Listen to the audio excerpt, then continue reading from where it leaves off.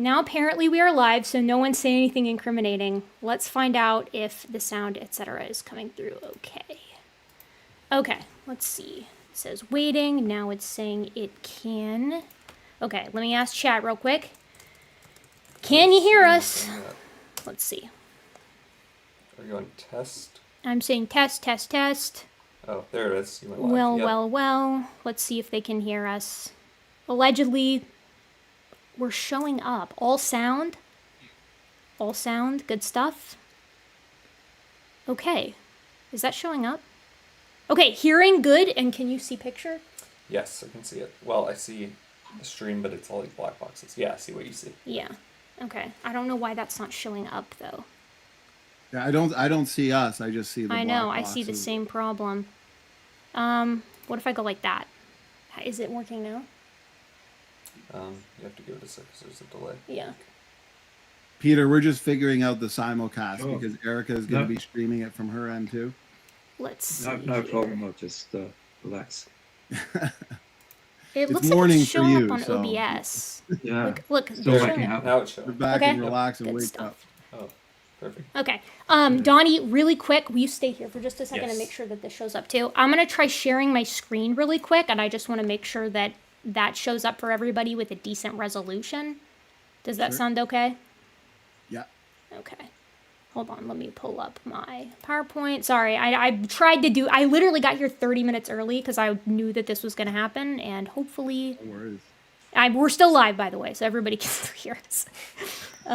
Which is just Say nothing lovely. bad. Yeah, say nothing bad. Okay, so StreamYard's here.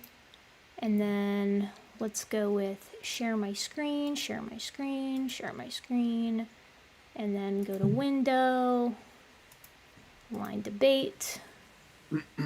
Okay, can you see that okay? I do now. Let me put it up on the screen. Okay, all right, like that.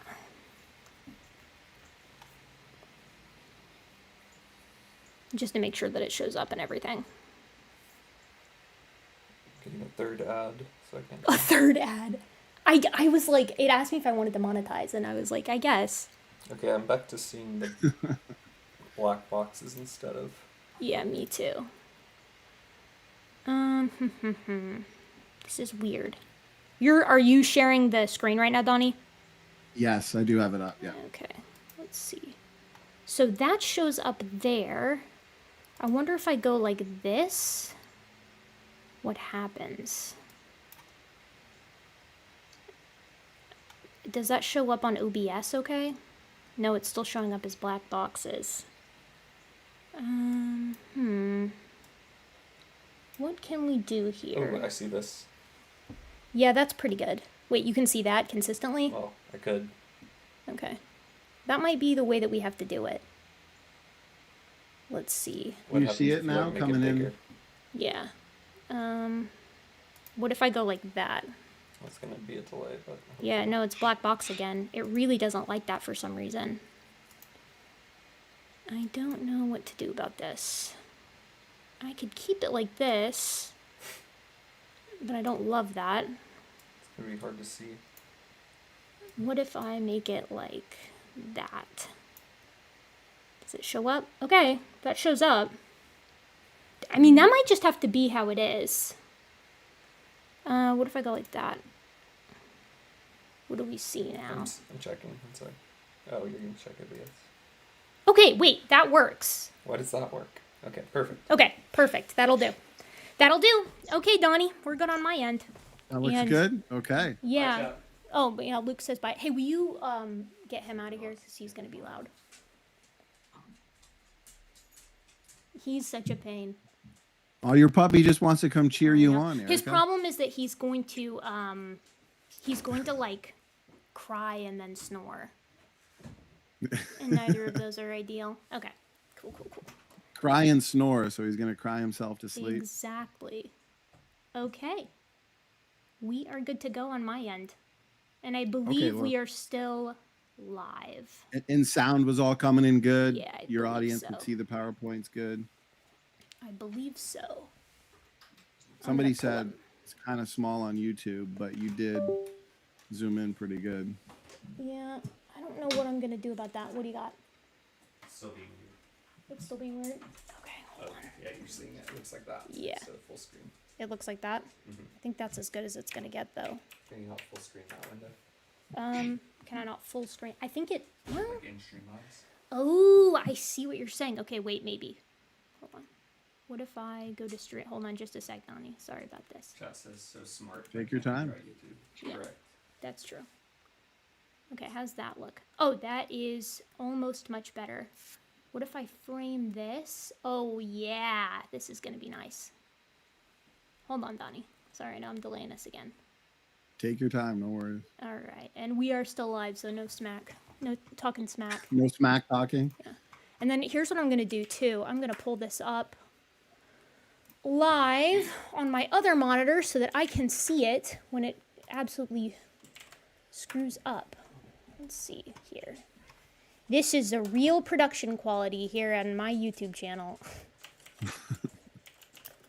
We got Sig Gibbon. Here we go. There we go. I'm live. That looks good. There's going to be a freaking million stupid ads. But I think that should be a-okay. And I've got my phone here for when we have... Okay. I think we're good. I think we're good to go, Donnie. That's good. Okay, that's good to know. That's I'm just gonna exit out of yours because I was okay. So, and is your test done?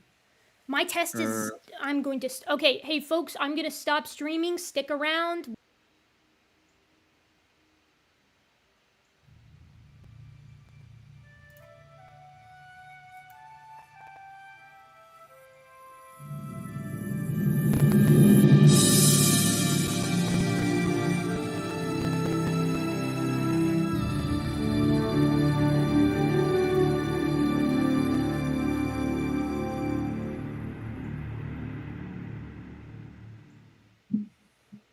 All right, welcome to Standing for Truth. My name is Donnie Badinsky, and it's a privilege to be your host and moderator. Tonight, we're bringing you a highly anticipated debate on one of the most controversial questions in the origins discussion. What does the hominin fossil record actually show? Does it support the evolutionary viewpoint of human ancestry, or does the evidence fit better with the biblical creation model? Joining us tonight are Dr. Peter Line and Erica, also known as Gutsick Gibbon, who will each present their best arguments and evidence as we explore this important topic. This promises to be a fascinating and informative exchange. With that said, let's get started by, if we could, breaking the ice, get to know the both of you a bit before the epic showdown begins. And so why don't we start with you, Erica? Certainly not your first rodeo. It's not your first debate, nor your first time here debating at Standing for Truth. So Erica, tell us, how's your 2026 going? And tell us a little bit about yourself. Yeah, man, it's going good. I'm excited to be here. 2026 now is going well. I'm mostly just continuing to progress on my dissertation progress, doing my best with that. Doing a lot of travel this summer, which is going to be cool. Making a lot of videos, the usual song and dance. But I'm excited to be here to have this discussion. I'm excited as well. I think this is the perfect matchup. We got the best on the evolution side, the best on the creation side to engage the hominin fossil record. This is going to be great. So for those that want to see more from you, Erica, I do have your channel linked for people to check out. Peter Line, not your first time here either. I appreciate the time that you've offered, being willing to engage in a debate with Erica on this important topic. Peter, tell us, how's your 2026 going? But also tell us a little bit about yourself. 2026, it's been a mixed bag because we had a bit of an accident at home, and not me, but my wife. So that was broke both her humeri in the arm. So that was a bit of drama early this year, but she's recovering and good. So it's a lot better now. And so, but other than that, it's been quite a good year. I'm not less well known as Erica. So I sort of semi-retired, but I kind of involved in. I have an interest in these the so-called hominin fossils and things like that because they're very relevant to people of faith, whether you believe or not. And so my background is neuroscience. I got a master's and a PhD in neuroscience, looking at brain electrophysiology. I think my PhD thesis was looking at trying to localize the electroactivity in the brain and people suffering from audio hallucinations and finding out where it comes from, which is a bit challenging. So done that, and spent a few years in doing research and stuff like that, and then did some lecturing for a decade or so in the biomedical sciences, sort of in anatomy, physiology, so teaching a variety of subjects and things like that. So that's kind of my background. Peter, Can you hear thank me? you for yes. I was on mute. I appreciate your introduction. Praying for your wife. I'm glad to hear though that she's doing a lot better. And for those that want to see more from you, Dr. Peter Line, I do have the relevant links in the live chat, but also the description box for the both of you. Okay, I'm excited for this. Again, I know you both have studied this topic extensively, so I'm sure we're getting a very thought-provoking and informative debate. But before we get into opening statements, I want to make sure we're all on the same page, including the audience, and therefore I will go over the format. So we've got a comprehensive one. We're going to be having 25 minutes each for opening statements, so more than enough time to set the foundation, lay out our positions and arguments supporting those positions.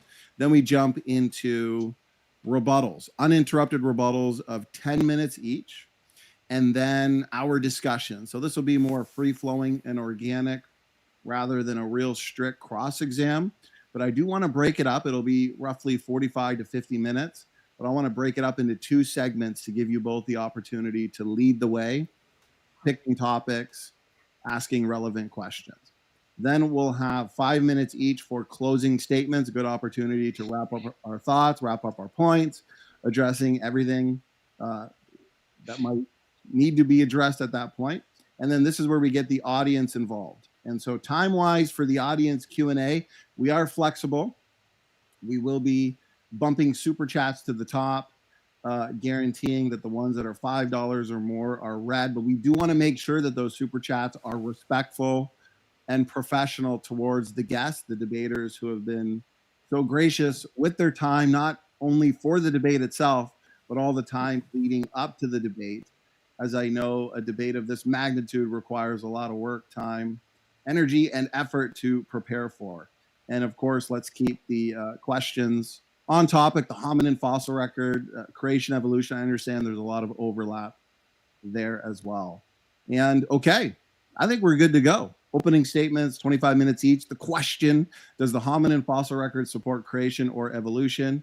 And Erica will be kicking us off with her first opening statement. I know these segments tend to fly by, and so what I can do is give a 1 minute warning when we get to that point, just so you know to start winding things down. So Erica, if you're good for me to get your slides up, just let me know. Yeah, I'm gonna let you know when to start because I've got my timer that I'm using here to keep track of things.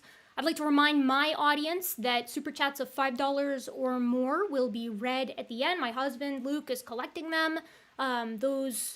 The money for that on my end goes to keeping the lights on here at Gutsick Gibbon. Ask any questions of me, ask any questions of Peter that you like. As far as I'm concerned, there's nothing off limits, but other than that, I'm ready to go. Also, be patient with me. You know, I don't do live streaming, simulcasting on my end very often, so it's going to take me a minute just to confirm. I'll tell you when to actually get started, Donnie. I just want to make sure that I can see on my second monitor here that everything is visible. But other than that, I'm ready when you are. Okay, I'm looking forward to this. I'm sure this will be a smooth exchange to the audience again. Yes, whether on Erica's channel or this channel, send those questions in. Super chats bump to the top. $5 or more taking precedence. So, okay, let's get your slides up. Erica, feel free to Phenomenal. make sure they're looking good over on your end as well. Get over here. Hit full screen. I'm just going to wait until I can see it over here on my second monitor. And once you can see this good, this is all solid on your end, Donnie? That looks good. All right, let me get my timer ready here. And that looks like it is solid on that end. Wait, no, it doesn't. Hold on. Maybe like that. Might have to just do it this way. Oh, wait, hold on. Wait, hold on. I think I remember how to fix this. Do this and then go back to... No, actually, I don't think that's going to work. Oh, shoot. This always happens. All right. Well, it might just have to be...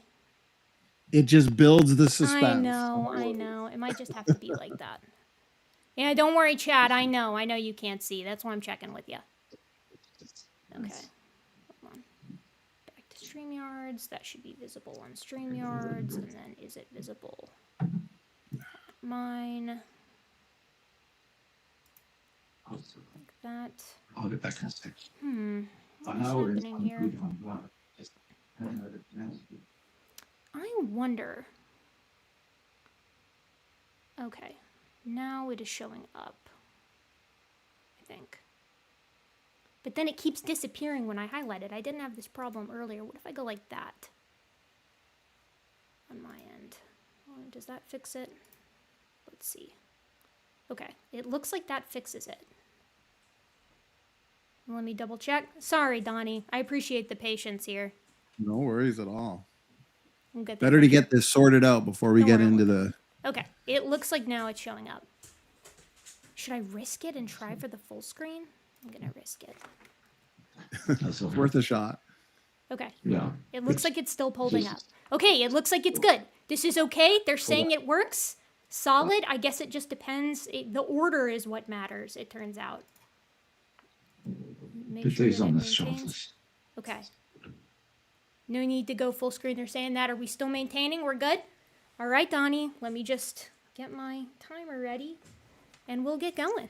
Okay, we can see. Phenomenal. Finally. Okay, I think I got it down this time. I think I figured out how this actually works. I'm starting my timer now. Okay, folks, so today I'm going to pitch to you guys the hominin fossil record demonstrably supports human evolution, and I'm going to go a little bit further and say that it additionally precludes creationism. My name's Gutsy Gibbon, and I'm excited to make this case for you here. So the question is pretty straightforward. Does the hominin fossil record support human evolution or not? And with this as a question, we need to understand what a hominin actually is. A hominin is any ape which more closely is related to humans, or rather is on the human side of the human-chimpanzee split, than it is to chimpanzees. That's going to be your chimps and bonobos. And this group generally includes apes in the genera like Ardipithecus, Australopithecus, Paranthropus, Homo, and more, depending on how you classify them. It has sort of famously been said that we are working with the same data, but that we've got these opposing hypotheses here. These hominin fossils exist. How exactly do we interpret them? With that in mind, I'm going to argue that humans, from an evolutionary perspective, descend from more basal or primitive apes, and this gives us the following hypothesis. Fossil hominins are all close human relatives. Humans are thus apes, which acquired our human-specific characteristics as we evolved from more primitive apes over vast geologic time. And this sets up three pretty specific predictions. And I use the word prediction kind of loosely here because some of this stuff was self-evident even before evolutionary theory, as we'll see here shortly. The first prediction is that humans should have the morphologic characteristics that define other living apes and will nest successively within eukaryotic clades. The second is that humans should be genetically more similar or more closely related to the other apes and vice versa than to any other animal group. And the third is that the fossil record will demonstrate the slow emergence of human characteristics from more primitive Miocene apes to anatomically modern Homo sapiens across geologic time. So with that in mind, we'll begin with the sort of converse side of things, which is the creationist perspective. And I'll add this is usually a young Earth-specific perspective here, which should, in theory, and maybe Peter can correct me on this, argues that the hominin fossil record must display significant and insurmountable discontinuity. Hominin groups should be discrete and non-overlapping in morphology or time, particularly with regard to the humankind, or what would fall into the sort of Adam and Eve style of archetype. So I've sort of drawn up a couple of images here to show you what I mean here. As I've read from the creationist literature, many would propose that there is an ape kind, there's an Australopith kind, and there's a human kind, and all of these guys were sort of created as is, more or less, with a little bit of room for diversification, roughly 6,000 years ago from a YEC timescale. Now, some creationists won't argue that there's an Australopith kind. They'll say it's just humans and apes, but we'll understand why that's problematic and really why this other version is as well. So to put simply, I guess, we have converging or convergent, not convergent, contrasting, that's the word I'm looking for, hypotheses here. Do we see unity amongst the hominins and nesting, or do we see discontinuity and discretion? Morphology is important to touch on briefly here, and I think it's important because to prepare for this, I watched, I don't know, about 10 hours of Peter's discussions on Donnie's channel, and I understand that he doesn't really think that of humans as apes, and I think that's kind of an important thing to understand and to appreciate before we get into how you get the human form from more basal apes. I'd like to point out here right on the outset that the differences between anatomically modern humans and other living apes like gorillas and chimps and bonobos is actually smaller than the difference between many groups of organisms that I would imagine Peter would accept as related, such as domestic house cats and the Siberian tiger, as seen here in the crania, or perhaps even sillier, a Chihuahua and a Great Dane. All of these pairs have the same bones and generally the same muscles, which means that they're really, you're sort of just tweaking existing information, if you will, as you move along. Now, it is not an evolutionist perspective to say that humans are apes. Physically, this has been recognized like hundreds of years before evolution was even pitched by Wallace and Darwin in the 1850s. We saw it by Edward Tyson in 1698, who found that there were more similarities between the chimp and the human brain than between the macaque and the chimp brain, or between the macaque and the human brain. Or we can look to Linnaeus, who said, "Yet, man does recognize himself as an animal, but I ask you and the whole world for a generic differentia between man and ape which conforms to the principles of natural history. I certainly know of none. If I were to call man ape or vice versa, I should bring down all the theologians on my head, but perhaps I ought to do it according to the rules of science." So he appreciates that physically humans are apes. That's just the way the cookie crumbles. And we can sort of observe this as we move from more broad categorization, like mammals, because no one ever has problems identifying humans as mammals. The logic holds as we move more specific. So mammals have characteristics like hair, 5 digits, a dentarosquamosal joint, mammary glands, etc. Likewise, primates have grasping hands and feet, convergent orbits, a postorbital bar, large brains, reduced olfaction, nails instead of claws. All primates are still mammals, of course. Then you can get more specific with haplorhines, who have characteristics like a dry nose and no split lip. All haplorhines are primates, all primates are mammals. We could go further to anthropoids, which have a fused mandibular symphysis, a unicornuate uterus, a single pair of nipples, and postorbital closure. All anthropoids are haplorhines, all haplorhines are primates, all primates are mammals. Take it further to catarrhines, which have downward-facing nostrils and 2 premolars, as well as occasionally ischial callosities. All catarrhines are anthropoids, all anthropoids are haplorhines, all haplorhines are primates, and all primates are mammals.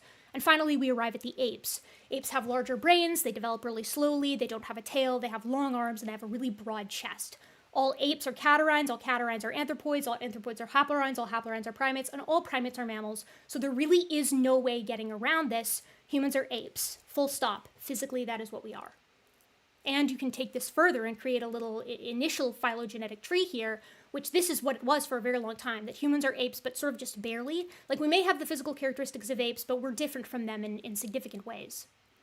Of course, genetics came along, and we all know that without exception, genetic similarity reflects actual relatedness, and we've proven this scientifically in the literature by essentially evolving forward populations of organisms, watching bacteria reproduce in real time, sequencing their genomes, and then seeing if it maps the known family tree, and it, of course, indeed does. So this is a fact insofar as anything can be in biology. We know that genetics means relatedness within human populations, but also between human populations, within the populations of other species, and of course this works with apes too. We all know probably that humans and chimpanzees are one another's closest living relatives, and this holds no matter what you're comparing. It holds up to the most recent fully complete telomere to telomere genomes. I sort of, in R, composed using that data an unweighted pair group method with arithmetic mean phylogenetic tree here, and you can see that the humans, the chimps, and the bonobos are always sister taxa. They are always more closely related to each other than either is to a gorilla. And this works if you use the neighbor joining method too. So we now know that humans and chimps are one another's closest living relatives, and that chimps share more with humans genetically than they do with gorillas. That's really cool, and I think it's important to note that when you compare this to other pairs of organisms like rats versus mice or tigers versus house cats, or as I recently learned, mastodons versus Asian elephants, we are more similar to chimps than either of those pairs are, and I don't suspect that Peter would argue that those pairs are not actually related. So we can check off morphologic similarity, humans are physically apes, and we can check off genetic similarity. Genetically, humans most certainly are apes, but what about the fossil record? To support the concept, I should say, of human evolution, the fossil record must display, from an evolutionary perspective, the emergence of the human suite of characteristics across 7 million years of geologic time. So, what is the human suite of characteristics, right? This is a pretty straightforward evolutionary prediction. What do we see? Humans differ from other living apes in 5 major ways. We walk upright all the time when we're on the ground. We have really big brains for our body sizes. We have small canines that don't keep themselves sharp. We have a really broad dietary niche and advanced tool use. And we take a really long time to grow up. Large brains is pretty self-explanatory. I made this in R. You can see that humans have much bigger brains than other apes do, and that even accounts for body size. There's about an 800 cubic centimeter difference. Obligate bipedalism includes an entire suite of musculoskeletal changes that must happen in order to get the human form from sort of a generic Miocene ape, although I must insist again, we are working with the same bones and muscles. Nothing new fundamentally needs to evolve here. Humans also have small canines that are sexually monomorphic and they don't keep themselves sharp. And humans have a broad dietary niche. So even though chimpanzees use tools like spears to hunt bush babies, and they have meat and plenty of different omnivorous aspects to their lifestyle and to their diet, humans take this sort of to the next level.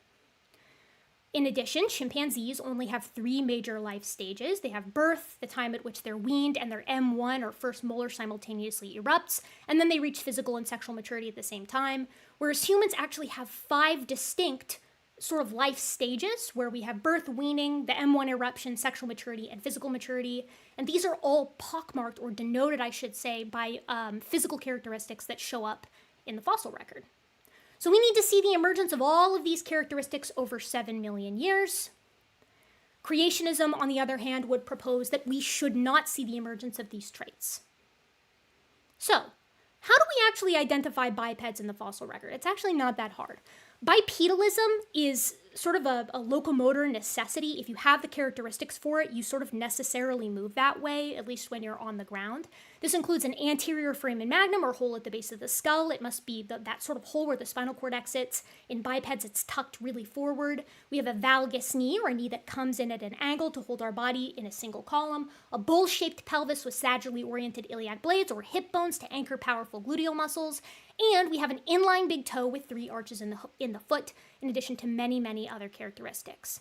Now, critically, if we find characters that are only associated with bipedalism in a hominin, that hominin was necessarily bipedal when it was on the ground, especially if we find more than one. To quote Peter here, a holistic approach must be taken. But we can also identify the other characteristics that define humans in the fossil record, from big brains to small canines to a broad dietary niche to complicated tools to an extended time to maturity. Meaning, if hominins do display the emergence of human traits, we should be able to tell. So, I've heard this from Peter, but originally it's from James Shreve. Everybody knows fossils are fickle. Bones will sing any song you want to hear. Bones are fickle.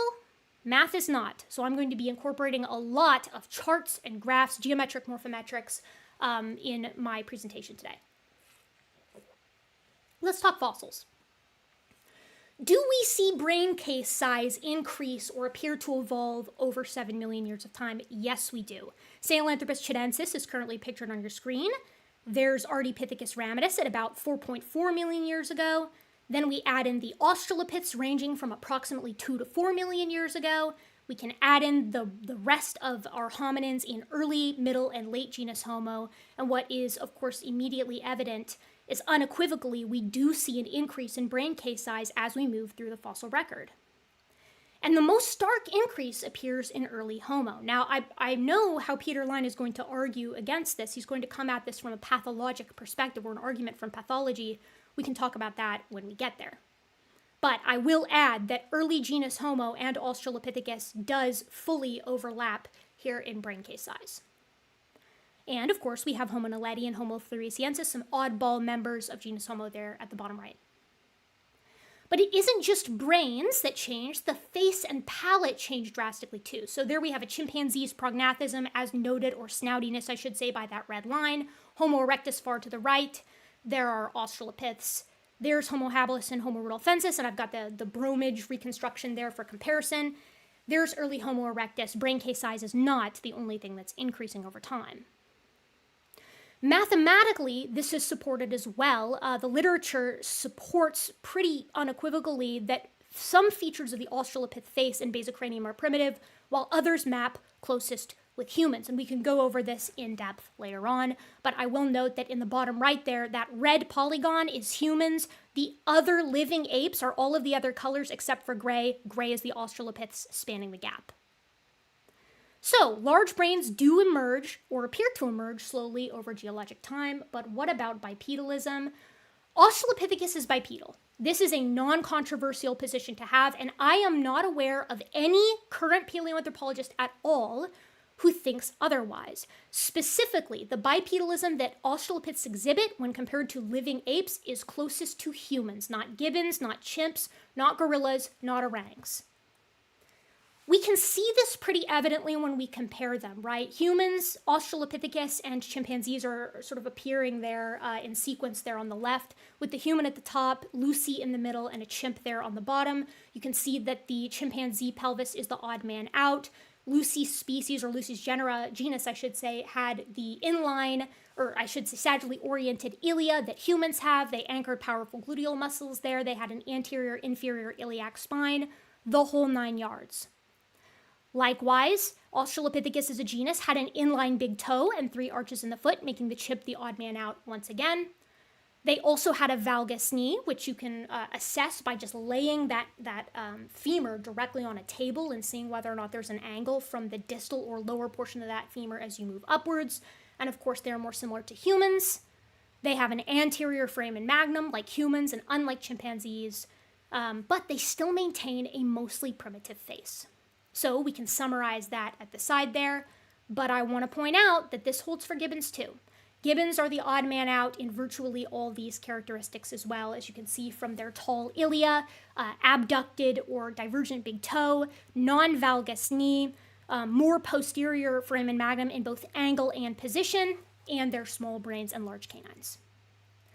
We can do this mathematically too. This is a canonical varied analysis for pelvis shape from Crompton et al. 2024. In the color sort of legend there, you can see that humans are in orange, and then all of the other apes are over there to the left in green and pink and purple, and then you've got your hylobatids there in yellow and in brown. Ardipithecus ramidus, one of the oldest unequivocal hominins, is there in the red triangle, and then you have our Australopiths and early members of genus Homo spanning that gap, exactly as we would expect from an evolutionary perspective. Here are some more graphs that show exactly what I just said, but with specific measurements. I don't think I have time to go through each and every one of them, but we can come back to this if we'd like. The foramen magnum of Australopithecus is more like humans, and via Russo and Kirk 2013, the foramen magnum's position and angle is in fact capable of discriminating bipedalism specifically from other forms of locomotion. The foot of Australopithecus is, of course, most similar to humans. They have 3 arches in the foot and an inline big toe. Some have argued that it's slightly abducent or slightly abducted. I think that's fine. I don't have a problem with that. I think you would probably expect that for something that's bridging the gap between Ardipithecus and genus Homo, but there is no denying that this is far more similar to humans than it is to any other living ape.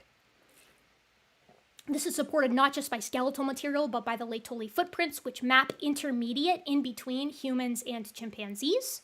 We can come back and talk about this later too. And perhaps most importantly, and I don't think I've ever heard Peter talk about this, so I'm eager to get his perspective, This maps with the cortical bone distribution. So according to Wolff's law, bone remodels in accordance with stress, meaning cortical bone distribution doesn't just tell you what you can do, it actually tells you what you did in life. And what we see when we look at Australopithecus is a human-like pattern of bipedalism. These guys were actually remodeling their bones because of how often they were walking upright. You can see in chimpanzees, they don't have an asymmetric distribution of cortical bone there. It's the same on the top of the femoral neck as on the bottom, but in humans and in Australopithecus, it's asymmetrical. And we can come back and look at Ward et al. 2002 specifics on that if we'd like.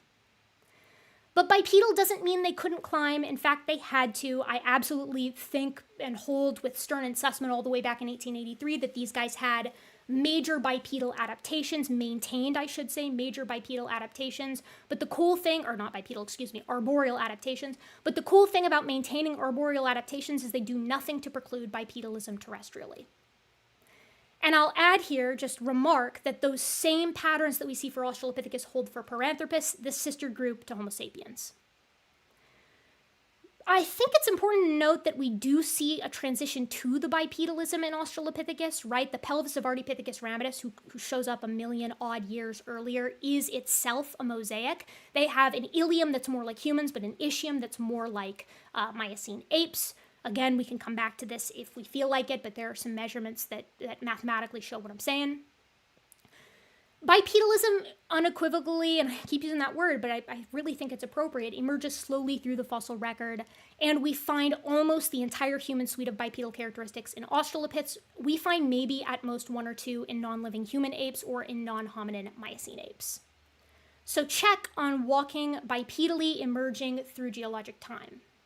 Canines is a piece of cake. You have to look at this one graph and you can see the loss of the canine P3 honin complex, the reduction in the absolute size of the canines, and the loss in the sexual dimorphism of the canines. Only in hominins, by the way. Check on that one. We see the emergence of human-style tool use. The first tools that we find in the fossil record are associated with Australopithecus, the stone tools at Lamequi, or the cut-marked bone at Dakika, where only Australopiths/Kenyanthropus are found, followed by the Oldowan stone tool culture, which is associated with early genus Homo, including Homo habilis, Homo rudolfensis, and early Homo erectus. I'll add that all of the early members of genus Homo, including habilis, rudolfensis, erectus from Dmanisi, and some members of erectus from Africa, perfectly bridge the gap when mapping out their skull shape in between the living apes and modern humans. There they are there, and those two little stars are Australopiths. And the Acheulean tool culture shows up with Homo erectus. So we do in fact see the emergence of advanced tool use over time. Finally, the human-like growth pattern. I think it's pretty fair to say that most people don't have an issue looking at Homo erectus and saying Homo erectus is, especially in its later sense, more recognizably human than the Australopiths were. And so I think intuitively, creationists feel that it's easy to draw a line there and say, well, the Australopiths are just Australopiths and genus Homo, and usually they'll try to kick out habilis and rudolfensis and sometimes even Dmanisi, but we'll see why mathematically why that's not possible. That's only doable if there in fact is a schism in all of these characteristics, and there isn't.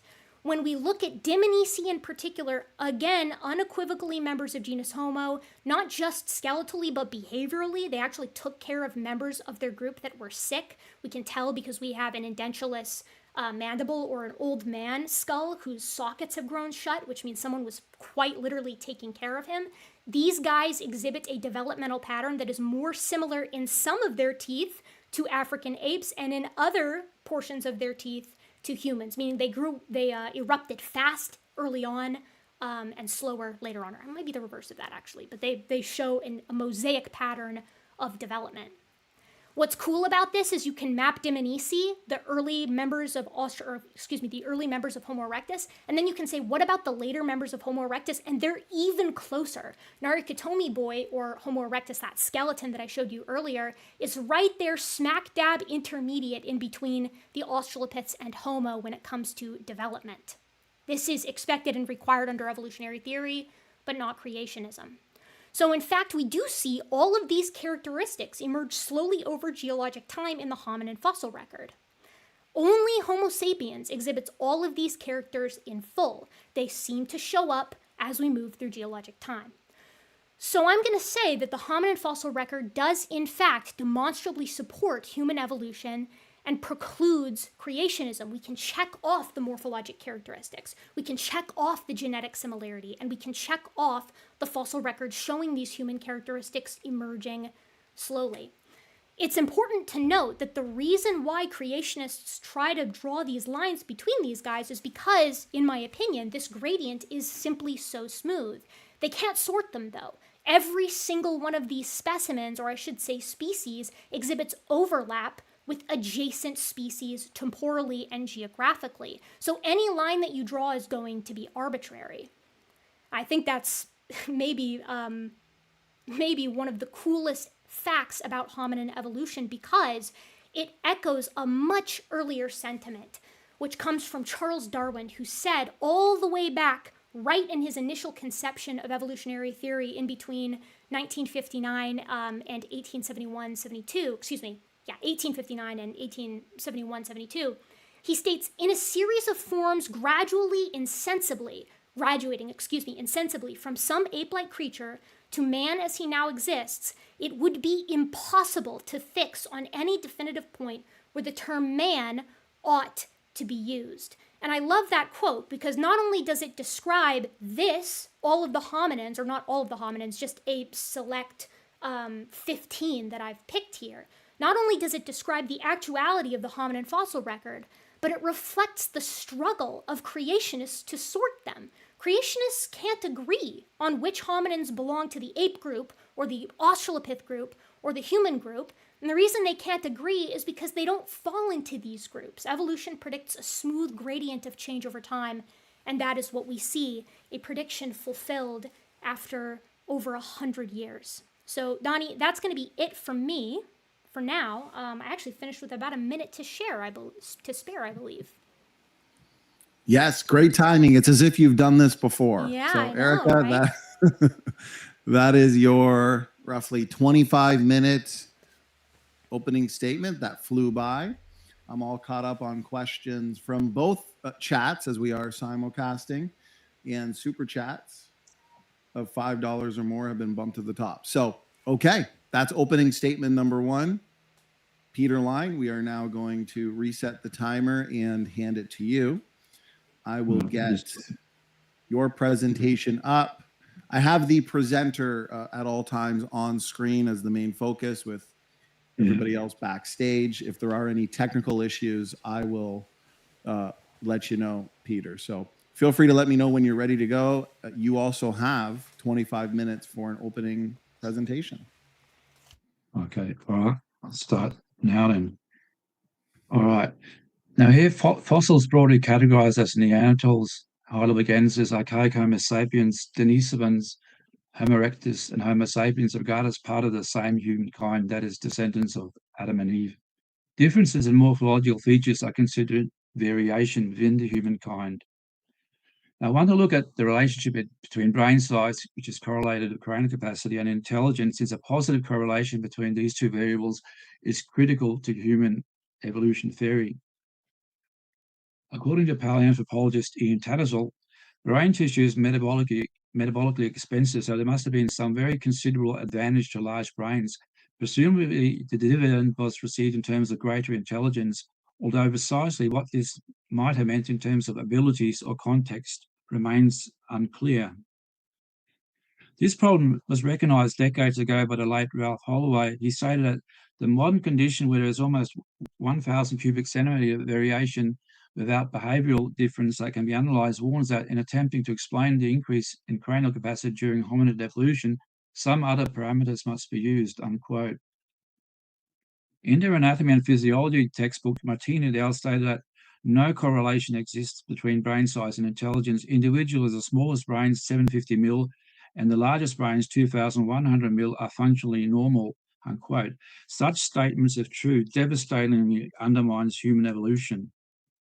According to Sam Pania, and I quote, in 2007, a prestigious medical journal, The Lancet, reported on the baffling case of a 44-year-old French civil servant who had gone to a hospital complaining of leg weakness.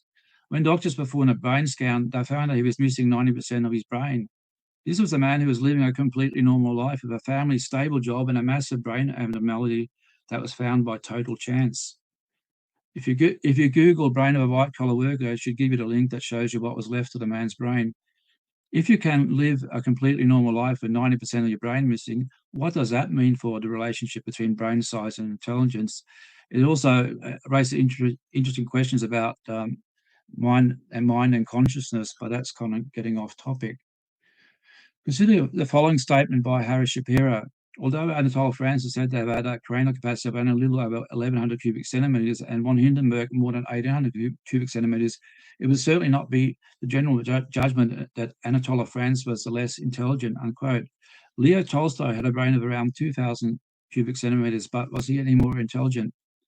Anatole France won the 1921 Nobel Prize for Literature, and so having a cranial capacity below the human average of around 1345 cubic centimeters did not disadvantage him. Tudale reported a surprising find in February 2026, a new date for the Chinese Yunxian 2 Homo erectus cranium. The date was nearly 700,000 years older than thought. Dated to allegedly 1.77 million years ago, it was the same age as the Dmanisi Homo erectus skulls.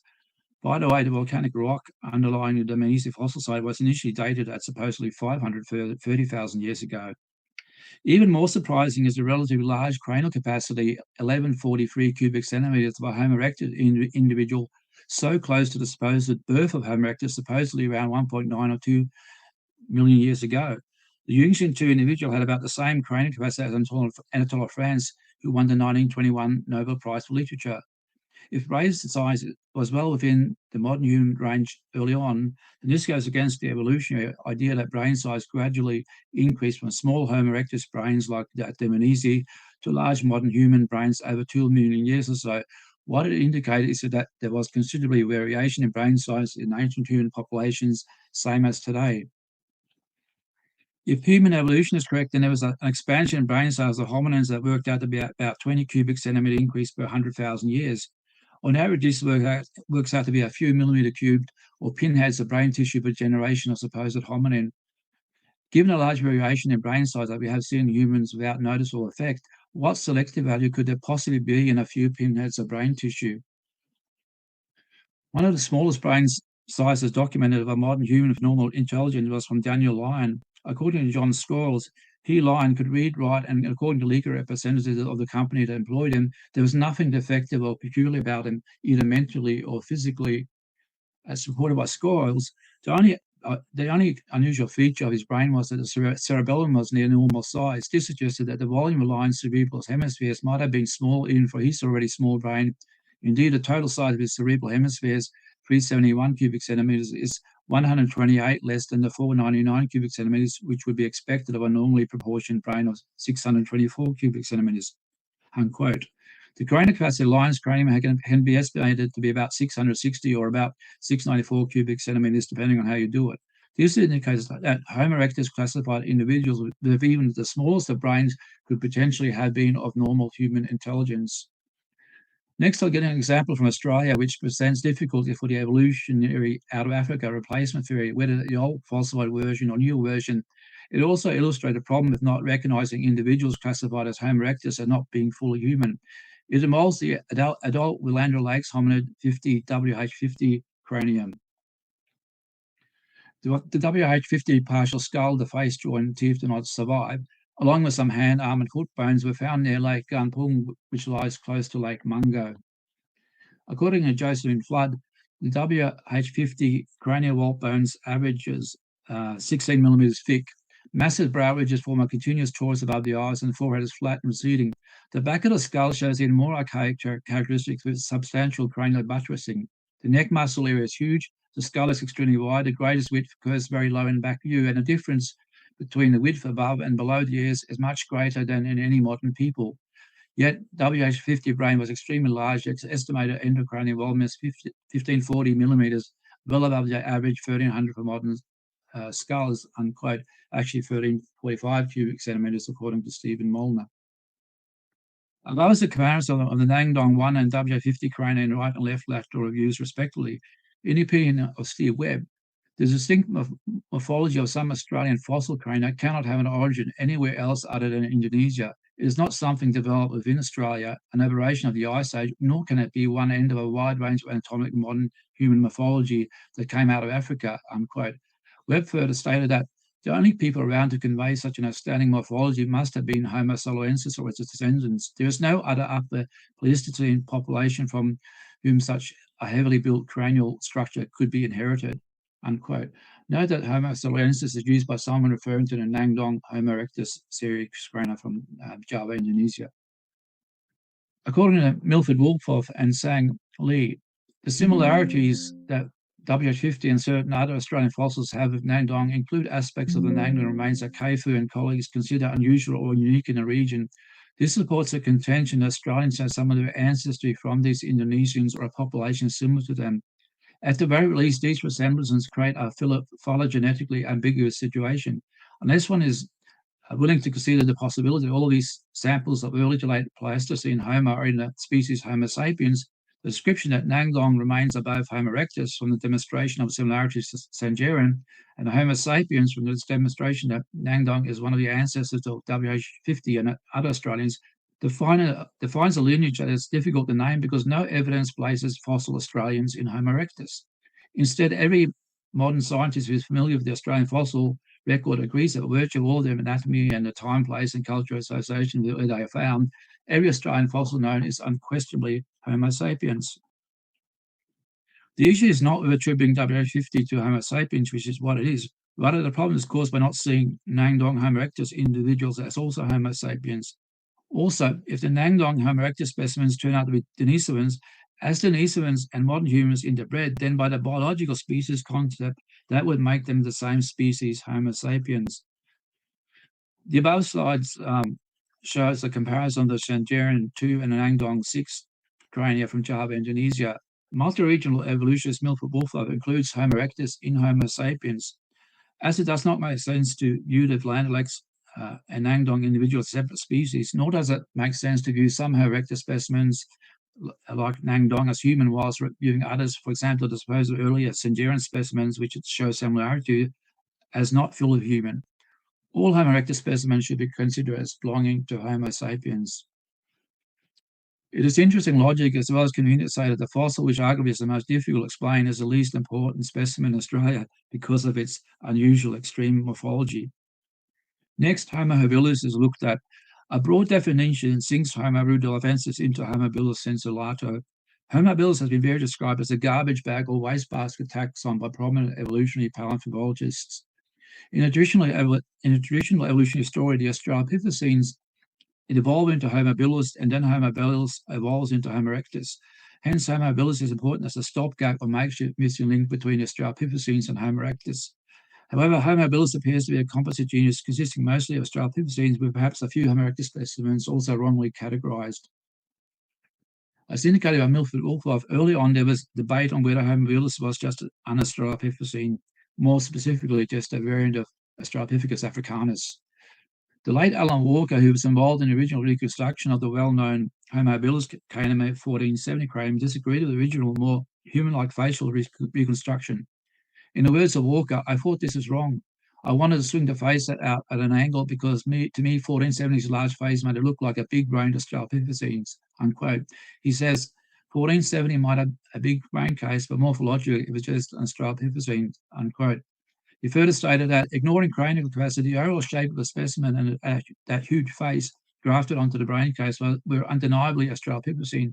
I also showed that some of the measurements that made 1470 look more like Homo were based on a part of the skull that had been distorted during fossilization, unquote. Because of the likely wrong reconstruction, the cranial capacity of 752 cc for 1470 seems to have been overestimated.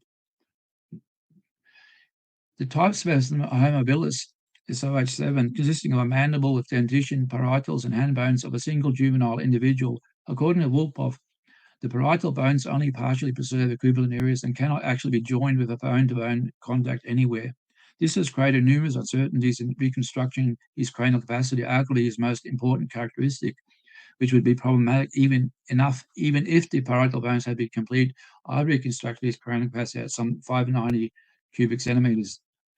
Above right is the reconstructed OH7 mandible, said by Sporadale to have a long and narrow dental arcade more similar to Australopithecus afarensis than to the dried parabolic arcades of Homo sapiens or Homo erectus. I see no reason why OH7, as well as most of the other crania assigned to Homo habilis, should not be reallocated to the Australopithecines. Recently, Grindr published a paper attributing the partial skeleton Canema 64061 to Homo habilis. The elements of the skeleton were shown on the cover of the journal, the Anatomical Record. Ian Tattersall notes that OH7 and a new partial skeleton, KNMER 64061, are more similar to members of Australopithecus than to the genus Homo. Postcrania, it is postcrania is OH62, KNMER 3735, and 64061, which are the most relevant to Homo habilis. Regarding these specimens, Grindale stated, certainly there is little doubt that all three of these specimens exhibit ape-like brachial proportions with their relatively long forearms. All three have more ape-like brachial and probably intermembranous proportions than specimens of Homo erectus. Adding KNMR 64061 to habilis does little to differentiate the species from the Australopithecines.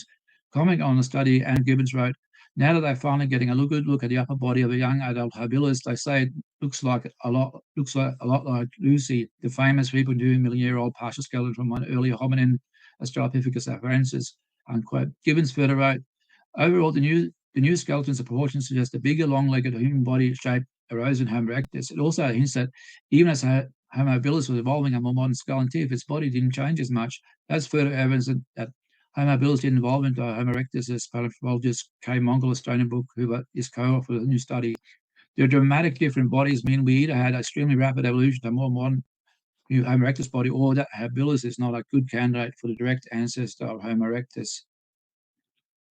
In 1999, Bernard Wood and Mark Collard suggested transferring Homo habilis to the Australopithecines. In 2014, Wood suggested Homo habilis should belong to its own genus. I believe nearly all of the specimens of Homo habilis can be accommodated in the Australopithecines. Concerning Homo habilis, Matt Cartman and Fred Smith said in 2002 that they would personally prefer to retain them in a paraphyletic genus Australopithecus until more is known about their anatomy and phylogeny. For now, the phyletic relationships between Homo proper and the various species of Australopithecus, including the habilis, remain speculative and indeterminate, unquote. Let's now have a brief look at the Australopithecines. The late Charles Oxnard, an evolutionary expert and anatomist, thought it was rather unlikely that any of the Australopithecines had any direct phylogenetic link with the genus Homo. Oxnard stated that a new descriptive idea can be added to the prior concept that Australopithecines possess both human-like and African-like ape-like features. This is that the Australopithecines also possess some features in which they were specifically orangutan-like, and many features in which they were markedly different from both humans and ape. This has led to the recognition that they were not like humans or apes, or midway between them, but actually completely different from any living forms, unquote. Oxnard's view that the Australopithecines were unique is similar to mine. That's why I refer to them as apish primates rather than apes, to avoid giving the mistaken impression that they're morphologically like, for example, chimps. The skull of the Australopithecines are obviously apish in shape and size, so I'll briefly look at the postcranial skeleton. On the Australopithecines, Oxnard stated that though bipedal, is likely that bipedality was mechanically different from that of humans. Though terrestrial, it is further likely that these fossils were accomplished arborealist. The combinations of the two functions within the same set of creatures is certainly unique among hominoids. Lucy's pelvis has features not usually present in normal humans. Such features include iliac blades facing more posterolaterally as a small sacral body, a shallow ball and socket joint, and weakly developed sacrotuberous ligaments. Also, according to paleontologist Conroy and Ponsa, the articular surface of acetabulum lacks the large contribution from the pubic bone that characterizes modern humans. Functionally, this feature suggests the absence of full human-like extension at the hip joint during bipedal locomotion. Lucy's sacral body, the centrum, was small and, as indicated above, its small cross-sectional area suggests Lucy was likely not built to bear the heavy loads associated with obligatory bipedalism like humans, that is, exclusively two legs. The centrum is even smaller in MH2 Australopithecus sediba and STS14 Australopithecus africanus, while slightly larger in ST431 africanus. According to Conroy and Ponsa, in afarensis, that is Lucy, the iliac base phase more posterolaterally than in humans. The ileum also shows the typical Australopithecus trait of a laterally flaring anterior superior iliac spine far removed from the anterior inferior iliac spine. Taken as a whole, the pelvis of afarensis reveals that the wrapping of the iliac blades around the vertebral column did not match the degree of curvature seen in modern humans. Some workers take this and the more anterior placement of the iliac pillar to mean that the mechanisms of lateral pelvic balancing of papillons in afarensis are more similar to apes than humans. According to Chris Stringer and Peter Andrews, Lucy's hip is like that of humans in being wide and short. In fact, the upper part of the hip, the iliac blade, is even wider than in modern humans. And Lucy's iliac blade does not wrap around the sides of the body, but is sighted towards the back and faces forward as an ape's. Since there's a forward extension of the hip that provides the attachment for the muscles that enable us to keep our balance when standing upright, it seemed likely that its absence in afarensis meant that they would have difficulty keeping upright while standing still. According to biochemical expert Christine Berger, studied the hip and thigh bones of Australopithecus afarensis, that is Lucy, it seems that the Australopithecine walk differed significantly from that of humans, involving a sort of waddling gait with large rotatory movements of the pelvis and shoulders around the vertebral column, unquote. Christopher Ruff et al. Performed a study examining the bone structural properties of the humerus of female Lucy, that is AL288-1. In their conclusion, the author stated, although bipedal, when on the ground, the limb bone structural properties of AL288-1 provide evidence of substantially more arboreal, that is, climbing behavior than either modern humans or Homo erectus, unquote. They further stated that possible reasons for using the trees more often include foraging for food and escape from predators. Furthermore, there is evidence that terrestrial bipedal gait in AL288-1 may have different and subtle but important ways from that of later Homo, decreasing locomotive efficiency when on the ground and limiting terrestrial mobility, unquote. Commenting on the Ruff et al. 2060 study, Shauna Williams wrote, exactly how much time Lucy spent in the trees is difficult to determine. The research team says, but another recent study suggests Lucy died from a fall out of a tall tree. This new study adds to evidence that she may have nested in trees at night to avoid predators, the authors say. An 8-hour slumber would mean she spent 1/3 of her time up in the trees, and if she also occasionally foraged there, the total percentage of time spent above ground would be even greater. According to anthropologists Donna Hart and Robert Sussman, an incredible array of cats and pre-cats roamed the earth from 10 million years until relatively recently. One wonders how any primate, much less a smallish bipedal hominid, survived the predation of so many large-bodied, large-toothed felines. And, unquote, also, and I quote, think about how you would feel a lonely African expands knowing that lions were on a hunt, then multiply that by 10, unquote. According to anthropologist Craig Stanford, it's hard to imagine how an early ape-like hominid could have survived the African night unless it slept in trees as modern chimpanzees and bonobos do, unquote.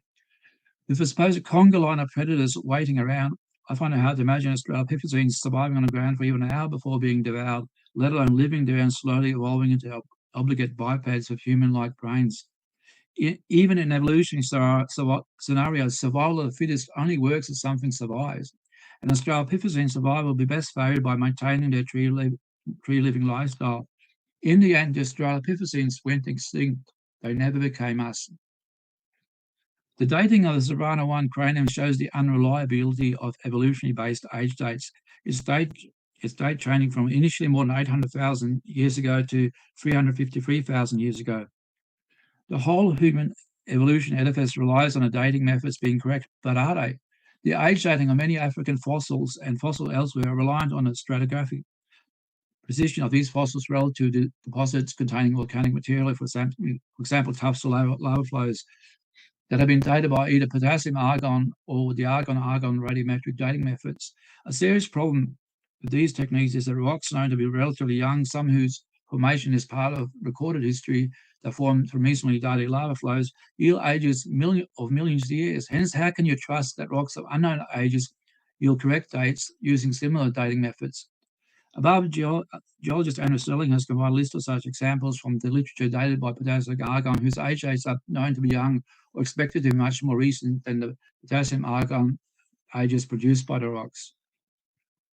On fossil finds overturning the Outer Africa model, anthropologist Sheila Afria remarked, In the past year, at least 4 fossil finds have been billed as overturning the story of human evolution, unquote. Further down, she states, with each new find, researchers and news headlines announced that the fossils significantly altered our understanding of human evolution and dispersal from Africa.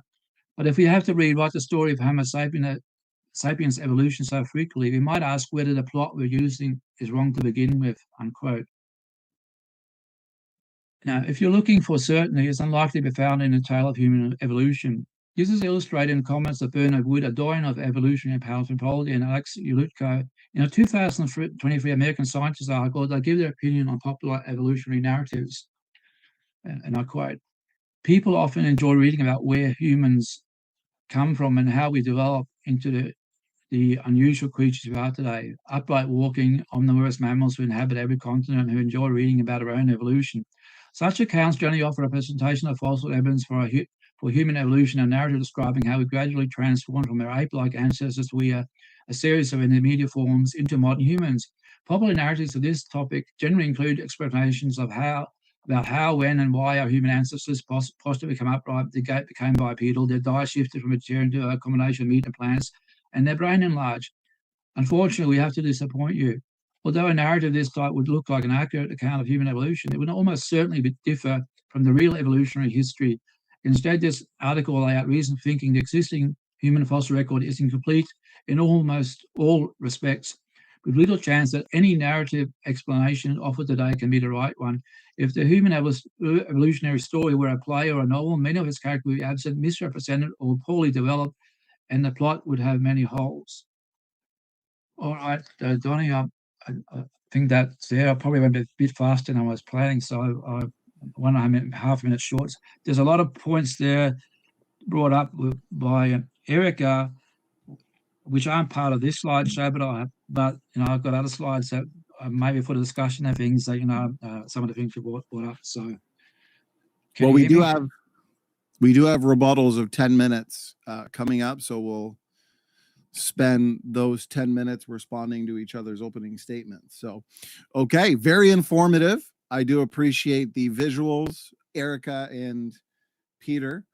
Also, the work and time that you both put into the constructing of those opening statements. We got plenty of points and arguments now on the table to engage in a rebuttal. Before I hand it to you, though, Erica, excuse me, to the audience, I'm all caught up on your questions. I appreciate the engagement and interaction coming from both streams. We've already got a lot of questions so far, which means people are excited about this debate and topic, and that's good. So, okay, Erica, we have 10 minutes for a rebuttal. If at any point during the rebuttal you guys need your screen shared, just let me know, and I'll get those up for you. So, Erica, floor is yours. Cool. Can you hear me okay? Yes. Okay. I'm about to start my timer. Could you go ahead and share my screen? Sure. Thank you. So I am starting my slide, or I'm about to start my timer here in a second. I'm going to be hopping around a lot, so I'm not going to go full screen. That's fine. Keep it like this, and I'm going to get started now. All right, so 10 minutes. Let's see what we can get done in 10 minutes. So Dr. Line mentioned a lot of things, and I have a lot of thoughts on a lot of them. The first is the relationship between brain size and intelligence. This is true within species, but it's not true between species. He mentioned Daniel Lyon. Here's where Daniel Lyon would actually plot on that brain case size graph that I've showed you guys earlier in my presentation. I also pulled from the original publication that it was his brain weight that was recorded as light, and they also note that the head appeared to be normal in size and shape, so I think we're looking at some plasticity going on here. It's not like he was microcephalic or anything like that. I actually included the same citation that Dr. Line talked about in his own presentation there about the individual who had damage to 90% of his brain. Why have big brains at all? Can you guys not see my slides at all? It's like small. Oh, it's small. Okay, hold on. I'll try to make it a little bit bigger. Hold on, Donnie. Can you pause me for a second while I adjust here? Yes, I got you paused at 1 minute in. All right. Let's see. Can you see what I've got now? Why have big brains? Yeah. Yes. Okay, cool. All right, I'm going to keep going. Play again. Okay, Why have big brains at all? Big brains are useful for a lot of things. They're useful for avoiding predators, for maintaining social relationships, for finding food, and for solving ecological problems. Here I've included 3 separate papers which argue against the point that Dr. Line explicitly made. Brain size predicts problem-solving abilities in mammalian carnivores, socio-ecological complexity in primate groups and its cognitive correlates, and overall brain size, not encephalization quotient, best predicts cognitive ability across non-human primates. So while he's correct that it's true that within species, I would imagine that this holds for every species, size is not intrinsically related to intelligence. Between species, there's clearly something more going on, and it's probably owing to more than just size. Size is probably acting for as a proxy, rather, for other contributors to cognition, including the prefrontal cortex size, the number of cortical neurons, the neuron packing density, interneuronal distance, and the axonal conduction velocity, as well as many more. Now, he mentioned Yunshan 2. I'm going to go ahead and say Yunshan 2 is not the only big-brained hominin around that age. We have Homo erectus and Homo rudolfensis that hover not quite at 1100, but around that. So I don't really particularly see that as an issue. I'm going to note here on Ngongdong and the comparison to the cranium from Australia that Ngongdong, however you say it, is 100,000 years old, and the prevailing theory for that cranium, and I'm going to zip way down to the very end here to show you my slide particularly on that, here in just a second, so you can see what I'm talking about. Oh, that's waiting time problem stuff. Here it is. I actually highlighted this from Dr. Line's presentation on the subject. I find it interesting that the sentence that perhaps means the most in this entire bit as far as classifying WLH50, who is, as I would agree, unquestionably human, is this bit here. Instead, every modern scientist who is familiar with the Australian fossil record agrees that by virtue of all their anatomy and the time, place, and cultural associations they were found in, every Australian fossil now known is unquestioningly Homo sapiens. So it's not just that single WLH50 cranium that's playing into this, right? It's the entire anatomy of this sort of fossil collection and of that cranium that allows us to place it as Homo sapiens. This isn't something that's just arbitrary. Now, we also think, at least as far as I understand, that there is quite a bit of interbreeding going on with the Australian population and Indonesian Homo erectus, who is just to the north, but I'm not as well versed on that subject. Dr. Line also mentioned the biological species concept. I don't subscribe to that, nor do most paleoanthropologists or paleontologists generally, because you can't assess the interbreeding capabilities in most hominins, and also the biological species concept fails in living organisms. No one on this planet would tell you that a lion and a tiger are different, or that they're the same species, but they can reproduce and occasionally produce fertile offspring. He talked about Homo habilis. I have quite a bit on that, so I'm going to go to my Homo habilis stuff here. Homo habilis is genus Homo, right? This is not Australopithecus. There are people who have proposed to put it in Australopithecus, but mostly that's limited to Bernard Wood by virtue of his gradistic assignment to Homo habilis. He doesn't think that Homo habilis should be placed in Australopithecus because of what it looks like. He thinks it should be in Australopithecus because of what it does. It's not making Acheulean tools. It's not utilizing fire. It's not leaving Africa. Of course, by that same virtue, we would have to pull some members of Homo erectus into Australopithecus too, and everybody recognizes that that's not appropriate. But in addition to that, Homo habilis just has the characteristics that define genus Homo, cladistically speaking. It has a more vaulted forehead than Australopithecus. It has a more globular brain case than Australopithecus. It's less prognathic. It has a more parabolic palate. It has a deeper palate. The teeth rows are actually shorter, or tooth rolls are shorter. It has a more anterior foramen magnum, less postorbital constriction. In the postcrania, this thing is clearly a biped, and actually I take great issue with this idea that it had more primitive limb proportions than Lucy, as does the general literature. From the very paper that Dr. Line cited earlier, given the error associated with limb estimates, it may be premature to regard Homo habilis as having had more ape-like proportions than Australopithecus afarensis. And I'll note here that according to this paper and its companion here, also talking about postcrania, the Dmanisi hominins are postcranially most similar to Homo habilis. So again, we're pulling some of Homo erectus into Australopithecus if you boot habilis from it, and I don't think that that is appropriate. Of course, as I mentioned earlier, it doesn't matter whether you're using the endocranial, like endocast morphology, or whether you're looking at skull shape. Homo habilis and all of these early members of genus Homo plot in between Australopithecus and genus Homo, not with Australopithecus. Every single one of these guys in SC2 here, in our shape variation 2, is plotting more similar to Homo sapiens, and some of them in SC1 plot, but it depends on, or with the Australopithecus, but it depends on which one. So you're sort of having to tease this apart. Now, what else did we mention here? Oh, he talked about the direct Australopithecus being the direct ancestor, and he specifically talked about Charles Oxnard. Oxnard is a giant in the field, was a giant in the field. I have a ton of respect for him. But that being said, his original paper for placing Australopithecus as some other third thing was erroneous. And this was recognized by Howell and colleagues just a few years afterwards. And the reason it was erroneous is because, as you can see in this paper's abstract listed here to the side, his study was based off of usually fragmentary, sometimes ill-preserved skeletal parts. It was an incomplete assessment and also carried out prior to the discovery of most of our Australopithecus remains. So there is no living paleoanthropologist who's going to propose that Australopithecus isn't a hominin and isn't, at the very least, the most parsimonious ancestor of genus Homo. A couple more notes here. Why does Australopithecus need to walk like humans? If this is supposed to be a transitional species, right? Unequivocally, this thing is bipedal. Unequivocally, it's bipedal more like a human than like anything else.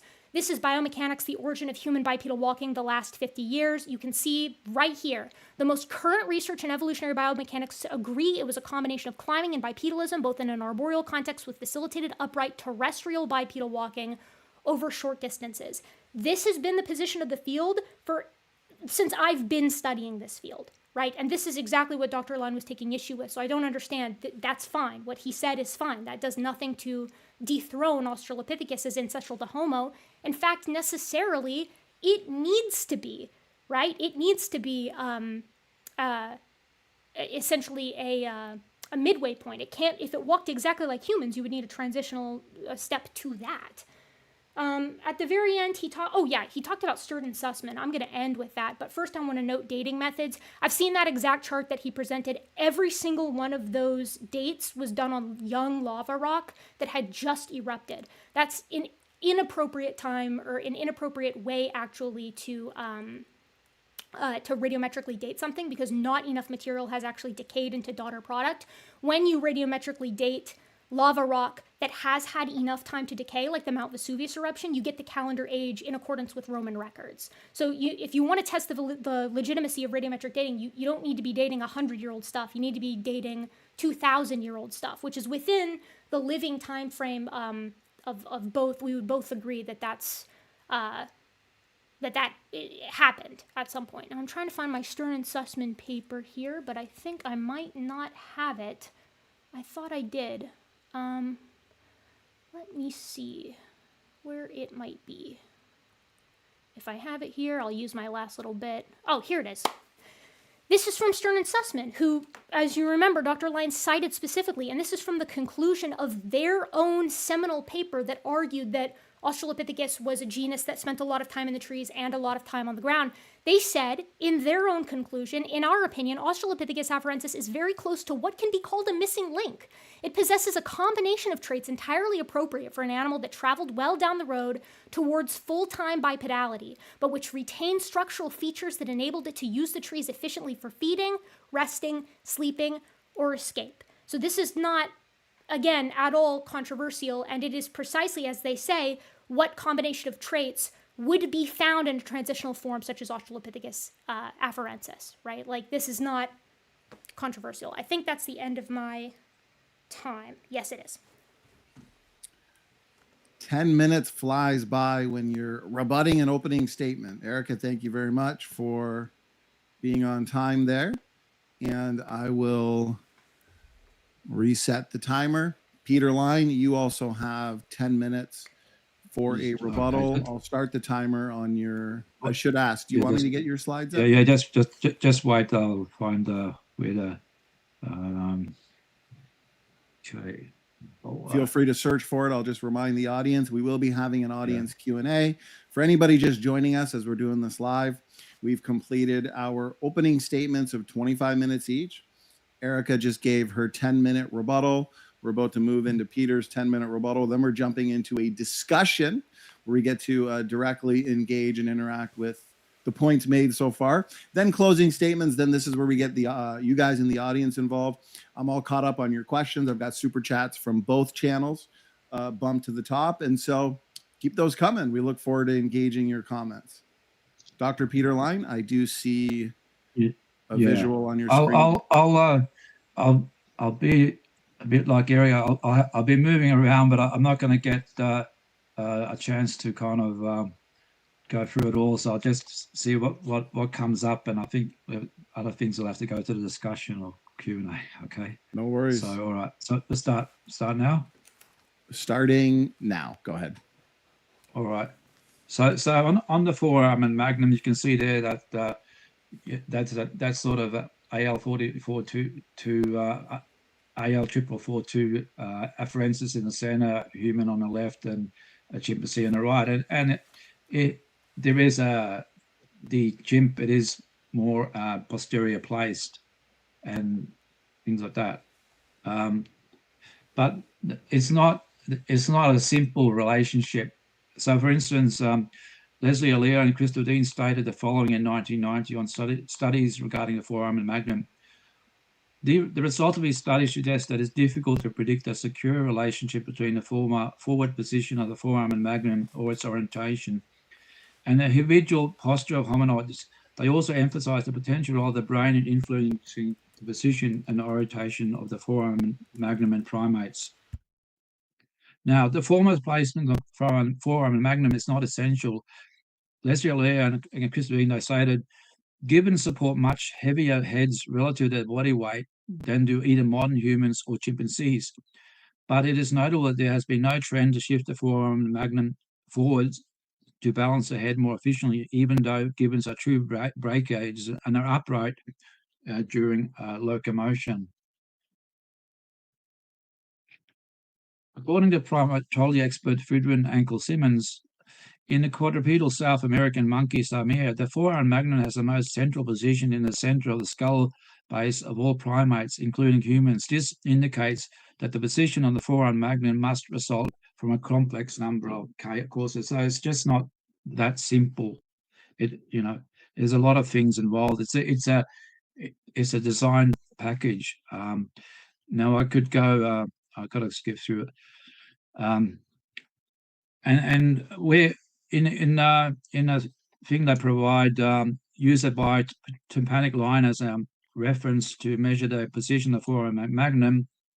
Just to sum up what Alea and Dean results gave, so that indicates there's no chronological development or trend in the position of the forearm magnum from the great ape. This is me summing it up, from the great apes to early and then to late supposed hominids. Rather, it appears to be all over the place chronologically. The forward position appears to be uncorrelated with the supposed advancement of hominin evolution towards Homo sapiens. Hence, it seemed to rule out this feature as a hominid marker, particularly as it would infer that Australopithecines like Africanus and Boisei, the reverse Australopithecines, were better adapted bipeds than humans. So it's kind of comparing there, but I'm not going to go through it. I can if you want to get back to it. Now, I'm going to move on because, okay, loading stress. All right. And even Lovejoy said a common assumption that has long pervaded interpretation of the hominid postcranium is that the distribution of bone in both its cortical and cancer forms can be viewed as an uncomplicated record of the bone's loading history. However, during the past decade, highly aggressive research protocols, together with a continual reintegration into novel theoretical approaches, have cast strong doubt in this presumption. It can no longer be used as a perfunctory basis for the direct interpretation of skeletal form. Too many data have accumulated and negates such a simplistic an approach. And as it says, the manner in which an adult bone obtains its final form is still largely speculated. In sum, it is no longer acceptable to merely assume that the quantity and or distribution of bone material in the skeleton is a direct reflection of its loading history, and that the bone morphology is subject to the simple assumption that the forces a bone has suffered on it, or the activity levels that it has experienced are primary or even secondary in guiding its morphological formation.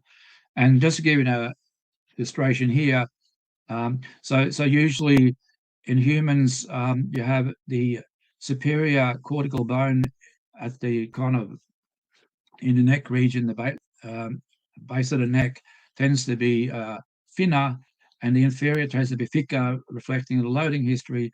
Well, that's the theory, and it may have something to do with it.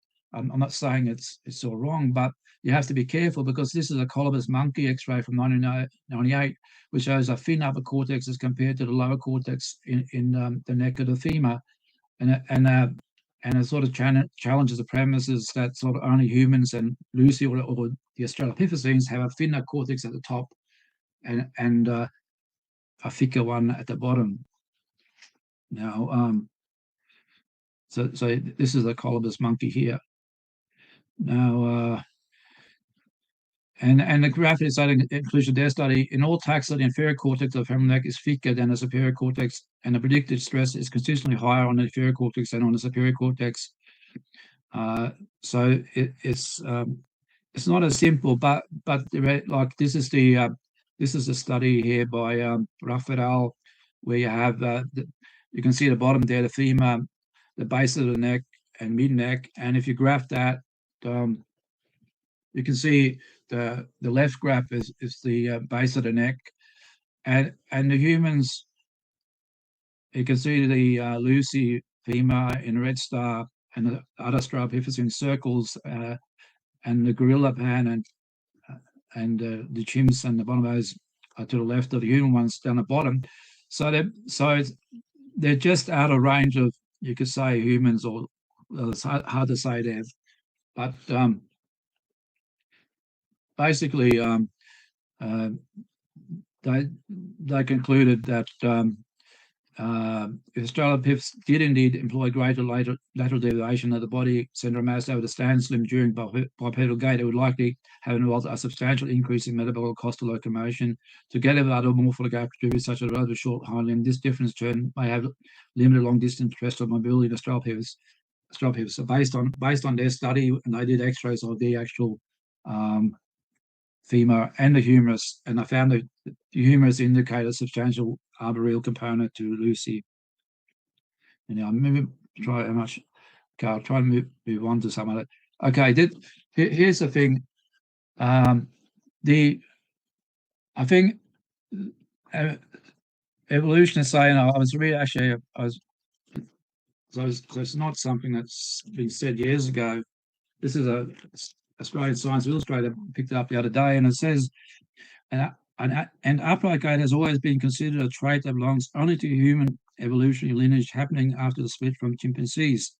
But so some say that was a prediction of evolution, but did they predict that the thing is there's been sort of bipedal apes popping up all over the place, and particularly in Europe. So, like with the Danuvius guggensmosi 11.62 million years ago, or Epiphygus bambuli 7 to 9 million years ago, classed as habitual terrestrial bipedal. And now I think that is haven't looked at it more closely. I think there's a difference between obligatory and habitually, and a lot of people define it differently, and that's a thing, I guess, for a discussion. But you have these apes which were bipedal or claim to be bipedal, and so the point is, why are Australopithecines so special? They're not special. There's apes that no one says are in the human evolutionary lineage. They're not ape men or hominins, as Erica would prefer to call them. They're just apes, but they have claims of bipedality, and I don't really have any problem with that if it's legitimate. But I'm just pointing it out that these bipedal apes exist, which are not in the human lineage. So it's not unique or special to the Australopithecines. And you have even orangutans walk upright in trees and singing out like fruit, grabbing overhead branches to help keep the balance. So basically, hand-assisted bipedality it would be a valuable thing. So I can understand why God designed a lot of these creatures with able to walk upright, particularly in trees. But if you can walk upright on a branching tree, you can probably walk upright on the ground when you get there, as long as you don't get devoured by some predator. Let's see, what else have I got before I run out of time? The hallucination ability now, for instance, foot. I saw Erica put up the Frankenstein, what I call the Frankenstein foot. It's a composite forensic foot, we have basically the medial cuneiform from one specimen. The intermediate cuneiform is missing. The base of the first metatarsal is from a different specimen. The base of the second metatarsal is from a different specimen. The heads of the two metatarsals are from the same specimen, but not the same as the base. And to me, and the size scale to fit, to me, that's very ambiguous. And even so, you still get, because of the convex shape of the medial cuneiform and the concave facet of the first metatarsal, you still allow some as allowing some hallucinal mobility and hence some grasping ability and afarensis. And I'm probably going to run out of time, so I'll leave it there, but there's more I want to discuss about that.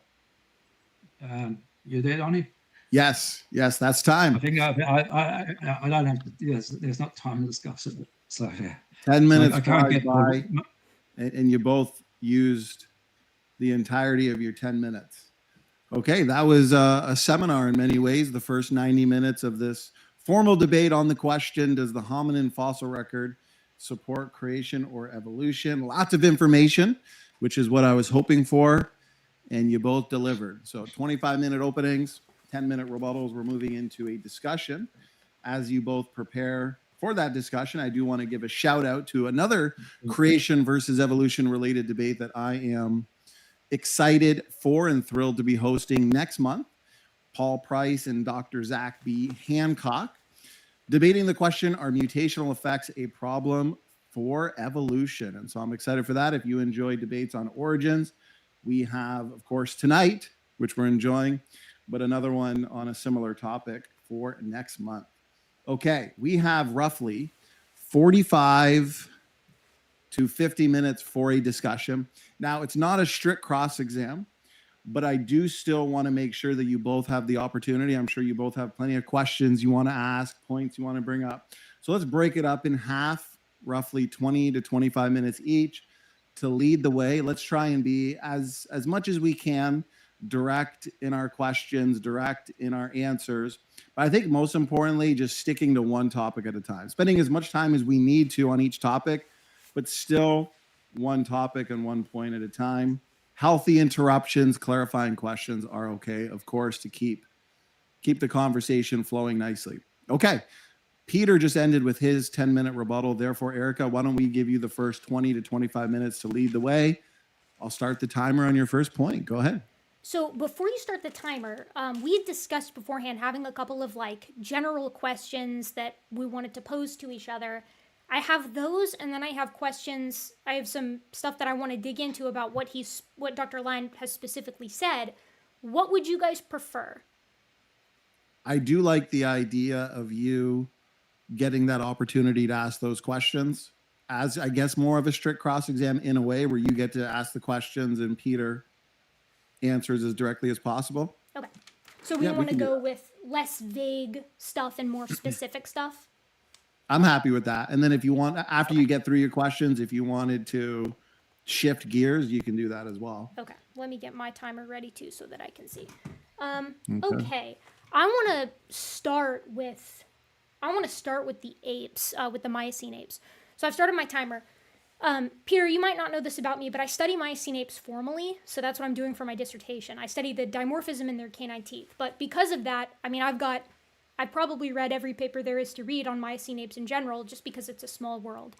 Miocene apes, to my knowledge, there is not a single one of them, not even the most recent Gregopithecus freybergi, that's proposed to be anywhere near as close to as capable bipedally as Australopithecus. So I want to ask, what evidence do you have to support the claim that bipedalism existed as efficiently as it is in Australopithecus in other Miocene apes and other apes, thereby making them unimportant or unimpressive in the context of human evolution?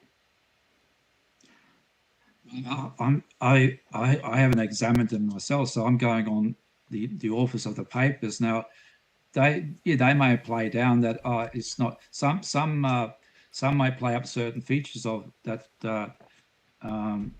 they may say it's not as it's on its way to becoming more like Australopithecines or not, but there's a lot of debate about like take for instance even Australopithecines, or let's take Sahelanthropus or Ardipithecus ramidus. Now, there's a lot of people who don't believe they were bipedal, and basically some evolutionists say they were, like the Ardipithecus ramidus. The pelvis was like, I think one quote was, it was like Irish stew reconstructed 14 times. So it's hard to know how the claims, and the same with the Sahelanthropus the femur, there's back and forth, and so even with, or some argue it's bipedal, some isn't, and the same with Australopithecines. How bipedal were they? And you have a lot of experts. Some say it walked like a human. Others say it walked a lot more apish. Now, I accept Australopithecines. They were bipedal to some extent. Certainly more than chimps, but which is a low bar. Now, I tend to look at, but I don't think, when I say obligate, they weren't like humans, long legs, endurance running, endurance walking. They were not the same as humans, and basically, habitually, bipedal is, to me, is a better category to put them in. And if you Google that, some say it's like a category where the creature spends time in the trees.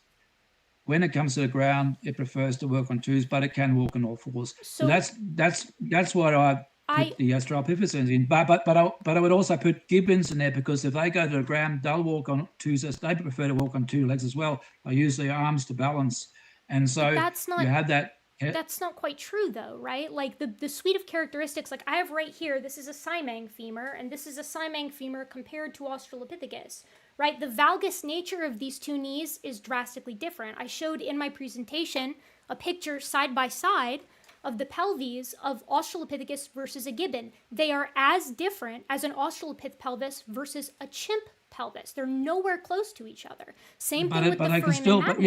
I didn't say they were different, but I'm saying they. Do you think they're better? When gibbons go to ground, they even run bipedally. So I'm saying, if you go by that definition, I agree, Peter, can run but bipedally, and it's just a different design thing. I agree, but evolution makes a specific prediction that we should see the slow emergence of these characteristics over time. Australopithecus fits something that is in between the very scant, I'm talking maybe upright posture style for Danuvius, maybe, and Gregopithecus, maybe. They don't have the valgus knee. They don't have the bowl-shaped pelvis. They don't have the anterior foramen magnum. They don't have the three arches in the feet. Australopithecus has all of those, and those are the same characteristics that make humans bipedal. Now, they aren't configured in an identical way, but as Stern and Sussman said, insofar as you can have a missing link, something that bridges the gap between Miocene apes and humans, Australopithecus is it. This is not a gibbon level of bipedalism, not even close, and I showed that mathematically. So I asked specifically what features of Miocene apes made them bipedal, and you said that you weren't up to date on the literature, so I'm that's fine, because I'm not up to date on. The thing is that the Danuvius Gudmosia it didn't have, as far as I know, it didn't have a head, so you can't really tell from that. But it was the limb bones, and the Australopithecus, it was more the pelvis and limb bones. It had a tripod-like foot, so this was they lived mainly in the trees. Both of them would have lived mainly in trees, but the author of the Australopithecus initial paper, did make some claims that it had similar things, like it had a well-developed anterior inferior iliac spine and things like that. So they made claims that compared to afarensis and stuff like that. I'm not saying it's totally afarensis, but I'm saying, and there was a lot of a few years ago about sort of evolving bipedalism independipedally and things like that. Right. So not bipedalism. So what I'm saying is that the bipedal thing is not something unique to Australopithecines. Maybe their type of bipedalism is unique, but bipedalism isn't unique to Australopithecines, and so you can't claim that that because they were bipedal, they were going on to become human, because there were Absolutely. other apes that were bipedal that were not becoming human. So Absolutely, you why? can though, because Australopithecus fits in No, between the Miocene apes and modern humans. It's not off on its own like Oxnard proposed. That idea was put to bed in 1975. We have dozens of these guys. We know for sure that the level of bipedalism that Australopithecus exhibits is more similar to humans than anything else. It's not like a gibbon, it's not like a chimp. Now I'll tell you that I'm very familiar with what's proposed for Oreopithecus for its anterior inferior iliac spine, excuse me. Donnie, can you share my my screen really quick? Should say line bonus. Yes.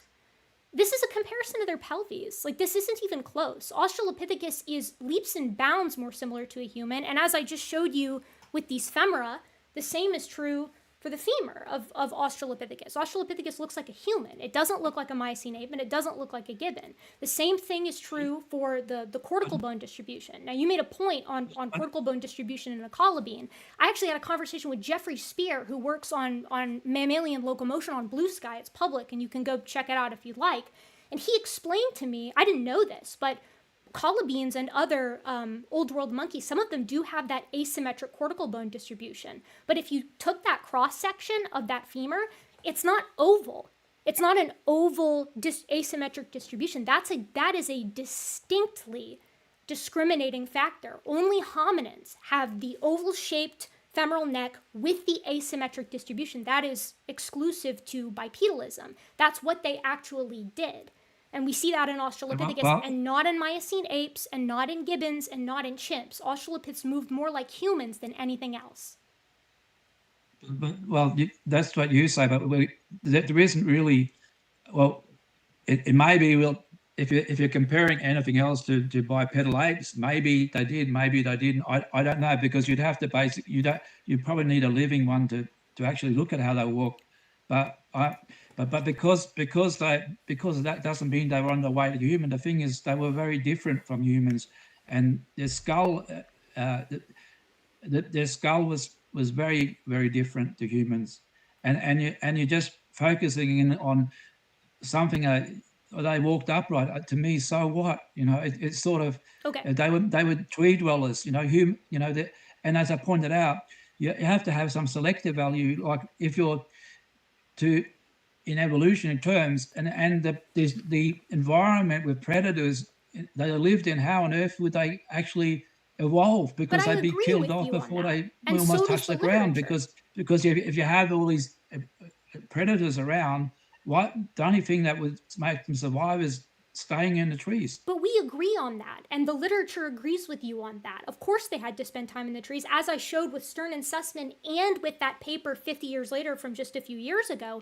Everybody's on the same page that they still spent time in the trees, but they came to the ground often, and when they did, they didn't move like gibbons or Miocene apes, they moved like us. And the way that we know that, in part, is because the environments that they lived in were savannas. There were not enough trees for them to spend as much time in the trees as any living ape, which is the pressure you need, the selective pressure to become better at walking on the ground. This is why when you move through the hominins, you see their paleo environment change right alongside their morphology. Now, I want to show a couple of more things. This is from Jeremy De Silva's talk, and I know you're familiar with De Silva because you mentioned him in one of your conversations with Donnie. These are slides that I took directly from his presentation. This is the inferior portion, of the tibia, humans and Australopiths grouped together. This specifically is looking at the calcaneal tuber, humans and Australopiths grouped together to the exclusion of chimps again. This is looking at the curvature of that fourth metatarsal, which you called it a Frankenfoot. Fine, let's look at them piece by piece, one at a time. Here's the fourth metatarsal, which is the best metatarsal to tell you the curvature of the foot. Australopiths had 3 arches, just like humans. Not a single non-hominin ape has that characteristic, and yet here it is. Again, De Silva, the world-leading expert on hominin feet. And of course, there's Littlefoot, who, when we found additional bones to go with it, is demonstrably, as De Silva says, the idea that this thing had an abducted big toe or a grasping big toe was refuted. That's the word that De Silva used. This thing walked far more here, he says it right there. In sum, the idea that the hypothesis that STW573 had a divergent helix has been refuted. This is not something that is even close to on the table anymore. You can check out their biomechanics papers for more. I actually took this from one of your slideshows that you had with Donnie, where STW573 was compared to Bertelli, except I went to the paper that you cited, which is titled Functional Anatomy. That's a screenshot from your presentation. And if you read like 2 sentences down the line, it says, human feet are on the whole highly plastic and functionally degenerate, as shown by this and this. They are perfectly capable of functioning efficiently in climbing as well as terrestrial bipedal walking and running, having unquestionably retained a prehensile of relatively adducted hallux. This is the comparison of STW573. So, like, I don't understand how you can make the argument that, here, I'll keep that up, sorry. Well, I don't know whether they're relatively adducted, but I don't see any refutation of the book, because they compare, I'm not sure which one, because there's a couple I quoted, they were comparing it to the Bertel foot, and that's what I want to get, and also the juvenile afarensis foot, the Kika or whatever you call it, and which does have a bit of abducence or a bit of divergence of grasping in a juvenile foot, and they were comparing it to that. But let me put this to you then. The lot of top evolutionists, anthropologists in that area, whether it's the late William Kimball, Tim White, Bernard Wood, and some other guy whose name how hard to pronounce. I could show the slides, but I haven't. They before it was we're talking about Australopithecus Durameter. Before the Bertel foot was assigned to Australopithecus Durameter, they were saying Australopithecus Durameter was just variation basically within afarensis, or was close on the fringe. Now when the Bertel foot does have some divergence in it, and an opposable big toe. So now that it's been linked to afarensis, do you say, well, they were all wrong?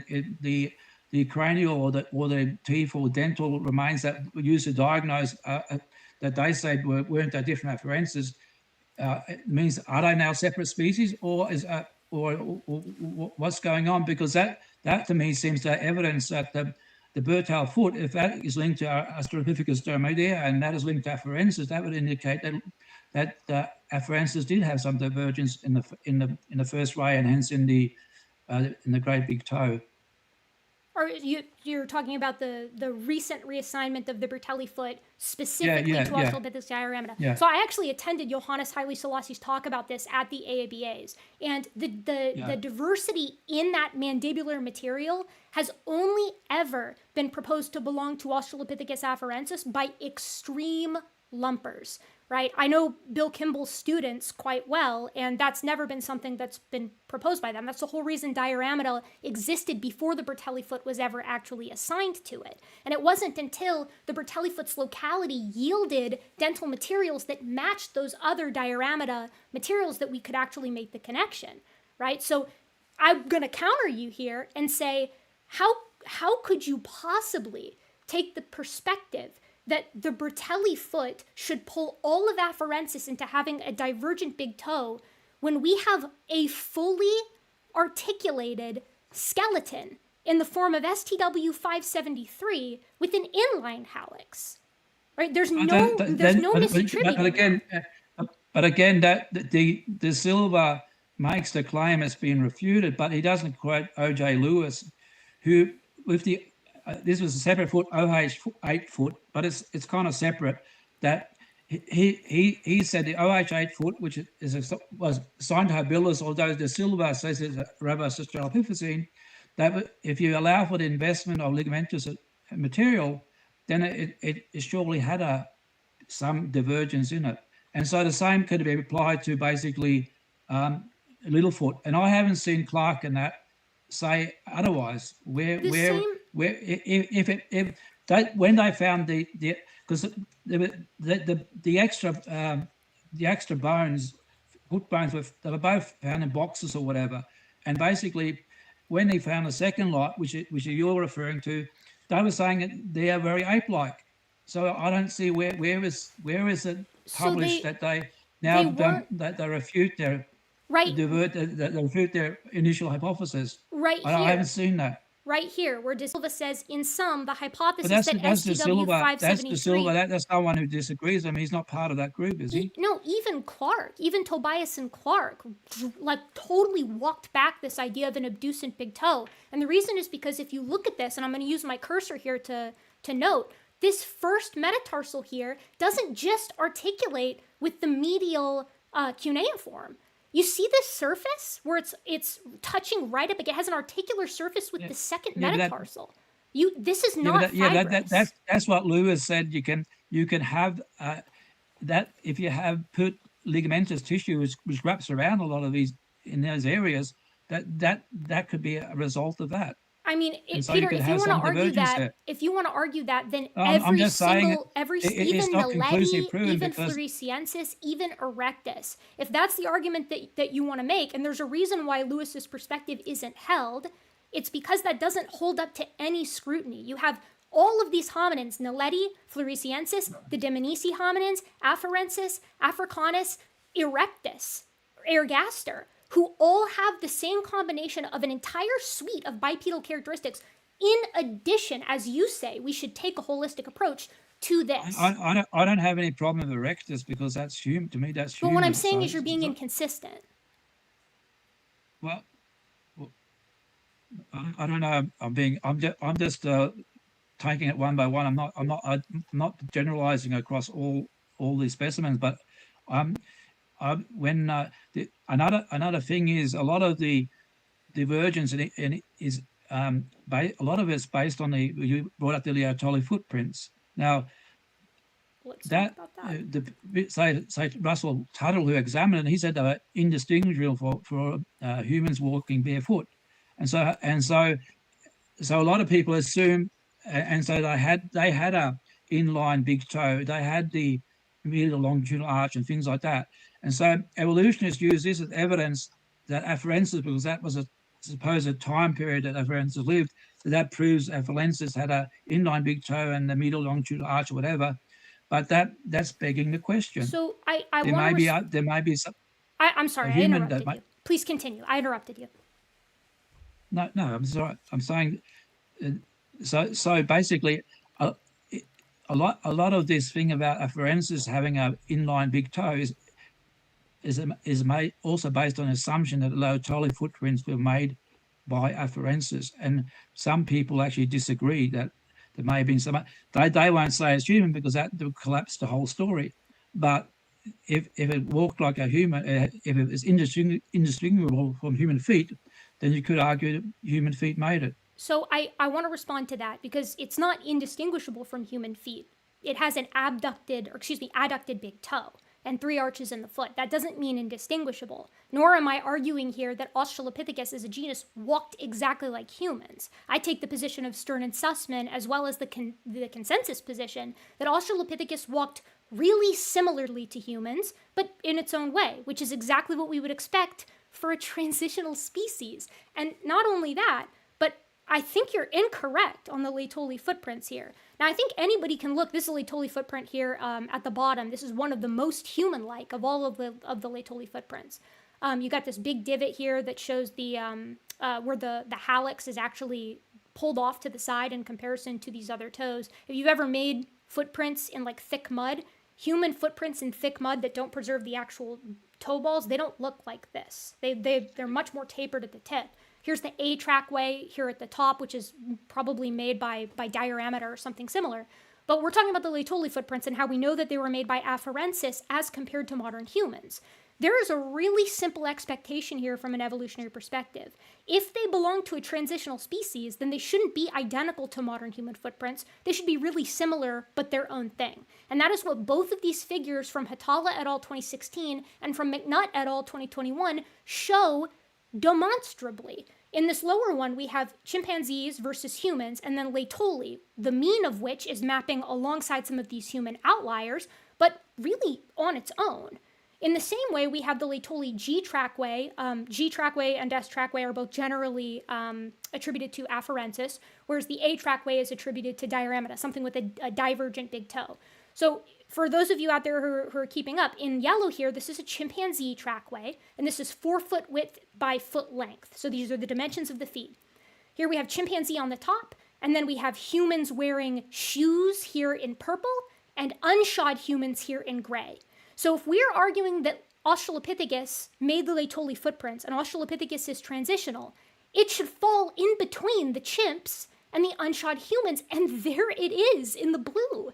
There's one footprint, the one down here, that looks the most human. Agreed. I don't have a problem with that. They were pretty similar to us in their feet, but they were not identical. And the metrics, the math, show that. There is no way to argue that the Laetoli footprints were made by modern humans just by the shape alone. And the experiment to support or deny this from your perspective, Peter, from the creationist perspective, is really simple. Run your own test and show that humans can make footprints consistently that map with the topography of the Laetoli footprints. Well, it's pretty hard when these things are fossilized, and it depends on the substrate and all sorts of things. How wet everything is. There's a lot of the incline. There's a lot of things that go into it. But there's others, people at Hatala, that another group just after around the time Hatala studied, I found them very similar to humans again. So I've got the slides somewhere, but you've got, so I can't get to that quite later.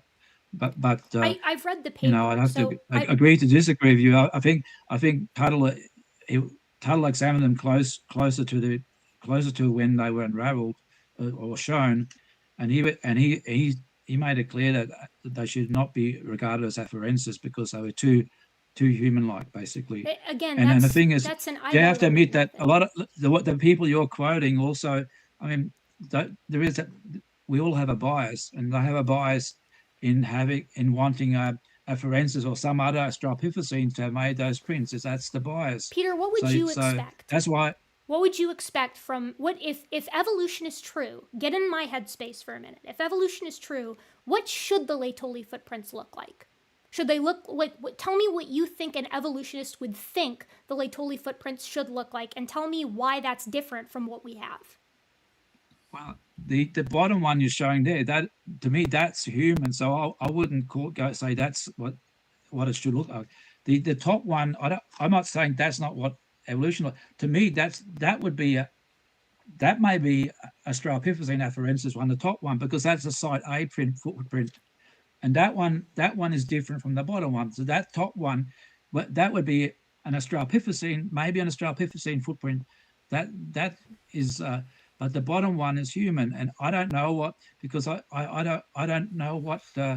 don't know what it would look a creature like that would look like, because to me they're not imaginary. So I don't really. Yeah, that's not scientific though. That's not hypothesis testing, right? Like I can take your perspective and say, from a creationist perspective, what should we expect to see, and then we can go out and test it. If you think of evolution as unfalsifiable, that's not a scientific way of thinking about this kind of thing.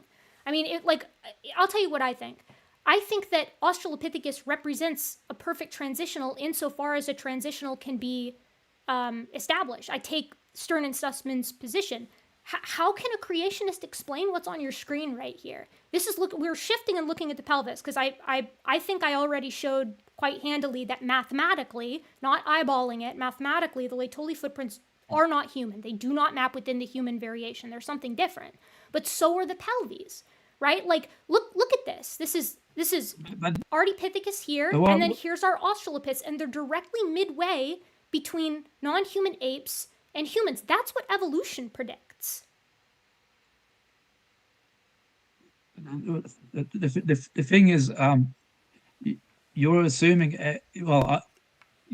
I don't know. I'd have to get to the guts of this analysis, but you're. I'm happy to explain it if need be. I already pointed out some of the, even by using your evolutionist thing, differences between the pelvis of Lucy and humans, and things like the centrum. So they couldn't that's what they this couldn't is sustain the showing. loads as a normal human would, not for any amount of duration, because too much pressure would come from the top part of the body onto the sacrum and then the pelvis, and it probably cause a lot of back pain. So they weren't designed for that, and they lived in the trees. So, but the thing is, that is you think that only is not evolution true, can't, though. could if God created the human pelvis, why can't He create variations of different pelvis like He does it? I'm not He saying he does with couldn't. everything else. It creates a lot of variation in design, I'm not saying he and couldn't. it's like a package.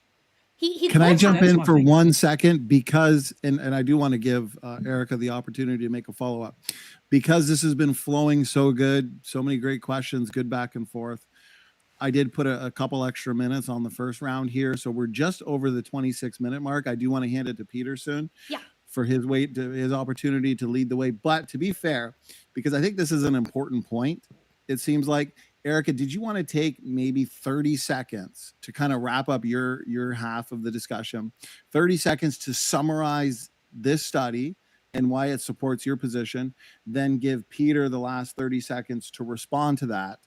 And then we'll hand it to Peter to lead the way. And then for that section, you can get the last word, of course. Yeah, sure. That's totally fine. And Okay. I'm it's passionate, it's stuff like that. But like I'm enthusiastic about this subject because it matters, and I'm frustrated, as is probably evident, because I don't, maybe I'm missing it, but I'm not hearing Peter offer up any expectations for what could confirm or deny evolution to him. This is as clear cut as it gets. For people out there listening, right? Evolutionary theory, as I laid out in my slideshow, predicts intermediates. I have shown over and over and over again in my presentation and in my rebuttal and in this first section of cross-examination that that's exactly what we're looking at here, right? I'm not saying that God couldn't have done it that way, but that's special pleading. That's not scientific. Evolution directly predicted this, and then we went and found it, right? That's science. That's as scientific as it gets. So for me to be satisfied with via a response from Peter here, what I need to hear is how creationism actually explains this from a scientific perspective. He must show a discontinuity here. No one is saying, no one right now, except maybe Lovejoy, is saying that Australopithecus walked identically to a human. In fact, that would make little to no sense evolutionarily speaking, because it's a transitional. It should walk in many ways very similarly to humans, as I've demonstrated here, and in some ways it should be doing its own unique thing, which I've also shown here. Erica, thank you very much. Peter, before you respond with your final summary, and then we'll hand it to you to lead the way for equal time, roughly 28 to 29 minutes. To reiterate, Erica, you're asking how from Peter's model can he explain this from a scientific perspective, pointing to a discontinuity of some kind, more consistent with the Right. separate ancestry model rather than the human evolution Right. viewpoint?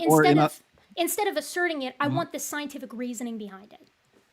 Okay, so Peter, for this round, let's hand it to you for the final summary, and then we'll shift. The thing is that they're not, humans and Australopithecus aren't the same. So you have to have the genetic changes. And so what I would do, and I was going to use it in the closing statement, the waiting time problem.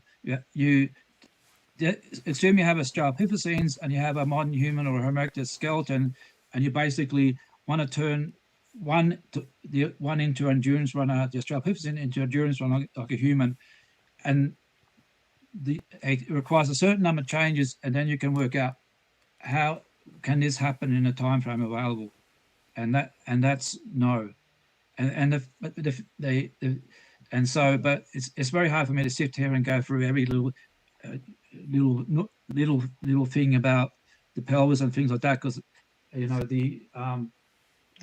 but there are differences. I mean, I have the pelvis is back there, but it's sort of, to go through everything is very difficult. But it's the waiting time problem is for me the big thing, because if you talk about mass, then it can't happen. You have to get the genes fixated into the population.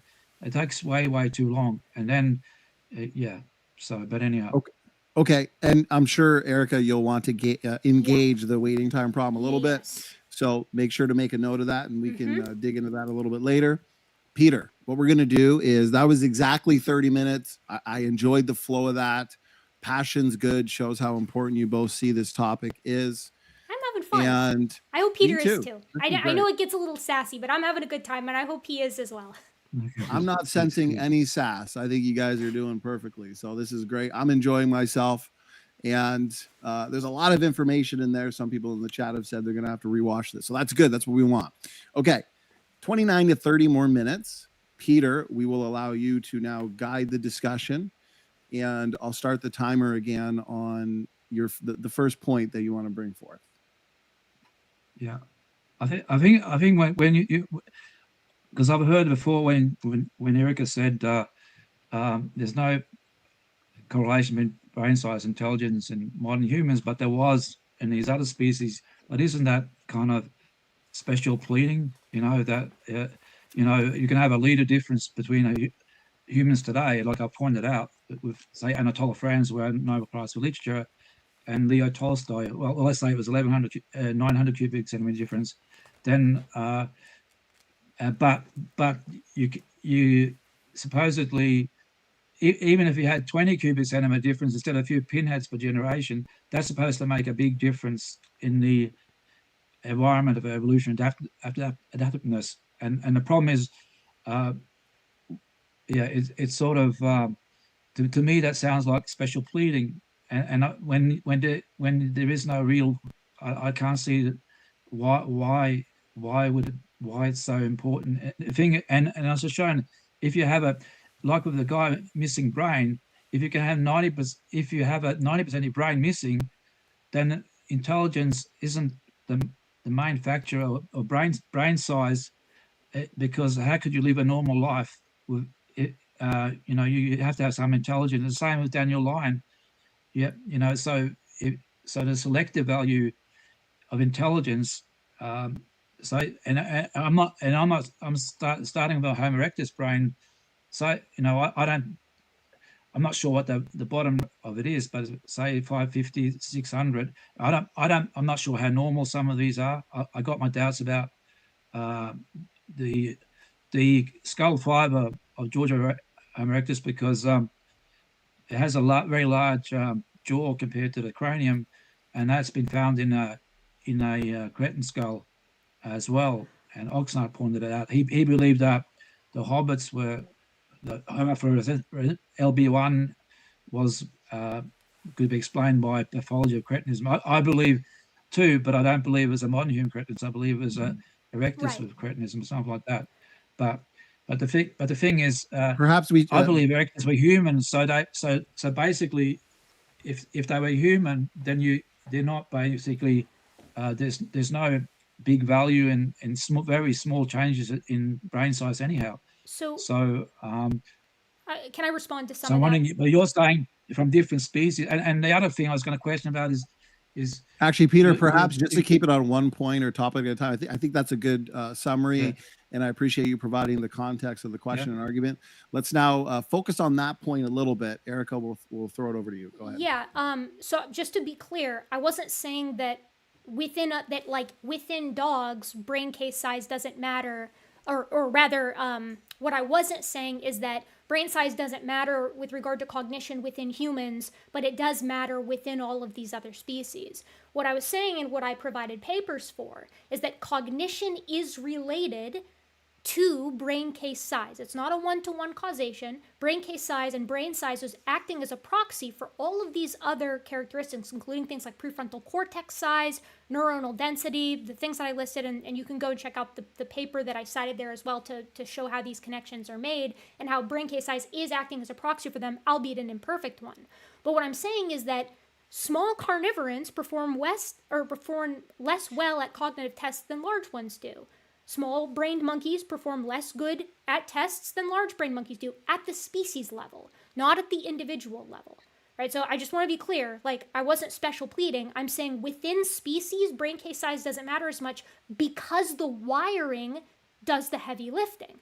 Brain plasticity, as you noted, is remarkable. I mean, you can get your Broca's area obliterated and reteach yourself how to speak. There's so much about the brain that we don't understand. However, it is undeniable that there is a relationship between size and cognition across mammalian species, and humans are included in that. And this is reflected in the hominins, where we see not just brain case size increasing over time, but in lockstep with technology increasing too, from Lomequian to Oldowan to Acheulean to Mousterian, all the way up to Agnasian, right? Fire use, glues, seafaring, things like that. That's my thoughts on those. I think we largely agree on that, but I'm not 100% sure. I would love to talk about cretinism and pathology if that's where you want to go. I did a lot of research on that topic, but if you don't want to take it in that direction, we could also take it elsewhere. No, I'm happy to discuss that, because another thing that Oxnard says was that the I'll say alleged primitive features of evolutions are mimicked in cretinism. So because of the stunted growth, but the growth isn't proportional in all the bones or in, say, in the same direction. So basically, that's how you explain features of that were sort of ape-like in the Hobbit. It had large feet, proportionally large feet, even though its feet were small, but because proportionally they were large compared to the other limb bones. So my thing about that is it may explain some of the, like the Hominin ledifines, because that has some very strange features in those creatures, but they did have the human-like feet, human-like hands, a bit curved. But a recent study come out that if they inhabited the caves and climbed a lot, particularly if they were young, crimp grips, rock climbing may explain it, because the phalanges, they didn't have, it wasn't similar to ape-like. It was the middle ones were very curved. The middle phalanges were very curved from memory, and that could be explained by crimp grips.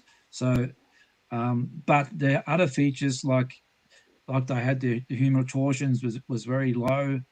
The orientation of the shoulder blade was kind of gibbon-like. And so a lot of these things, and some of the small brain size and as well, but I'm not saying that they all are, but I'm saying some of them could be. But why were they living in there? And so that, and you have a very, Lee Berger's stuff about finding later on, there's charcoal and the covers and suit burials and all stuff, and if that seems to hold out, then that indicates that these were intelligent, and to me that they had to be human, and so for me, cretinism is explained because it's not mutations don't have to go through population. It's a generational thing. It's an environmental disorder, not a genetic disorder. If it's a genetic disorder, it would take a lot longer to go through population. It's just a few percent of each population, but we're just goiter. And a lot of regions of the world, like in Dmanisi, the Caucasus is a goiter region. Yeah. Place in Ethiopia is a goiter region. And Cradle Humankind area in South Africa, there's a goiter belt just in the vicinity of the Cradle Humankind area. So to me, they may explain some of the strange features. And it's speculation, but I'll let you go. I'll let you get time to answer. Yeah. So I extensively, I probably rewatched your first two videos with Donnie twice. I hope you don't mind me having something to eat. No, please, go ahead. I would if I could, but I'd be making mouth sounds all in the mic, and I probably ought to refill my water bottle soon. Anyways, Donnie, could you share my screen really quick? Sure. I want to read this quote because I found your Oxnard quote fascinating. So I tracked it down. I hope you guys don't mind, but I took a picture of it here, and I'm going to read it because I thought it was interesting. And I noticed Donnie's enthusiasm when he read it too. Oxnard says it's remarkable that so many features similar to those normally present in great apes and Australopithecus and Paranthropus and an early Homo and Homo erectus to some degree but not in modern Homo sapiens, are generated in humans by growth deficits due to the absence of the thyroid hormone. But he goes on, he actually continues, and he says the differences can be disentangled by understanding the underlying biology of the characters. So to be perfectly clear, Oxnard was like, I think that LB1, the Homo floresiensis, suffered from hypothyroidism. But he thought that you could tease that apart from non-pathologic hominins. And I thought it was really notable that, Oxnard unfortunately died just last year, and he never put forth the idea that the Dmanisi hominins or Homo naledi was hypothyroidic, or Homo habilis for that matter. I never said that. No. No. I wasn't saying you did. I was just saying I thought that it was interesting that he had said that. Now, one of the features that he puts a lot of emphasis on in his publication with Obendorf here, and then also in his book Ghostly Muscles, Wrinkled Brains, Heresies, and Hobbits, is the Celaturcica, or the Celaturcica, as I was taught, which is the pituitary fossa. And in critters who are hypothalamic, and if memory serves, they actually argue that the cretinism, for lack of a better term, that you see in dogs shares many of the characteristics as it does in humans. It's a mammalian condition. He argued that the Celaturcica was enlarged, which is like a dead ringer for hypothyroidism. But it wasn't enlarged. He was working with basically published scans, incomplete scans, not the original material. And in this publication by Brown, he actually took CT scans to show where that erroneous measurement likely came from. So this is a slice through LB1 or Homo floresiensis' skull. And this little cradle right here is the Celaturcica. I'm not saying this for you, Dr. Line. I'm sure you're aware. I'm just saying this for the audience. He also publishes the actual length, which here is 8.5 centimeters. And then the normal range is down here at the bottom. Right? And what you can see is that LB1 is within the normal range for a human. It's not enlarged. It doesn't seem to match with cretinism at all. And I thought that was particularly interesting because Oxnard had put a lot of weight on that in his books and in his publications, but it didn't hold true. The differences being disentangled happened, and they don't support that LB1 was cretinistic. What year was that Brown paper? Because I'm not. I think that was. This is from 2012. Okay, because there was some. Because I don't know whether Oxnard wrote a paper after that or not. I can't remember them. He may have. I don't think the issue was ever settled. But I mean, I think this is as settled as it gets. Right? This is a CT scan that shows the measurement. It's really hard to get around this. But I don't think it totally depended on just that one feature, right. Because it said you could have various forms and things like that. So you're right, if I may, I have a couple of other things that I want to compare here because I actually tracked down the paper that you hold up in Donnie's stream, specifically looking at cretinism in a Swiss person, hypothyroidism. Goodness, in a person from Switzerland, and so I grabbed some of these pictures and decided to just put them side by side with some of the hominins to see if they match, because I also pulled here from the Archaeology of Disease that the characteristics that define hypothyroidism, like pretty universally, include delayed maturation of the skeleton, irregular fragmentary ossification centers, prominent cranial sutures and Wormian bones, accompanied with general osteoporosis. And so that's why you have these weird osteological growths at the femoral head and with the humerus, again, just for the sake of the audience.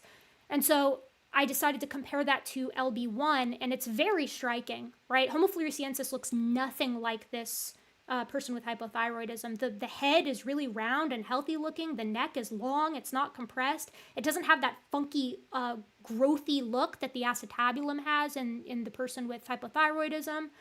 And then I decided to compare the femora of Homo floresiensis, Homo naledi, the scrappy bit that we have from Homo habilis, Dmanisi skull 5, or just a Dmanisi specimen. This can't be assigned specifically to skull 5. To be clear, none of these are ascribed specifically to these crania except for LB1 and Narukatomi boy here. And what I hope is really clear is that all of these femora lack the squished femoral head with all of these growths on it, and none of them have this femoral torsion that you see in a hypothyroidic human.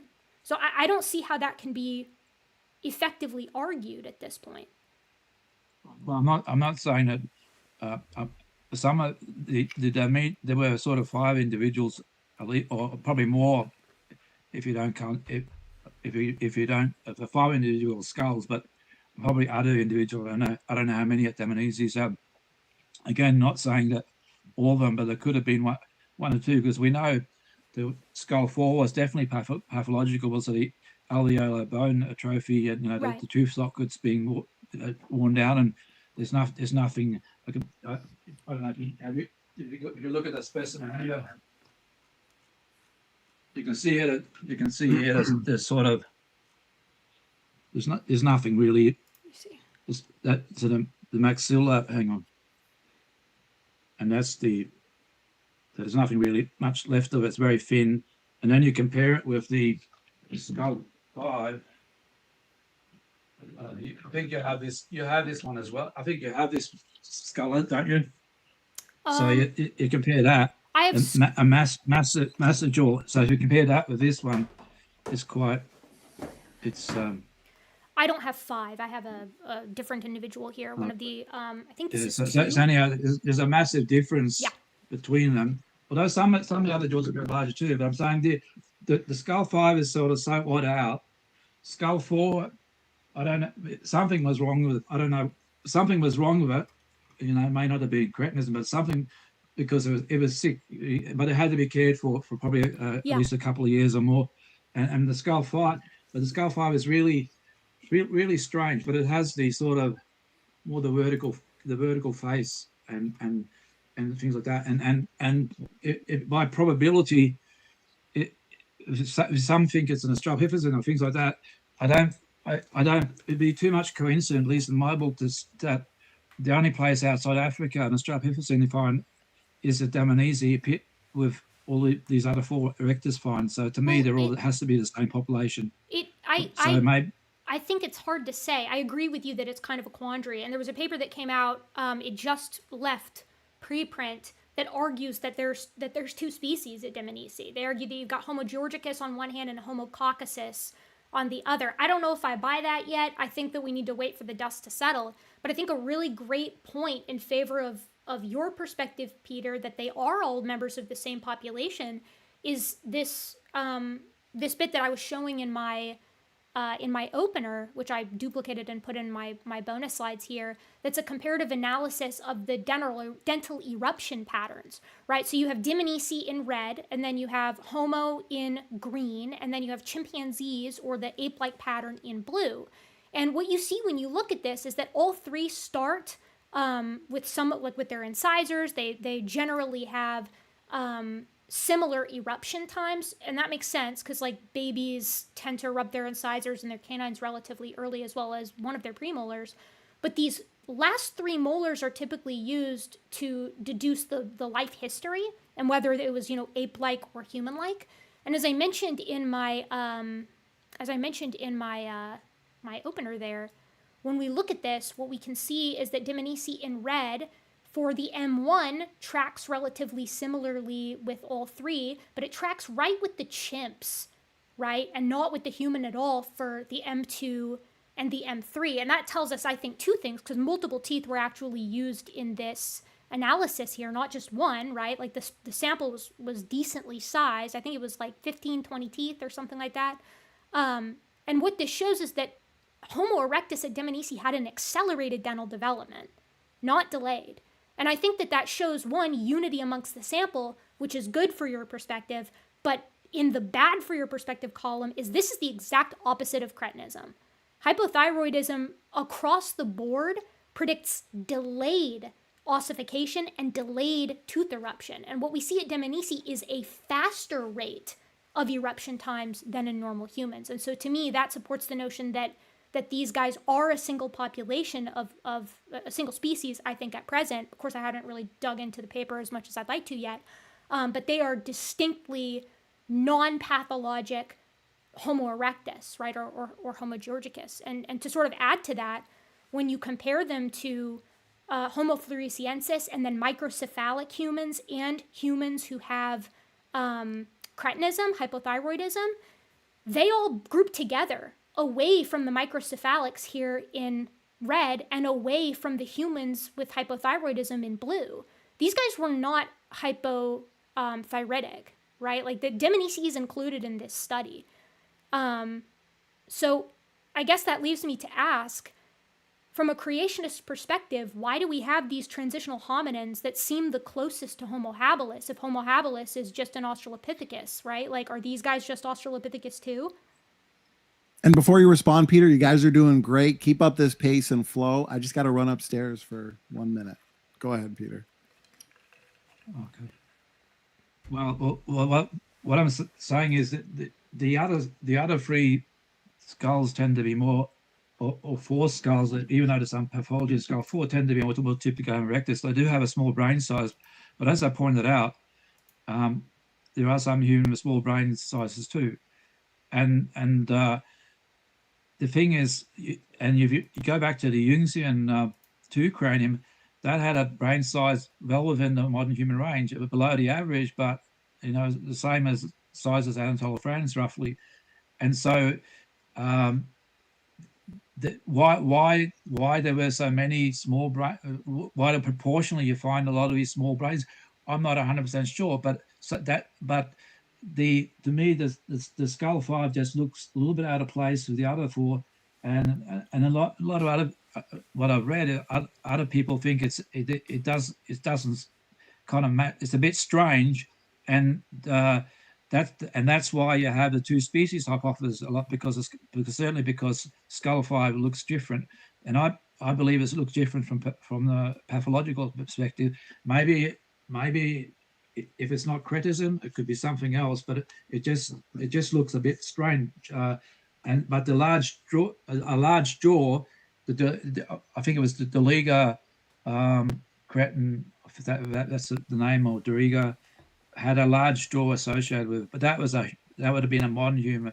But if you imagine a robust, I call them robust humans because to me, whether it's Heidelbergensis, archaic, Neanderthals, erectus, they all kind of have similar form, but one is smaller. In fact, to me, it's a little bit of circular reasoning in some respect, because if you have the Suzheng cranium from China, it's about 800 cubic centimeters, and it was even thought to be erectus when I first found it, but then I changed it, and the brain was too big to be erectus. But isn't that circular reasoning? If you then claim there's no erectus with large brains, if you basically exclude large brain from the species, so there's things like that. But that's to me that's a suggestion, but I don't. It's not an Australopithecine. You wouldn't get. In fact, the face is very vertical here. It does have a lot of postorbital constriction and things like that.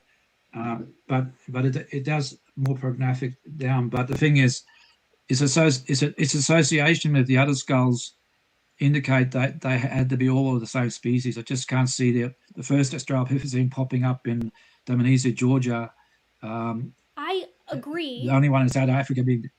I agree with you on that, but that's a problem for you guys, right? Because, and this isn't skull 5. This is actually one of the less primitive looking ones, I believe. Like I said, I think this is skull 3. Skull 3, yeah, skull 3. I got the fine thing too. It maps with habilis, right? I mean, it is a dead ringer for habilis in prognathism, in postorbital constriction, in the globular shape of the cranium. So I got to ask you point blank, Peter, how can you get away with saying this is Australopithecus 1813 and this is clearly erectus? I don't understand. These look the same to me. These are very similar. Well, I think with the 1813, the wall bones are a lot thinner. It's not as so in that sense, it's kind of more closer to Africana. So that was I was kind of reading stuff from this morning or last night about it, and I actually this morning, and basically, that the brow ridges aren't that pronounced on it, and it has sort of thinner kind of wall bones and things like that. And I've on top of my head, it's very hard to kind of I can get the thing here. So I got the thing here. So while you're grabbing that, I'll say, I agree. This also, this and if you want to think of brain size, it is actually smaller. The latest count was originally, I think, 513. Some calculated this is KMAO 13 down to 478. This one here is at least around 600 or so, and it's a juvenile, so it probably would have made. I don't know if it would have been much bigger brain size, but it's not. It's a juvenile, so probably this robust features would have been a bit more, and so basically, so this is a bit more robust than this one. The latest I've heard with this is 509. I don't think anybody's proposing at present a sub 500 cc count for 1813. Let me see if I got the. I probably got that would be news. That would be news to me. Let me find it. While you're finding that, I'm gonna say a couple of additional things, which is that habilis shares a lot with africanus. I agree. In fact, if I had 3 hands, I'd go get africanus and put them side by side so you could see all 3 of them. But the thing is that habilis inhabits an intermediate morphospace between the two, which is exactly what you would expect if it's a transitional group. Again, not a transitional species in the sense that it's literally the ancestor. I don't think, I'm careful with any kind of stuff like that. I got a 2014 paper. Benassi et al. Described the digital reconstruction of a KNMA of 1813 cranium, correcting the facial distortion and restoring missing region, obtained a volume of 478 cubic centimeters for the reconstructed endocranium, which was less than the earlier 509 cubic centimeter estimate. Can you give me the author for that so I can pull it up? Benassi et al. Homo habilis 1813 cranium. I got a reconstruction. Let me just. Oops, it's showing up on my feed. I'll have to do this in another tab. There we go. It's 263. I'll just. Found it. 263. Benassi et al. It's okay. I got it. Peter. American Journal of Physical Anthropology, 2014. Yeah. I have got it. I need. Oh, Dave Straight is on this. Okay, hold on. Let me pull up the. Please continue talking while I open this paper up and take a little look-see.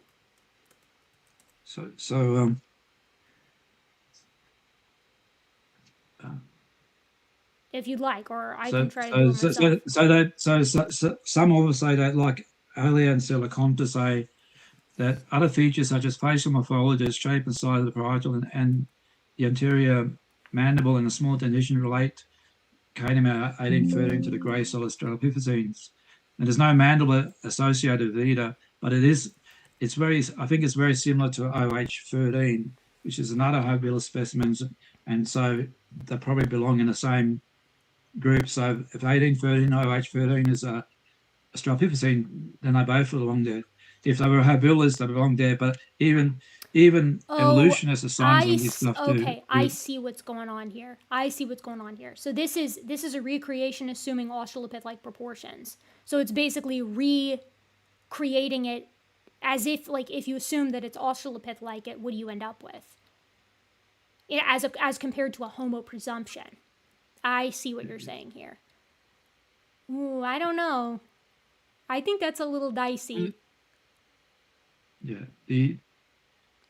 I need to read this a little bit more. Yeah. I'm fine. Like, I want to be clear. I'm fine with that. Like, if you want to take this and make it 450 cc's, that doesn't actually change the face shape. It still maps most closely with Dmanisi skull 3. And on top of that, right, habilis is argued to be a dimorphic species, as is Dmanisi, right? The Dmanisi population, as you just mentioned, ranges wildly in its brain case size. Why would we expect habilis to be any different? Well, yeah. Habilis, the scrub is a garbage bag, a waste bag that they throw things in. But that's what I'm saying. It was the only cranium I see as being erectus there is SK847 from Swartkrans in South Africa, where Clark is assigned the erectus, and because if it only has the face, but the profile is looks very much like Kaname 3733, and but the others, and one of the things is, if you move on for 1813, the 1470, you got was it an evolutionist? I think Carl Werner showed it on his book. I got the slides, but he shows it. Yeah. I'm not a big fan of Carl Werner. I actually emailed a lot of people that he reached out to create his book. I'm actually emailing them in sequence, and I do not find him to be an honest interlocutor.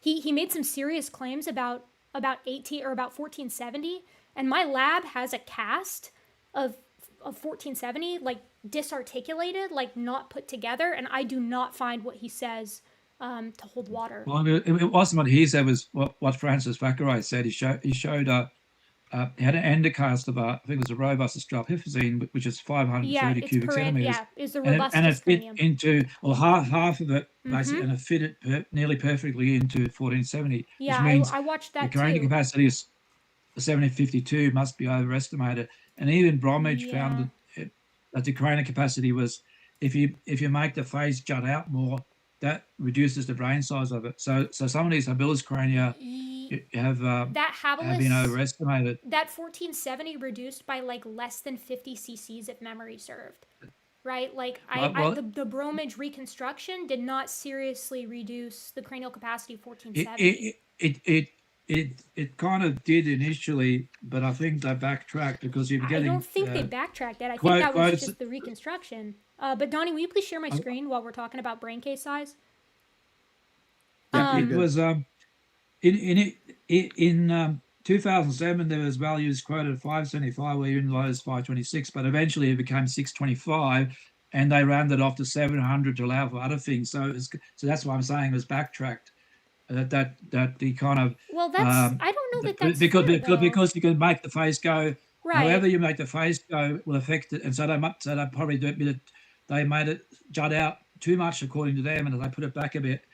So they ended up saying 700, but the correlation coefficient gave it 625. I guess they were making room for that. There's a space between the brain and the right, but it's not in the wall bones, the fluid, cerebrospinal fluid, and things like that. So they're making space for that. You could say it's 500, or you could say it's 800. It doesn't matter. It overlaps with Diminisci regardless, and I'm saying just in sheer brain case size, it overlaps with Diminisci. But I'm saying okay. But the thing is that doesn't make something human, like what does? Because you have a gorilla has also had a same brain size as 1470, 752 cubic centimeters. Not adjusted for size. That's not a fair comparison to make, because like gorillas are absolutely larger than humans are, and absolutely larger in body size than Australopiths were. So yes, they have larger brains. So does an elephant. But when you adjust for body size, get an encephalization quotient, that's not the case.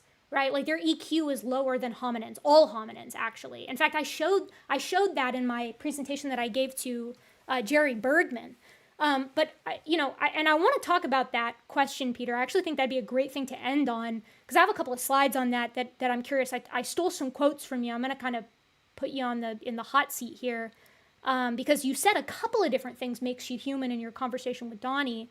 I will note here that, again, like size reconstructions and whether or not they're accepted notwithstanding, 1813 is located right here, spanning the gap between our great apes and our humans, as is 1470. Like, these things show up as transitional every single time. They keep bridging the gap. And pathology, as I explained with cretinism, doesn't seem to explain it. What analysis is that? In the skull shape or the brain size? This is endocranial shape variation in fossil hominins from Ponce de Leon et al. 2021, and it is a shape varied analysis. Yeah, but a lot of that, I mean, because particularly when they're small, what sort of characters you put in or stuff like that. It's, you know, it's sort of it's going to bias it a bit. But the But it but the holds with thing multiple the thing analyses. is, I don't deny that there's Straupificines were different to apes. That's the problem. I'm saying, like with Oxnard said, they're unique.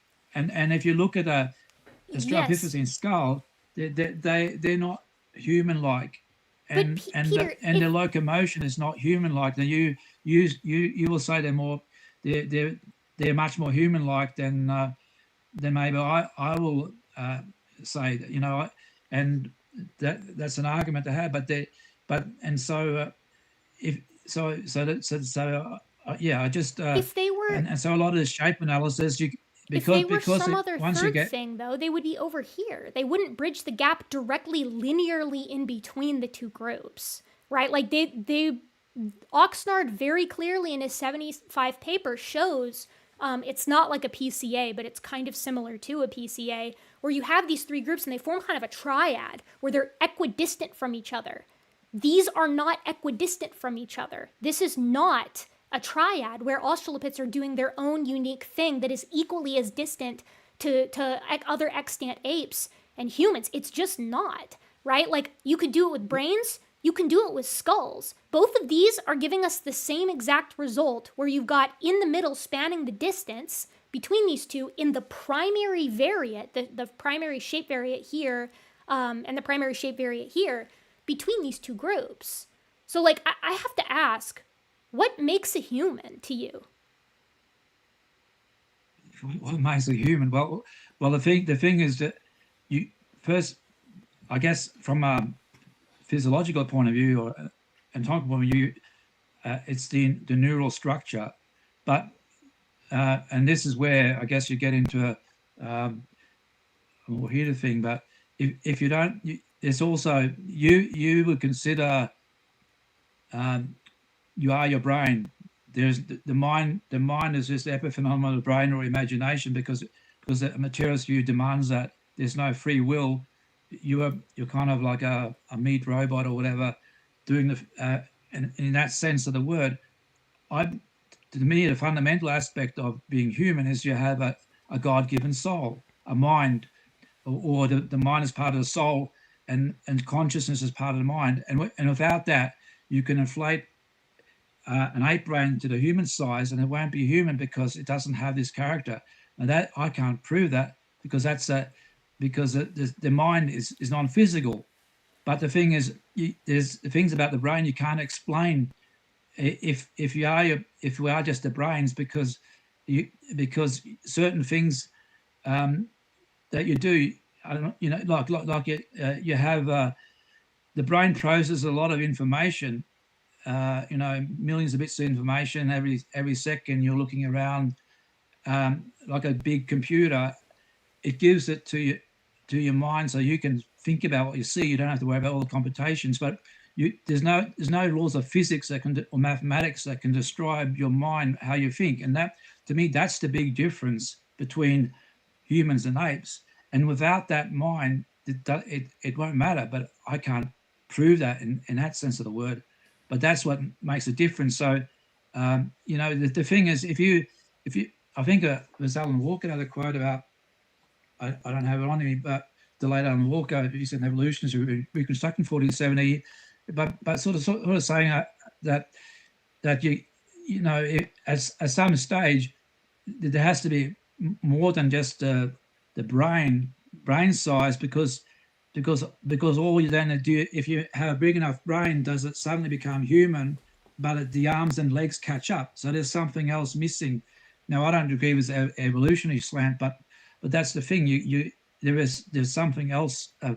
There's something else. It's not just brain size. That's what I'm saying.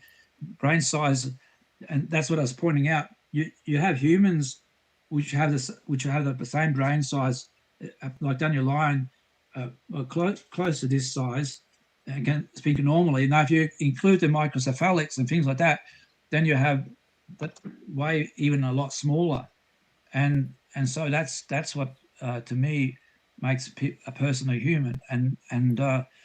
But you're getting into a different sort of debate about the mind dualism things like that. And- And that's been around for hundreds of years. And to be before fair, evolution. I appreciate that, Peter. To be fair, Peter got the last word, the last summary in the first round, Erica. So if there's anything you want to respond to there, we'll give you the last word here, and then we'll move into closings. Yeah. I don't have anything against believing that God is responsible for evolution and that God is responsible for the unique spark of humans. I don't have a problem with that, right? What I have a problem with is arguing.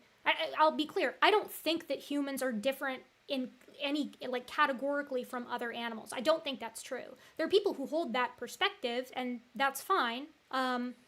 And I think there are people that hold that perspective who accept evolution as well, and that's fine as well. But, like, I don't believe that evolution is inherently atheistic, and I don't believe that it precludes dualism either. The argument tonight is about whether or not the hominin fossil record supports human evolution, right? Not atheistic, naturalistic human evolution. Which is why I asked, from a creationist perspective, how you can actually clock a hominin, a member of the humankind, in the fossil record, because it sounds like you can't.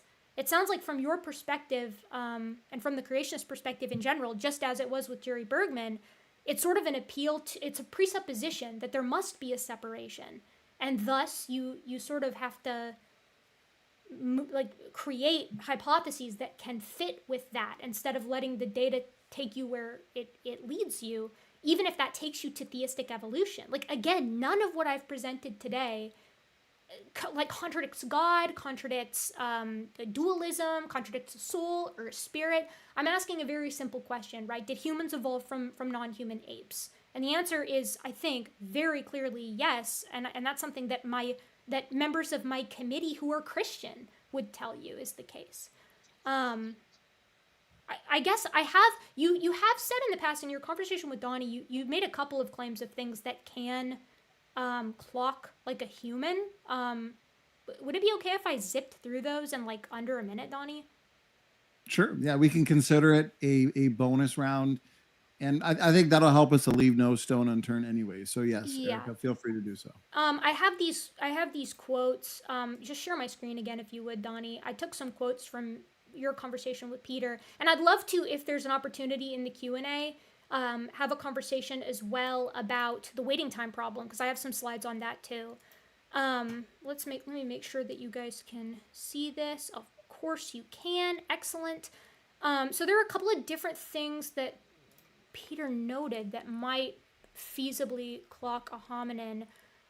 Here are the quotes on the side. First, he said maybe it's having a human foot, that modern human feet are something that clock members of the humankind. I don't think that works. I think all of the available foot material, as I showed from De Silva's presentation and in this slide here, if that's what defines a modern human, having a modern human-ish foot, that's going to include the Australopiths, as well as Homo habilis, if OH8 belongs to Homo habilis, which it may belong to Paranthropus. That's what De Silva thinks.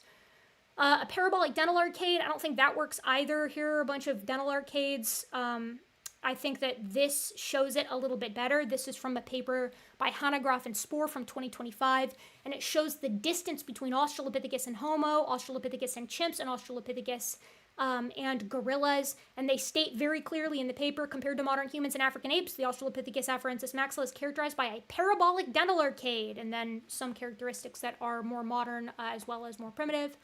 Peter also said at one point that it might be having small Erica, teeth. did you want?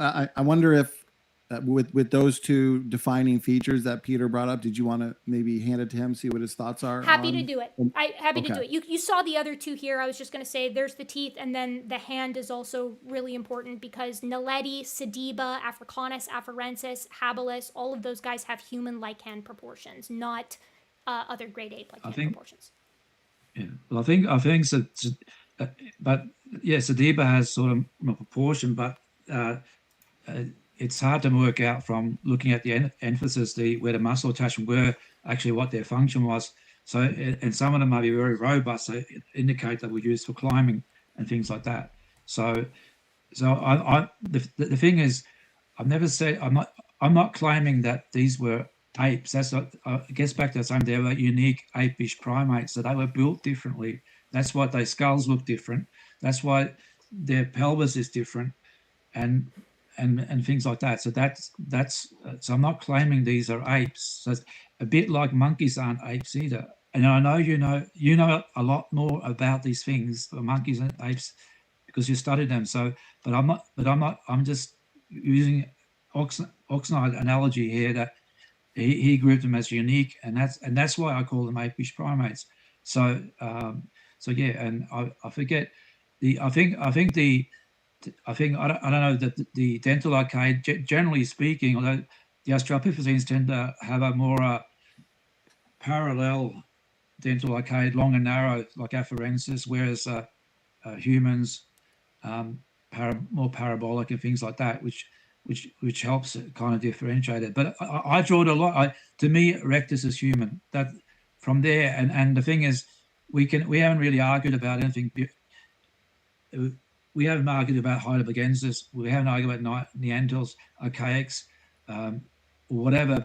Because if Erectus is human, then it flows that anything. So that this is the argument.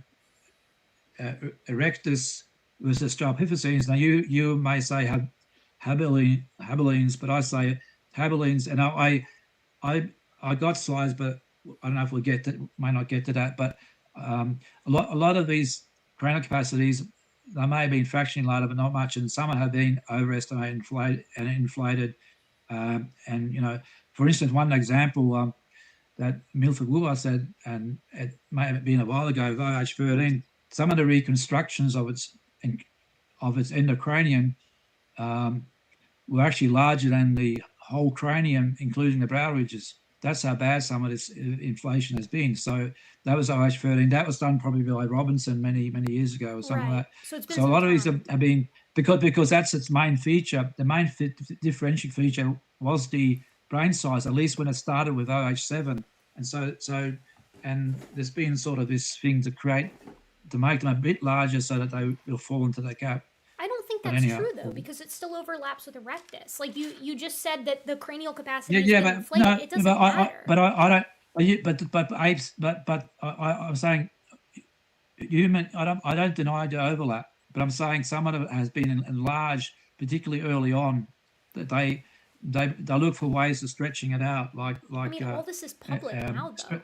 And now I said, all this is public now. Like you can access half of these crania, if not more, via Morphosource. And but I'm saying that's what I'm not using my own. I'm using evolutionist own analysis of it. So some like OH24, its size was compared with another cranium, was Africanus cranium. I think it was it STS 5 or 505. I can't remember which one, and it's been given a value. I don't know what its value was, but it's actually less than this one, which is around 500, and this other one has something 100 more cubic centimeters of it.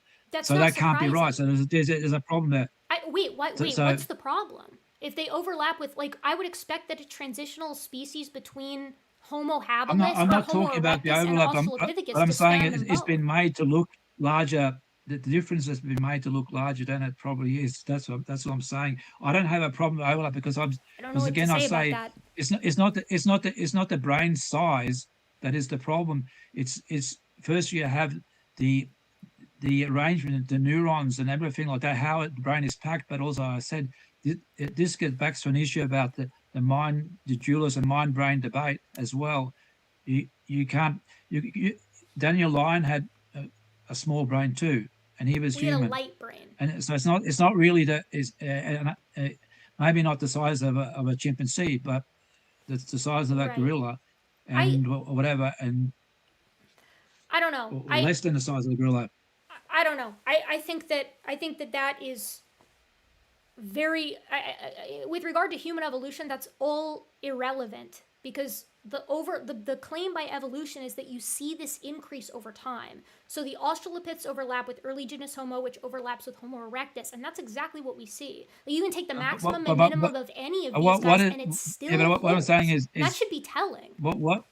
Yeah, but you're assuming there's an adaptive value to this increase. There and is. Showing that in humans there is none. Yeah, there is. Not in the average increase of a few pinheads per generation. Again, There's no adaptive value in that. and there's actually a metabolic cost because the brain uses a lot more energy than a lot of other, Right. at least at rest and other parts of the body. Right, which is why you see the increase in brain case size as you move through these species in lockstep with tools and with meat consumption, which occurs in Australopithecus first, way even before Homo. I mean, you see it Lemekwi and at Dikika. And that's what breaks the gray ceiling and allows you to have to feed a larger metabolic. Even the tools, rate. though, the ultimate the only thing tools with habilis, which some claim association, I don't know, but the thing is, ultimate tools can be produced by monkeys bashing rocks together. But So cut-mark bones even can't, that Peter. Cut-mark bones can't. And but and you Australopithecus don't is know, associated with and the thing cut-mark is, bones. I mean, and they so use we the don't tools we to don't know cut we meat. don't know. Sorry. I said in Australopithecus they use the tools to cut bones, to cut meat off of bones. It's not just tools, it's tools used on bones. We have these associations with both of those, and that's not habilis, that's Australopithecus. That is vastly different than monkeys accidentally producing flakes in capuchins. I don't know. A lot of this is scrappy, but say if that was the case, if it all it takes to make one of these tools is bashing rocks, then even animals today use simple tools. I agree. So just about. So agree. that was not Yes. an advancement. The advancement would be the hand axis, and they're associated with erectus, and that's where the human mind comes in. Does a chimpanzee's ability to crack open nuts give it a survival advantage? Well, of course. Yes, and so it did in the past too, which is why you see this in lockstep with the brain case. But the thing is, but that doesn't depend on a pinhead more brain tissue. It may be culturally inherited or something like that, or passed on. I don't know. I don't know what to say. Or it may be genetically encoded. I don't know. It just sort of. I mean, like it's not even. The other thing with the ultimate tools is we don't know whether if the Australopithecines, if they're associated with them, were they the meal or were they actually the use of them? So we don't know that either. So Well, they weren't used on things we don't know. bones. They're so in the Lemekwian stone tools. The Australopiths are found with cut-marked bones, and their bones don't have cut marks on them. And then they're associated with tools as well. So, like, if they were the meat, their bones would have cut marks on them, but they don't. And in the case of the Oldowan stone tools, yes, they're associated with habilis, but if you're going to use that to denigrate habilis, Peter, that Dmanisi is only associated with Oldowan. So that pulls Dmanisi down to habilis' level, and you have to say they're not I know, yeah, but the thing is, though, I know erectus because there's ones that have been associated with both, like I think it was in the Ethiopia Dan 5 yes. cranium, and another one that they've been associated with.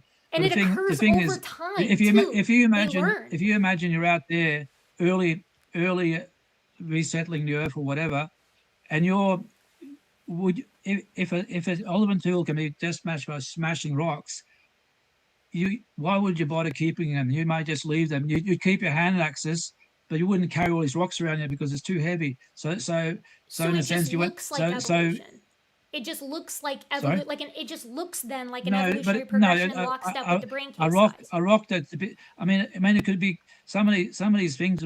These rocks could be created by a hippo running through it and how do you test that? Actually, that's not true. That's actually not true. There was an archaeological experiment where they tried to show whether or not you could, by chance, by trampling or by rocks rolling down hills, if you can get the fracture patterns that you get in stone tools. By chance, you can't, right? Like, that's how they associate Lomekwi, which are these really crummy stone tools. They're more primitive than Oldowan, which makes sense because they're associated with Australopithecus. But, like, what you're saying here is that you're providing an untestable alternative to a hypothesis that's already been supported by multiple predictions, multiple experiments, and countless fossil sites, which is that you see this increase in brain case size in lockstep with increase in tool technology, because that provides a fitness benefit as we see in living chimpanzees.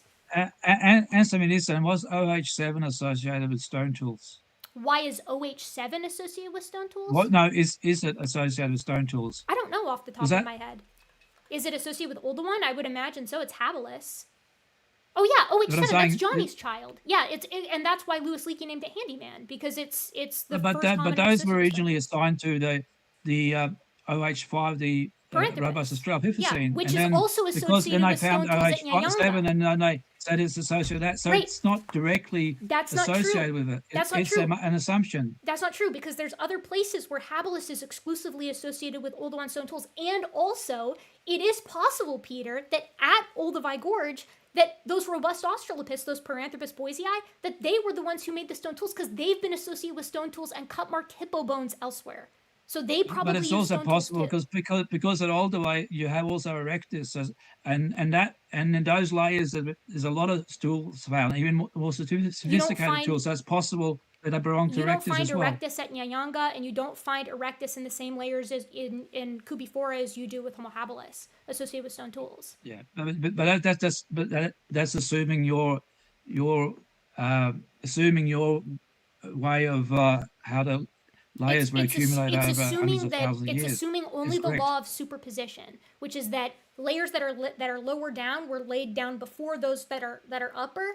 Which means if in the same layer you find tools and a hominin, those two are associated. It has nothing to do with the dates. It has to do with the layer that they're both found in. It could be young Earth creationism, and they would still be the ones who are associated with those tools. Yeah, well, but sometimes things sort themselves out differently depending on. But anyhow. Yeah, but geologists know how to find that. That's an intrusion, right? Like I have people who were on my team when I was in West Kenya were there looking for intrusions. That's why that area of Koru is so hard to date. Because there are all these, like you said, intrusions into areas.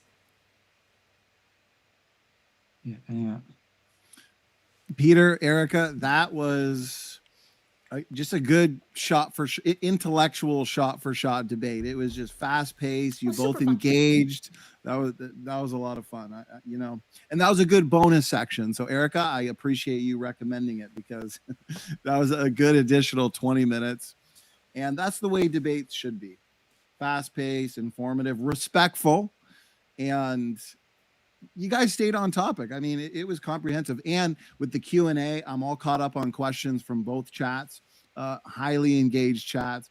And I can tell that these questions will help us to expand even more, leaving no stone unturned, meaning, Erica will be able to engage the waiting time problem as well. Wonderful. Can you give me 1 minute to just go make a stop? Yeah. If you wanted to use a restroom break or something like that before closing. I would also like to. I've drank 2 bottles of water, so I'm going to mute myself and also go. So, Donnie, you're going to have to, as they say, vamp. I can fill the dead air. I snuck away about 45 minutes ago. I've had a lot of coffee and water. So, okay. Here on Standing for Truth, we got a good mix of debates coming up in the world of soteriology, theology, eschatology. But tonight is a creation versus evolution debate. So, I will give a shout out to our creation evolution debates coming up. So this one next month, back-to-back months, back-to-back debates. I'm really looking forward to. I respect all of these debaters as they are well studied and ready to engage these issues. So of course tonight, Gutsa Gibbon and Peter Line, a debate that I've wanted to see for a while, in my opinion. One of the best on the evolution side on hominin fossils, and one of the best on the creation side, coming together for a fruitful, memorable debate. So next month, this one is going to be a technical debate, a debate you guys don't want to miss. Paul Price and Dr. Zach B. Hancock, they both have engaged in debates in the past, and I'm glad we're bringing them together to discuss the question, are mutational effects a problem for evolution? This is what I love. I love getting out of our echo chambers, scientific echo chambers, coming together and engaging these issues. Dr. Zach B. Hancock and Dr. Dan Stern-Cardinal published a paper relatively recently, so congratulations to them on that, critiquing the genetic entropy hypothesis. And so this debate is actually going to be in many ways a deep dive into the material of that paper. I know Paul's been prepping a lot. I'm assuming Dr. Hancock is as well. And so again, the question, are mutational effects a problem for evolution? I'm excited for that.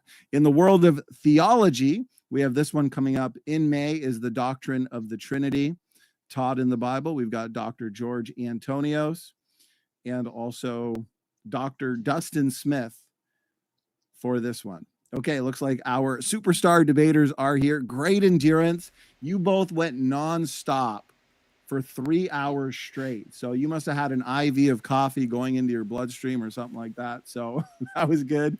And I love the fact that it was packed with visuals, sources, references, and I could tell as moderator, you both did a lot of prep because you came equipped to discuss points that you've heard each other make in the past. So, all right, closing statements. Good opportunity to wrap up our thoughts, wrap up our points. There was a lot discussed, a lot of issues brought up pertaining to the question, does the hominin fossil record support creation evolution? So let's land the plane now. Let's give the audience the best possible representation of tonight's positions possible for them to analyze, hopefully in an objective manner.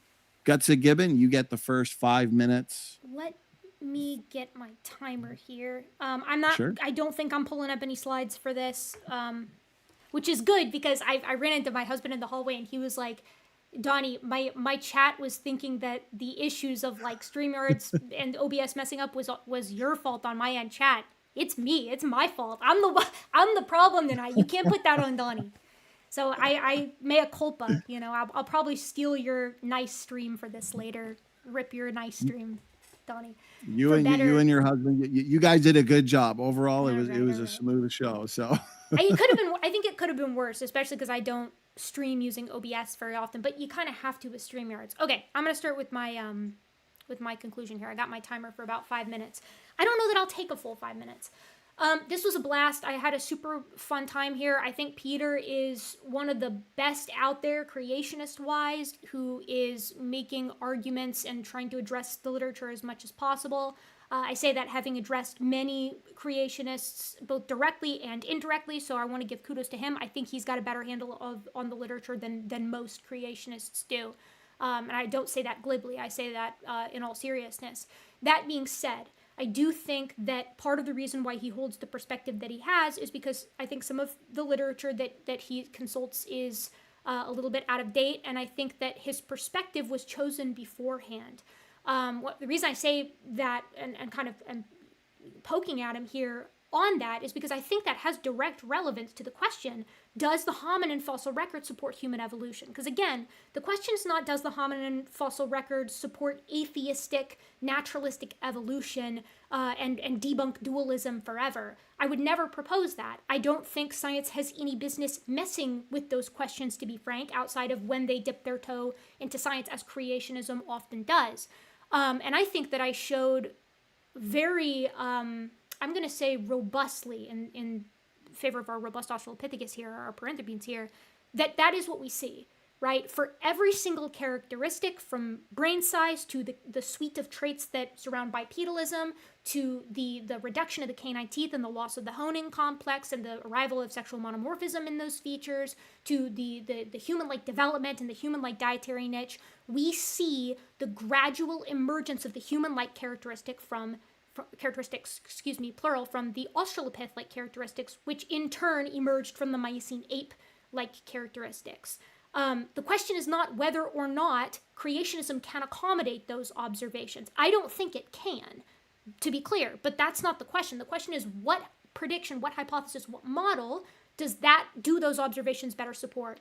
And going all the way back to Charles Darwin with his famous quote saying that it ought to be difficult to determine where man begins, that's in spades what we see in the hominin fossil record. And as I saw time and time and time again as I was preparing for this, the fossil record is only growing more complete. And incidentally, that actually makes it harder, not easier, to place these guys, because human evolution isn't linear. Things aren't trying to become human. They're evolving under the pressure of natural selection, and gaining variability through mutation and sort of under the evolutionary mechanisms throughout 7 million years of history and going off in their own unique ways, which is how you get bipedal, humanish looking things like Paranthropus that they're definitely not human. I think from the hips to the feet to the shoulders to the head to the palate to the teeth to the knees to the hands to the arms, every characteristic of modern humans arrives slowly, and you can look through the literature and watch that happen. I think that creationists are going to have a harder and harder time denying this as time goes on, which I think is in part supported by the notion that creationists like Peter accept that Australopiths were bipedal. Now, I don't think that he accepts that they were as bipedal as humans, which of course I don't think they were either. But I think we differ in where we would place them along the midline. But I think I showed quite conclusively that according to the literature, according to the math, they map just off to the side of humans, far more similar to humans than any other non-human ape. And that makes sense because they're apes, just like humans are apes, but they're sort of evolving towards us, but not necessarily with intent, at least in my opinion. There are theistic evolutionists who do think that kind of thing is guided and intentional, and that's fine, right? We're, again, to be clear, we're arguing, did human evolution happen, not who's in charge of it, or, was it divinely inspired or set in motion, or this, that, and the other thing. So, sort of in conclusion, I don't think I've seen a convincing case here today or ever that the hominin fossil record doesn't robustly support human evolution from a more basal Miocene ape. And I guess I say that in part because I'm so familiar with literature, because this is what I study for a living, and what I hope to continue to study for a living. And hopefully, there will be more people like Peter who are willing to have these kinds of discussions, because believe it or not, it's hard to find people who are willing to sit down and talk about this topic with me. At least I've had trouble finding people who are willing to do so. So whenever I do, I'm immensely grateful. And, I sincerely hope that both Peter and I are coming at this from a perspective of just, we want to understand the world better. And we want to believe as many true things and as few false things as possible. So that's my conclusion. Erica, thank you very much for that 5-minute concluding statement. I'll reset the timer. And oh yeah, I got to say, I was jealous during that segment when you guys kept pulling up your hominin fossils. I was thinking, man, I got to get some of those. So I need to figure They're out. pricey, I do have DC and Marvel collectibles. Do those count? Yeah. Maybe not as cool. Maybe Sure. not as educational. Sure. I got this. I got this dragon Oh, man from Harbin. Well, that's a cool eBay one. for about $40-50. Yeah, that's a good one. Well, Harbin's I painted it myself. That was a good price. Yeah, That I do is have a a good Dragon one. Ball Z collectible. Yeah. Is that it? Cool? Yeah, that counts. That counts. Yes. Okay, a point for me. Um, So, all right. I like it. You guys are good sports. I love when people can be passionate and energetic, but also just a good sport, keeping it fun. So, 5 more minutes. wait, Peter. I gotta find where. Yeah, take your time. To those asking in the live chat, yes, I've got all the questions. So we're going to make sure we get those super chats. Can you Some of see them the- are kind of the- fiery, so apologies ahead of time. So I'm gonna. Can you see the debate closing sign there? Yes, looks good, Peter. Yeah. So I'm gonna. Because I said I'd present the waiting time and the closing time, so I will, but yeah. So I'll just go through this. Okay. So hang on. So I'll start it now. Yes, 5 minutes Okay. starting now. Go ahead. Okay. All right. Now, evolution it's often treated as if it's a magic wand with godlike powers that people forget it's only a construct of the human mind. Can it, in theory, do what its proponents claim? The waiting time problem helps answer this question. So the question I want to briefly look at is the probability of transforming an Australopithecine such as Lucy so that it can perform endurance running like a human, as this appears to be unique to humans among primates. Now, evolutionists Dennis Bramble and Daniel Liebman listed features of the human skeleton with functions adapted for endurance running, said to be derived that were first present in Homo erectus or Homo sapiens, but not present in the Australopithecine. Some features also benefit the endurance walking. The features are said to be necessary for head body stabilization, thermoregulation, counter-rotation of the trunk versus head and hips, stress reduction, trunk stabilization, and stride length. So Anne Gorger, an expert in development biology, examined the probability based on there being 16 such features first appearing in Homo erectus or Homo sapiens.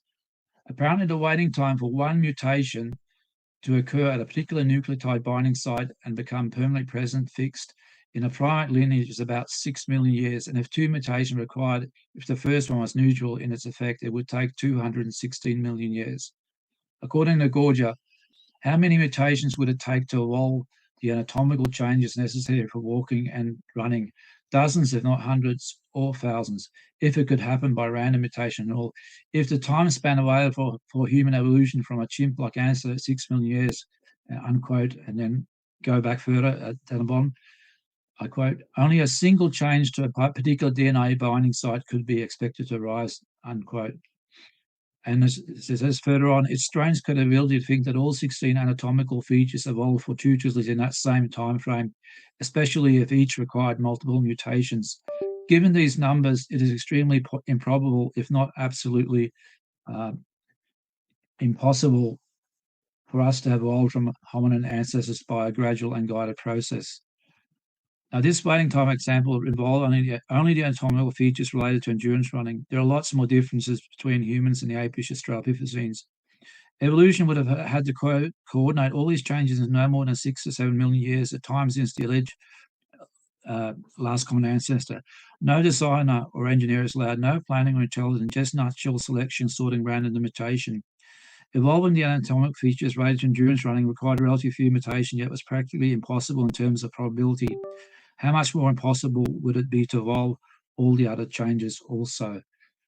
So that's kind of, I've still got a couple of minutes left. So let me just say that that's the end of my formal closing, that, yeah, I enjoyed this. I learned a lot from Erica. She must be one of the smartest people I've met.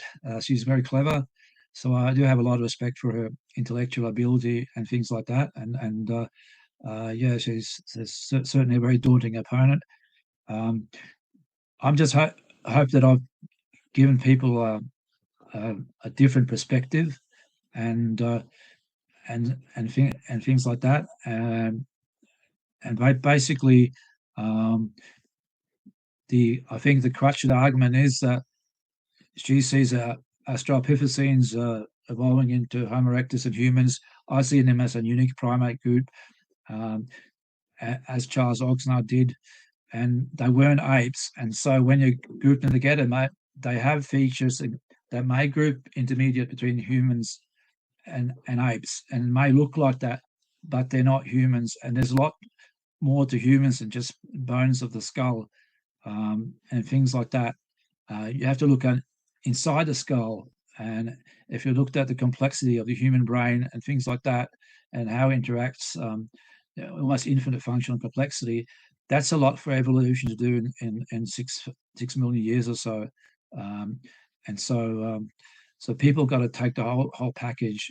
And yeah, so anyhow, I'm glad to have had this debate. I think I learned a lot, and I think it's the first time I've ever had a debate. So anyhow, so thanks for that, and thanks to Erica for debating me. And yeah, that's it. Thanks, Donnie.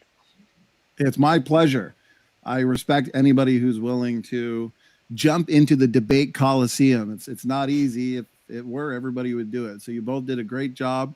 Peter, hopefully we've got you addicted, and we can get you some more debates as well in the future. So, but yeah, that was a great debate, very informative, and you both were good sports. I'm just organizing all the questions here. We have some good ones. I look forward to these Q&As because there's just so much to discuss on these issues, and a lot of the questions that I'm looking at is going to really help us to expand on this topic. So, since it's fresh though, the first question that I am going to throw in to the mix, question of my own, since it was brought up a couple times, waiting time problem, a big point discussed on both sides with creationists and evolutionists, a fun topic for sure that I think deserves a little bit of back and forth, at least in terms of the way we structure questions, which I should make sure we're on the same page. So whoever the question's for, let's say it's for you, Erica, you get to respond first. Let's try and keep responses to 1 to 2 minutes, but I don't like to be overly strict. Some questions might require a little more detail. And then Peter can respond, and then whoever the question was for gets the last word. And so, waiting time problem. Is it a challenge to the evolutionary position? And therefore, we can consider it a question for Erica. So, Erica, let's give you the first response. Peter will allow you to give your thoughts or rebuttal, and then we'll throw it to Erica for a final word, since it's a challenge to you, Erica. So, okay, let's start off with that one. Yeah. If you have... Of course. Donnie, will you share my screen? Of course. I'm on it. It's like you knew it was coming. I know. Well, I said in the side chat and accidentally revealed to my entire viewership that the super extra secret side chat where we were just talking about like random stuff. Kind of a classic move on my part, unfortunately. They get to see behind the scenes. Yeah, they should feel very special about that. Exactly. Okay, so we got that, and then I got to go to my bonus, make sure that that is, wait, no, that, and then this. Wait, hold on, I know I can do this. I went over this just a moment ago. Because I've got to go to StreamYards. Goodness gracious almighty. Okay, you know what? Whatever. I'm just going to keep it this way. No one's going to like it because it's not full screen or whatever, but that's just going to have to be the case. So I pulled a lot from Dan Stern-Cardinal, who's, he's an evolutionary biologist. He's talked a lot about this subject. Him and Zach Hancock, who's a population geneticist, have discussed the waiting time problem a lot. Essentially, it boils down to there's too many differences between humans and chimpanzees, and so how do we account for it? Like 30 million differences between humans and chimps is a lot, and it's generally repeated across a lot of creationist organizations. There's three primary problems with this that have been pointed out by both Dan and Zach Hancock, and you can find this in the general literature as well. The first is that in all, as far as I can tell, of the creationist publications on this, including the one that Peter cited there, they assume that mutations are actually occurring serially rather than in parallel. This defies literal direct observations and specific experiments within evolutionary biology. Populations develop countless variations simultaneously, and on top of that, they recombine. So mutations don't have to happen in a single individual serially. Populations generate countless mutations individually, and then as a population they represent tons of different variation, and then they recombine to put these mutations that evolved separately or mutated, I should say, separately in individuals into offspring. Finally, creationists tend to assume a specific target sequence, which is not how evolution works, and specifically Dan and Zach have both pointed out that when we look at the literature here, you can actually get the same result. There are many ways to skin a cat, many roads to Rome, as they say. You can mutate several different sequences, or mutate a sequence in several different ways and achieve the same functional or biochemical result. Finally, the largest problem I think here is that the actual numbers that humans and chimps differ from one another is not 30 million differences that a human has to generate. First, it should be 15 because it's in each lineage. But second of all, positive selection experiments have showed us that it's actually 100 to 300 genes specifically, which is orders of magnitude smaller than what's usually reported by creationists. So that's going to be my 2 cents on that. And that was good timing. That was just about 2 minutes. So if we could keep it to that throughout the Q&A, that'll be great. Peter Line, we're going to hand it to you now for a roughly 2-minute response on the waiting time problem question. Go ahead. Well, I think where the mutation has to go, it has to be a lot of these the features are coded for in specific parts of the genome, and so whatever regulates these features, you have to have a specific mutation. And the problem also is if a lot of these features don't need more than just one mutation for it to work, and so there has to be a coordination. And the thing is, so if you needed two, that's the really big problem. You have to have two for it to work, otherwise it's neutral, it doesn't work.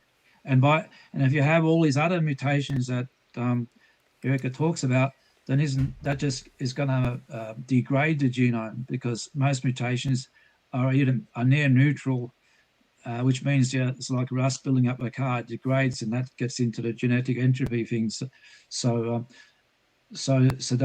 basically, that's the thing. So you could have all these mutations that if it was just at any binding site would do, then that would reduce the waiting time a lot. But it isn't just any binding site. It has to be particular binding sites for it to work. And a lot of the features require more just than one mutation, and that becomes a really long time and a fixation time, and it's just not practical. And that's why, that's why if you look at it from this point of view, To me, it's just a mathematical impossibility, and sort of, yeah. Anyhow, I'll leave it at that. Thank you, Peter. Erica, we'll give you the final minute response. Go ahead. Yeah, it doesn't have to be a specific targeted binding site. That's what the paper that I showed on the screen on slide 3 that actually showed, that you can actually get the same result by just countless different tweaks to the sequence. So there actually is no specific target binding site that you have to reach. And then the second thing is genetic entropy is not real. Sanford and Sanford mostly was the one who proposed it. He's a creationist, but it was actually debunked by Stern, Cardinal, and Hancock, two friends of the channel who published in the formal literature an experimental takedown of it, and it has not been responded to by Sanford or any other creationist as far as I'm aware. Okay, Erica and Peter, thank you for those responses. Next question comes in from Deactivated2653. Thank you for the question, super chat, and support. $5. Question for both debaters. What piece of evidence and or argument is your smoking gun for this debate? Maybe in other words, what's the best argument you can present, elevator pitch style, for the hominin fossil record? I guess, Erica, since you had the last word, the last question, did you want to start? And then that way Peter can go second. Yeah, or Peter can go first. I went first last time, but I don't mind going first. Yeah, well, it's a question for both, so I guess whoever would like to go first. Yeah, for me, the smoking gun is just the entirety of genus Australopithecus. Without genus Australopithecus, you could feasibly separate out genus Homo as something that is wholly distinct from the Miocene apes, but Australopithecus actually bridges the gap from the Miocene apes to all of early genus Homo and even some middle genus Homo across every conceivable characteristic. Thank you very much, Erica. Peter, floor is yours. Yeah, well, I'm not a great believer in smoking guns but the stronger argument, I think the brain size, that the fact that, say, it was a recent thing that Jungstian 2 cranium 11 to 43 cubic centimeters appeared relatively soon in evolutionary time after the birth of Homo erectus. We only expect small Homo erectus brains. That goes against this gradual evolution over a couple of million years, because the brain size was already well within human range early on. So it just shows there's a lot of variation. We can't explain everything. Why many erectus brains were of small size. That one thing I haven't explained yet. Maybe it had something to do with their robustness or something. I'm not sure. There's certainly something to think more about. But yeah. I think that the erectus brain recently coming up large early on just defies the evolutionary argument. Thank you, Peter. Okay, that was a question for the both of you. You both got a response. So let's move to the next one here. Lone Sky Hominin coming in from Guts at Gibbons channel. $10 super chat. Thank you very much. Now, and some of these are comments, but with some points built in. So even though there's not a question mark at the end of them, feel free to engage them if you'd like to. Hope you mentioned to see transitional growth period that the Demonassi hominins show. I think you both engaged that a little bit. Keep up the beautiful work. Proto Dr. Gibbon. Okay, anything there you want to? It is directed at you, Erica, so go ahead. Yeah, any thoughts? It's a really important point, right? Because if these guys, and this applies to Naledi and to Homo floresiensis as well, if the reason they look apish and primitive is due to pathology, then we should see delayed eruption times. Instead, they exhibit an accelerated ape-like eruption time pattern, which is the complete opposite of what we'd expect from cretinism here, or hypothyroidism. So this is a wonderful transitional stage, and it's not just Demonassi, but also Narukatomi boy, or WT15000 Turkana boy, who fits snugly in between Demonassi and later Homo erectus. So this is a transition for a major stage in differences between humans and non-human apes. Thank you, Erica. Peter, over to you. I thought it was just for talking about. I guess if there's anything you want to add to. I think there's where in humans too, there's a lot of maturation times can differ. They may go through stages, but there's a lot of different time. There's a lot of differences in that, and even in some of the, I don't know about the Dmanisi growth rates, but I know in the Narrator boy that there's been a lot of variation in estimating what age he was and how high he'd grown, because the maturation times are kind of varied a lot. So so I'm not 100% sure about these estimates of the Dmanisi, the growth, whether it was that accelerated or not, because humans vary too. Thank you, Peter. Erica, you get the last word. Question was for Yeah, you. Nurikatomi is a single specimen, and we're looking at epiphyseal growth plate closure, usually for it, less so with the tooth eruption time, but I'm pretty sure the literature for that is out there. Dmanisi is multiple individuals, over a dozen teeth, if memory serves, and it shows this pattern consistently. So I think that's a tough sell, that all of these guys just happen to have an ape-like variation. I think that this match is an explicit prediction of evolution. Thank you, Erica and Peter. Okay, next one comes in from the Aro 44 $10 super chat. Thank you very much for the support. I think it's directed at you, Erica. Let's work through it together. Bacteria have failed to evolve novel proteins despite countless generations with strong cell pressure. Selective. Why then assume hundreds of new proteins emerged during the alleged evolution of chimps to humans?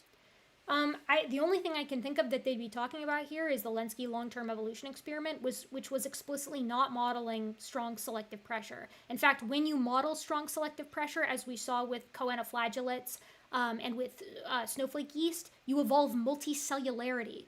When you apply selective pressure, we have evolved multicellularity twice in a lab, once from predation and once by filtering on the basis of settling out of substrate. And in the snowflake yeast, we actually saw the differentiation of cell types. And that paper's coming down the pipeline if presentations at conferences or anything to go off of. So this is not correct. We do, under strong selective pressure, we actually see enormous new variants emerge. So that's what I have to say about that. Thank you, Erica. Dr. Peter Line, floor is yours. Well, I guess I would kind of agree that you can't assume all these proteins have emerged, and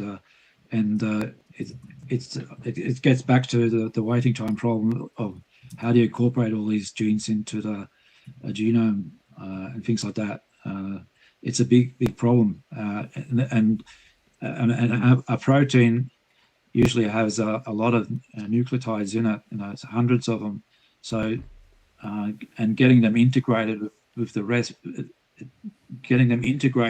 new gene integrated with the rest of the genetic machinery and the physiology of the body, that's the big play. So, yeah. Thank you, Peter. Erica, you get the last word. Question was for you. Yeah, I mean, we just see this happen, right? Like, we see this happen in experimental populations. When you apply strong selective pressure, you see the emergence of drastically different characteristics that didn't exist in the population before.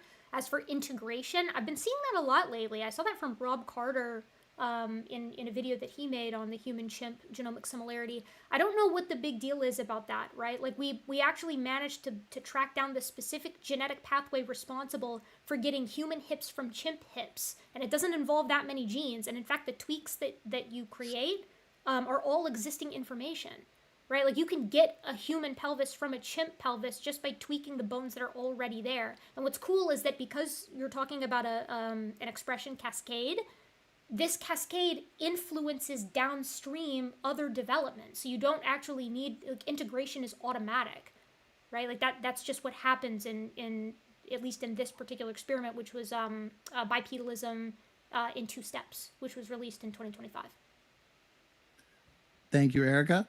Next one comes in, Honey and Bees 8202 from Gutsy Gibbon, $20 super chat. Artemis touchdown. So I guess 2 big events were taking place. You guys debating, but wait a minute, space isn't real and the Earth is flat. So no, that's we can all agree on that. Yeah, there you go. There's some agreements there. Okay, next one. Let's see here. Another one from Erica's chat. Cheetah X, $28 super chat. Thank you very much. Why are the figures shown in Peter's presentation actually in support of evolution? So it looks like it's directed at you, Peter. Could Peter maybe explain some of his or Erica's figures? Erica can pick one out. Okay. How would you guys like to engage that? Should we just hand it to Peter, get his thoughts if you remember what those figures were?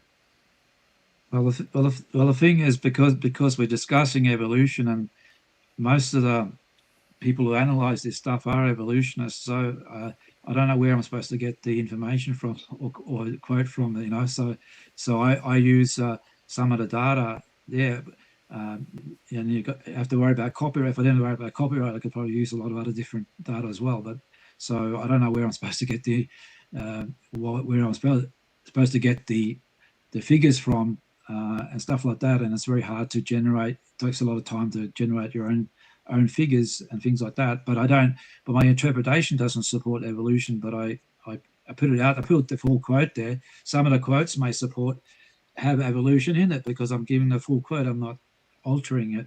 Okay, I'm not sure which particular figure you're referring to. It's honest.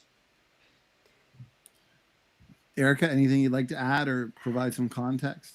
I mean, I would pick one out, but I think we kind of did this already, right? Like when I had the canonical variant analysis by Crompton and colleagues in 2024, when we were looking at pelvic shape variation,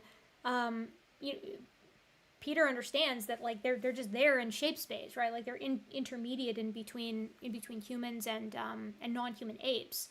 I think if the problem that he has with them, I'm not really sure. I'm not sure why he doesn't buy that as them being, as intermediate as they are, like in fact more similar to humans than they are to other apes. But I don't think pulling a figure up is going to change that. I don't think that's going to we're going to get anywhere new with that. Peter, I think he was sort of talking about the figures shown in my presentation. I think maybe that's why when I was doing it and Erica was putting up her data, maybe that, I don't know where was that anyhow. I'm not sure, but yeah. Well, I appreciate it. Thank you, Peter and Erica. Petite Flower from Gutsit Gibbons channel, $5 super chat. And looks like they got some kind words for you, Erica. They say, I know you have to practice, but you give the impression that you could teach the evolution of hominids in your sleep. Is that true? Do you dream about teaching classes about hominids? Leading up to this, I did have one dream that I tried to do this and none of my slides worked. And it was I woke up in a cold sweat. But, I taught this for 4 years formally in a university setting. So I know this stuff pretty well, especially the basics. But I also do it here online, and I love doing it, and it's also what I'm getting my doctorate in, so I kind of feel like if I couldn't do this, they shouldn't give me my doctorate. This is the bare minimum. All right, very good. Now we've got one for Peter. Comes in from Cheetah X, $5. Thank you very much. Peter, explain the boundary between humans and apes. And so is there like a line that we can draw? Maybe even since we're talking about hominin fossils, we can look at a skeleton or a suite of fossils in the fossil record and say, hey, this tells us this is human, this is not. Well, I think if you're talking about extant apes, I don't think would be very difficult between human and ape. I think that we've had the discussion about the fossil record. I think it's the Australopithecus in habilis and humans as in erectors. That's the kind of, I think that whether that's what she's referring to or him, I don't know, him or her referring to. So I'm very reluctant. I'm not into sort of making all these diagnostic criteria about this and that feature like that. Is a smoking gun sure for your side because that can be, because you may always find some sort of exception to it, but the thing is, you could say humans have large brains, but then Daniel Lyon didn't have a large brain, so you have there's all these exceptions. It depends if you want the normal standard human, well, then fair enough, you have a large. No one has I don't know of any ape that has a cardiac capacity over 1,000 cubic centimeters. but then there are humans who have less than that. So it's not a boundary. It's very difficult to the and there are things in apes like that like say humans don't have one cusp, the P3, the first premolar cusp. Humans have two cusps. Some apes generally have one, but some have two, or at least Australopithecine have two. So that's not a boundary either. So it's kind of it's very difficult, top of my head, to work out some silver bullet. Thank you, Peter. Erica, the floor is yours. I mean, I think that's the problem, right? Like, that's why creationism can't be scientific in this perspective, and that's why there are no creationist paleoanthropologists, because they can't be split out. As Peter outlined there is no way to actually draw a line and say all of the humans have this and this is the humankind. It's not possible to do.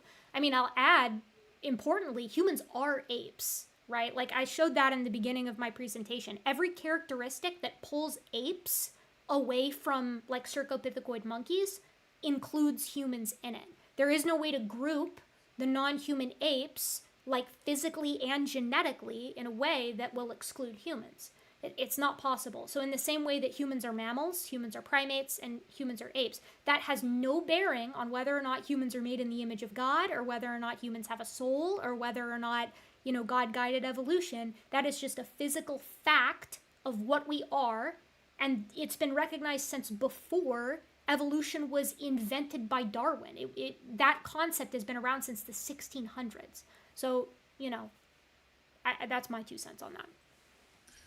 Thank you, Erica. Peter is directed at you, so you can have the last response. Yeah, well, I don't think human and apes. I think if you actually could analyze the DNA of a lot of these erectus finds, you'd probably be able, and the Australopithecines, and you would be able to differentiate it, but we haven't got that information. But you can, from the robust human we've looked at, which Denisovans, and a lot of them, people believe that some of them, like with the Zia mandible and in Tibetan Plateau and a penguin mandible, were very erectus-like. And so there'd probably be maybe some erectus, particularly from Southeast Asia, like in Java perhaps, or China, that are Denisovans. And I would include Denisovans as humans. And they would not, and if you could had a genetic code of Australopithecine, you'd find that the gap would be big, like it is between chimpanzees and humans. Remember that the 98% difference, that's generally the 2% similarity or whatever, or not 98% similarity or 2% difference, I should say. That's the protein coding sequences, something like that. If you add the whole genome with all the regulatory sequences, then you're getting into really big numbers, and very big numbers. And some say it's 15%, which would be 400, which would be about 450 million base pair differences, and that's a lot over 6 million years. And the thing is, the regulatory part of the genome may be probably more complicated than the protein coding sequences part, because regulation is all about coordination and stuff like that. But I'm not a geneticist, so I'm not going to sort of go too far on a limb on this. Thank you, Peter. I've got a couple questions on this same topic, and it's an interesting one, so I'm going to merge them into one. And I suspect there might be another point of agreement here, like earlier, the Artemis and flat earthism. So looks like it's directed at you, Erica. Some people, Chris Roop specifically, holds the view that Lucy was a human pygmy. What are your thoughts on this view? But before you respond, maybe to insert a little context for when Peter responds, some people might say, well, when debating evolutionists like Gutsa Gibbon, the superior approach to engaging the Australopithecine, specifically Lucy, Australopithecus afarensis, is that Lucy was a human pygmy and not some extinct ape or ape-like primate. And so perhaps, since it came in a couple times, it's a big issue, let's engage it a little bit. Erica, what are your thoughts? Yeah, I think me, Peter, and Donnie are all going to be on the same page with this, at least having watched both of their programs on this topic. I don't think this is a tenable position at all. And the reason is because we have Australopithecus africanus or Prometheus in STW 573, 95% plus complete skeleton, and its pelvis, in fact, all its features, match those of other Australopiths. So if you're going to say that Lucy's pelvis belongs to a human, then you're going to say Australopithecus africanus is a human also. And thus all of the Australopiths are humans. And I don't think creationists want to do that. So I don't think this is a tenable position, and I think anybody who's read Stern and Sussman 83 or any of Lovejoy's work on the subject would agree. Thank you very much, Erica. Peter, what are your thoughts? Yeah, well, I think I gave a talk about it before, so I don't want to be. It's hard, difficult. I don't want to be too unkind. So, you know what I say. But yeah, no. Obviously, I don't disagree. I don't agree with Chris's position, and it's like Erica says. One of the problems is if you accept Afarensis Lucy as human, you kind of have to accept the Littlefoot as human because it has all the same criteria. You know, like he's got the diagnostic criteria of anterior inferior iliac spine. Initially, that was said to prove Lucy was human, but even Australopithecus bambuli has that, and all the Australopithecines, the pelvises that I know have had that. Even Ardipithecus ramidus and the Africanus specimens and Sediba. So that doesn't. Then it was the even in a robust Australopithecine skeleton they recently found in South Africa, the smallest one yet, about a meter tall, and then he added some other things to that, like at the distal end of the femur, a deep patella groove and elevated patella lip, and the condyles were sort of flattened at the edges. But then similar, Littlefoot has that, and so does that robust Australopithecine. And then the latest thing in the paper, he added isthmus breadth to it, which is sort of, let's kind of have to work out what it was. I had to go back to Lovejoy's student's paper circle. It's a sort of measurement from the greater sciatic notch to a point on the anterior inferior iliac spine and a certain width and the height of the pelvis divided by that width or something like that. Anyhow, the problem is that they only analysed Lucy and some other human or robust humans, not any other Australopithecines, but they did analyse Ardipithecus ramidus and that group of humans. So that doesn't fit either. So that's the whole problem of this. You kind of, I hate to say it, but if you accept it, you're kind of basically turning humankind into a planet of the apes, and that's a disaster. And so I hope he kind of can back away from that and just, you know, because it serves no purpose. It just I'd say a horrible own goal, but I scored in my younger days. I scored an own goal once. And the thing is, it's not deliberate, it's unintentional, and you feel really bad about it. And this is not, yeah. Anyhow, that's all. I don't want to say too much more. He's a great guy, things like that. I just wish he'd reconsider and go for the arguments again, because this isn't helping any at all. And there are a couple others, at least. Like there's one in the chat. Erica's familiar with C Science Film Labs. You know, good friends they are. I think that hold to a similar view. So you know, it's worth engaging. And before we hand it to you, Erica, for the last word, I'm understanding from what you're saying, one significant point is that if to be consistent, if someone were to conclude that Lucy was a human, then by extrapolation, since other hominins, Australopithecines like Prometheus, you mentioned, Erica, like Littlefoot, to be consistent, you'd also have to conclude that Littlefoot's human, Sediba's human, which I think very few creationists would be comfortable doing that. Yeah. So let's throw it to you for a final word. Yeah, Erica. I mean, it's that exactly. If Chris Roop wants to make this case, then he needs to come up with a suite of characteristics that the Lucy pelvis has that no other Australopith pelvis has, right? His work is clear and cut out for him. But that's not doable, because that pelvis, as Dr. Lyon has mentioned several times, has been included in every single analysis of the pelvis imaginable. They have measured every nook and cranny of this thing, and it lumps with the Australopiths. All the Australopiths form a very wide, it's varied, right? But they all share far more with each other than they share with any other group. So if you're going to accept Lucy as human, then as Peter said, you're going to get Oreopithecus in that group. And I don't think creationists want to do that either. The Planet of the Apes was a good trilogy, though. The one that started with James Franco. So, okay. Next question. Thank you very much to the both of you. Dustin Buck, thank you. $5 super chat. It looks like it's for you, Erica. I'm just kind of glancing over it. If eating meat is marked with an increase, and this was a good segment of your guys' discussion. I really enjoyed this part. The adaptive purposes, perhaps, of with the early hominins and brain growth and so on and so forth. So if eating meat is marked with an increase in intelligence, then why don't carnivores exude more ability to create tools? They don't have the ability. Evolution is constrained by what it has, right? Like one concept that I think creationists miss a lot is that evolution isn't trying to create brand new structures and functions. Organisms change when mutations are acted upon by selection, but what you have in that given moment is what you have to work with. You're not going to see these massive leaps in brief amounts of time. And unfortunately for carnivorans, they descend from a group of animals, ferae, if memory serves, that's quadrupedal and that are digitigrade. So they walk on the tips of their toes. They don't have the opportunity to make tools because they don't have the equipment to even adapt upon, to elaborate upon.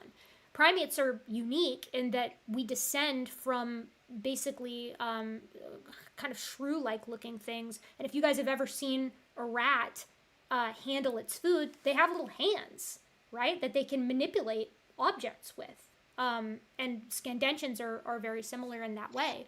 A really good analog for this is to look to other animals who similarly have the ability to manipulate objects and create tools, like cetaceans, who utilize tools to expand their dietary niche. Female dolphins will poke their noses into sponges to protect their little noses, and forage on urchins, which most dolphins can't do.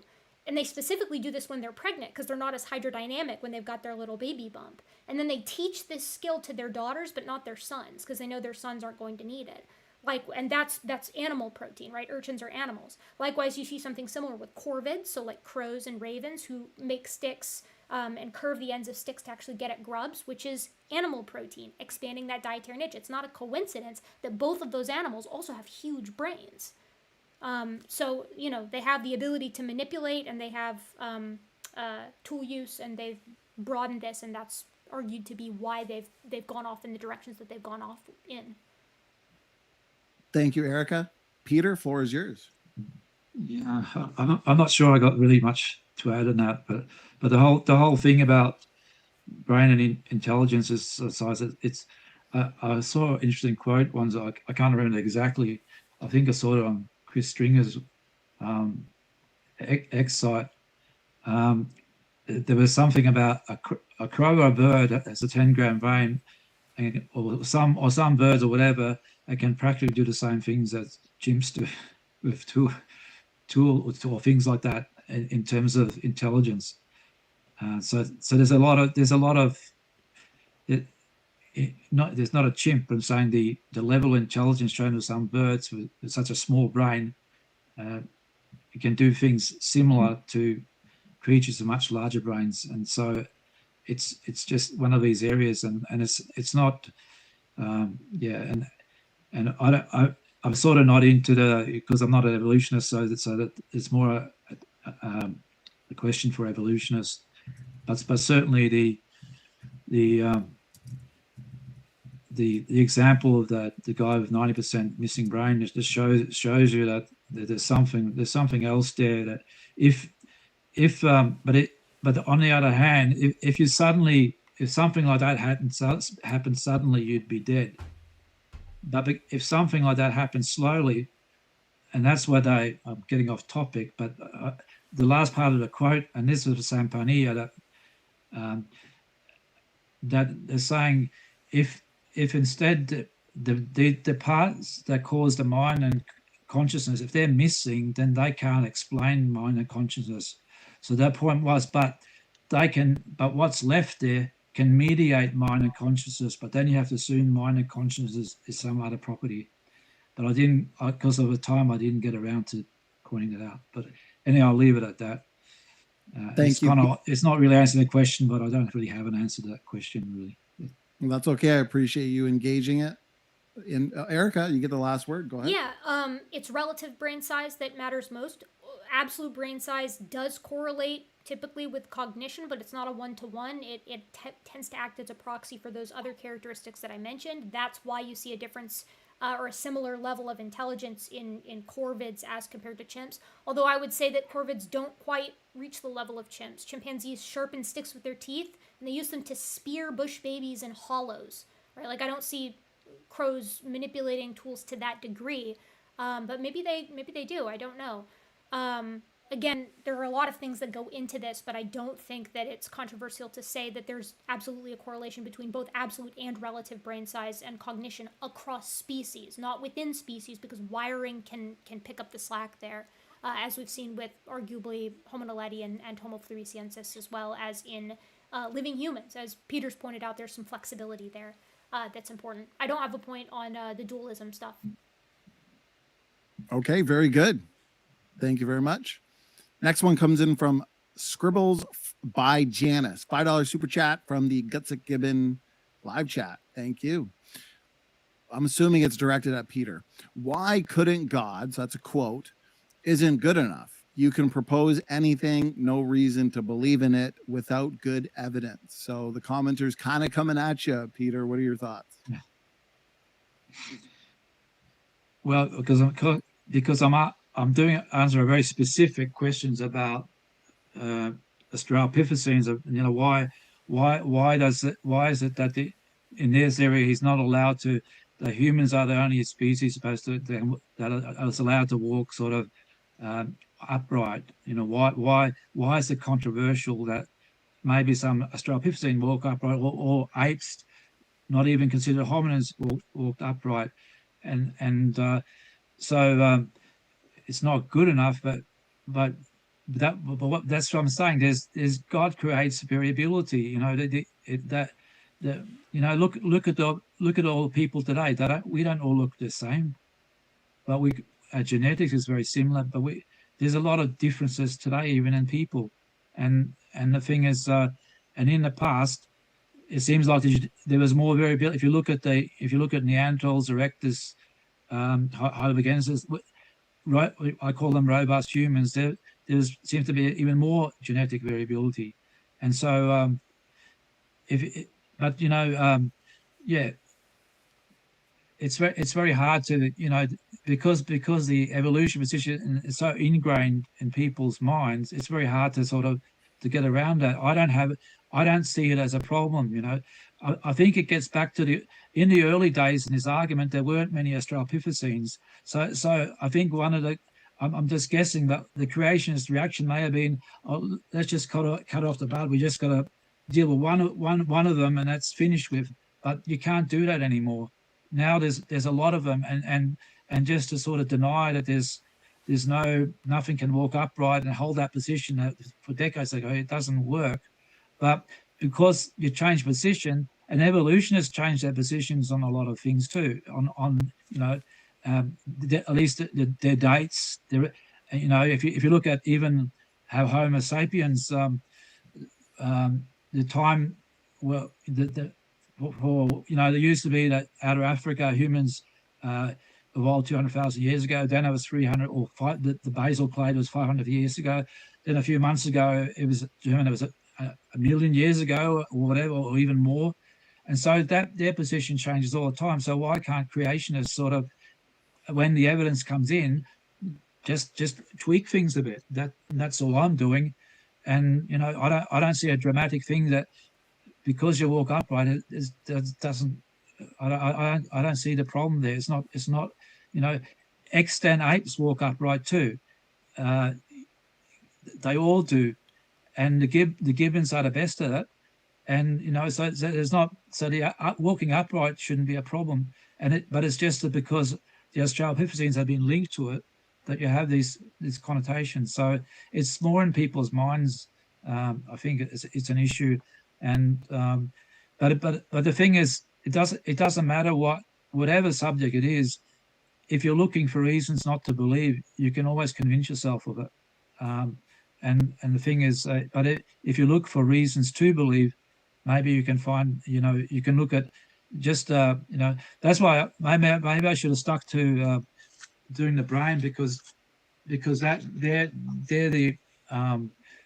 the evidence is so strong of the almost infinite functional complexity of the human brain, justifies any sort of explanation except intelligent design.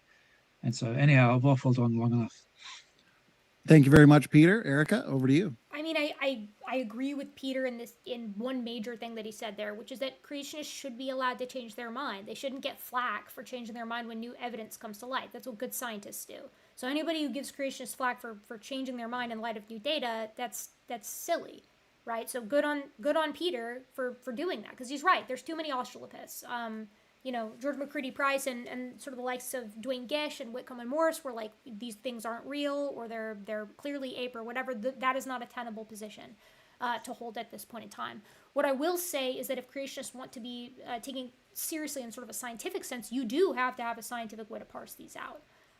And I fundamentally disagree, and I think I did show quite handily in my presentation that the type of bipedalism that Australopithecus is practicing is precisely the type that is expected for the evolution of bipedalism.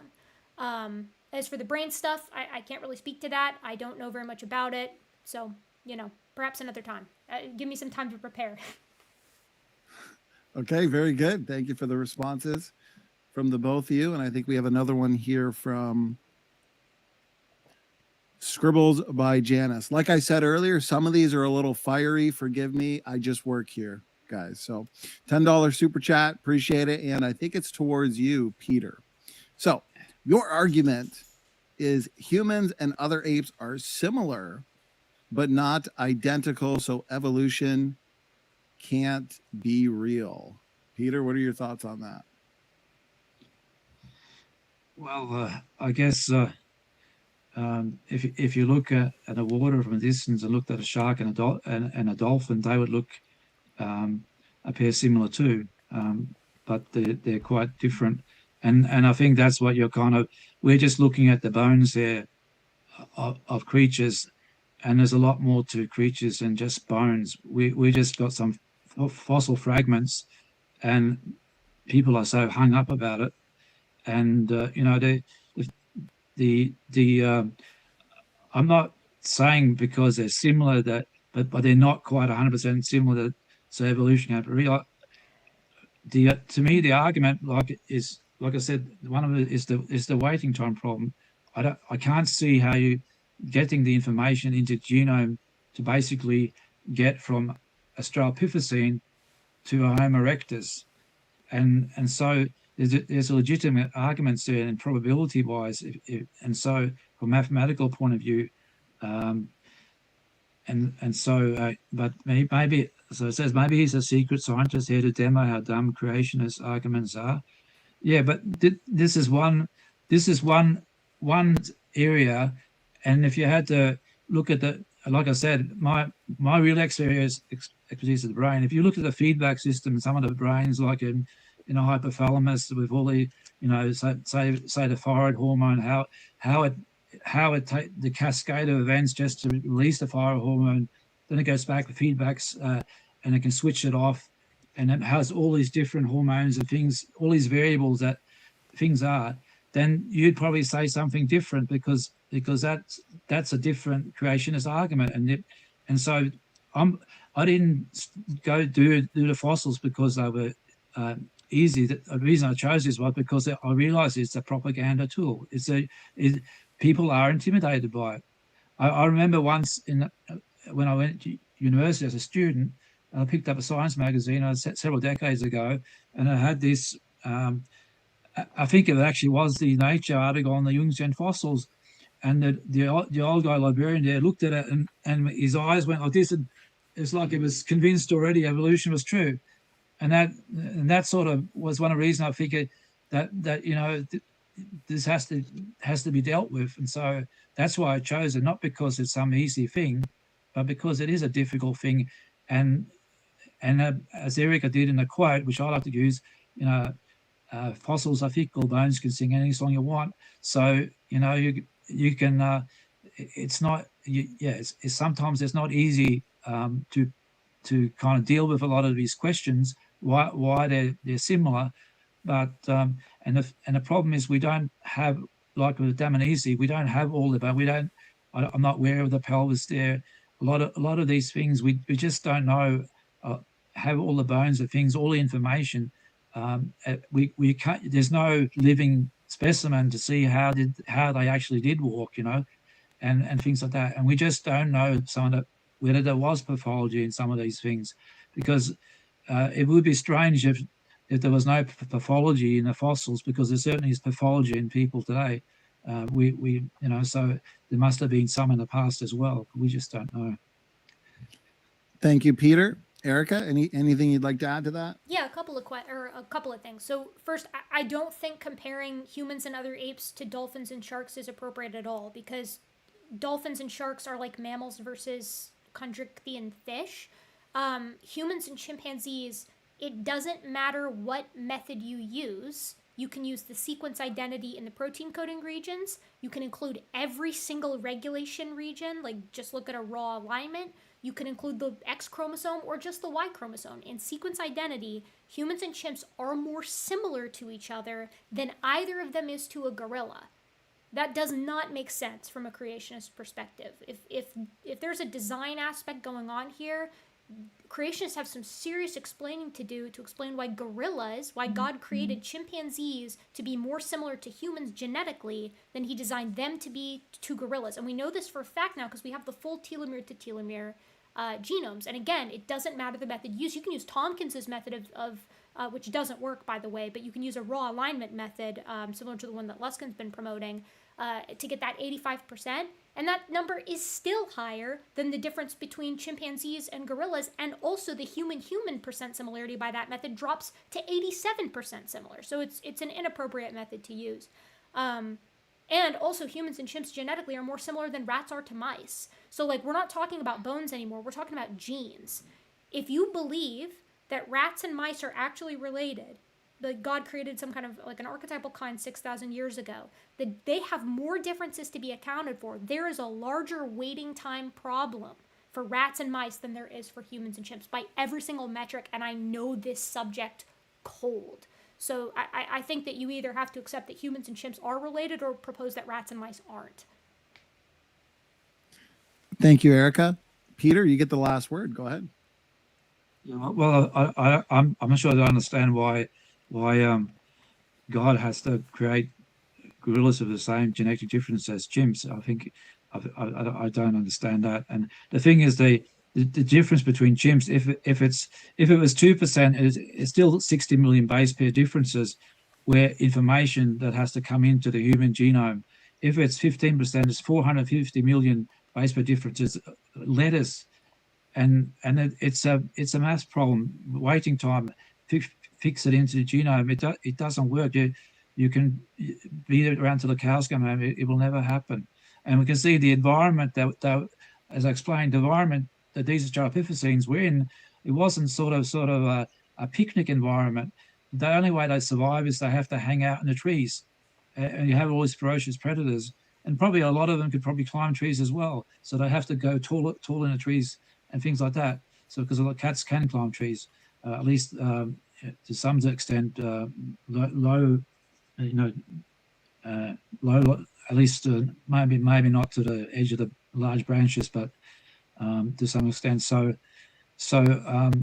there's a lot of I don't and I'll leave it at that. Thank you for that last word, Peter. From your channel, Erica, Hydrocool, $8 super chat support from Australia. Keep doing what you're doing, Erica. So that's where you are, Peter. You're in the future. Yeah. So it's still more. I guess it's probably early afternoon for you now.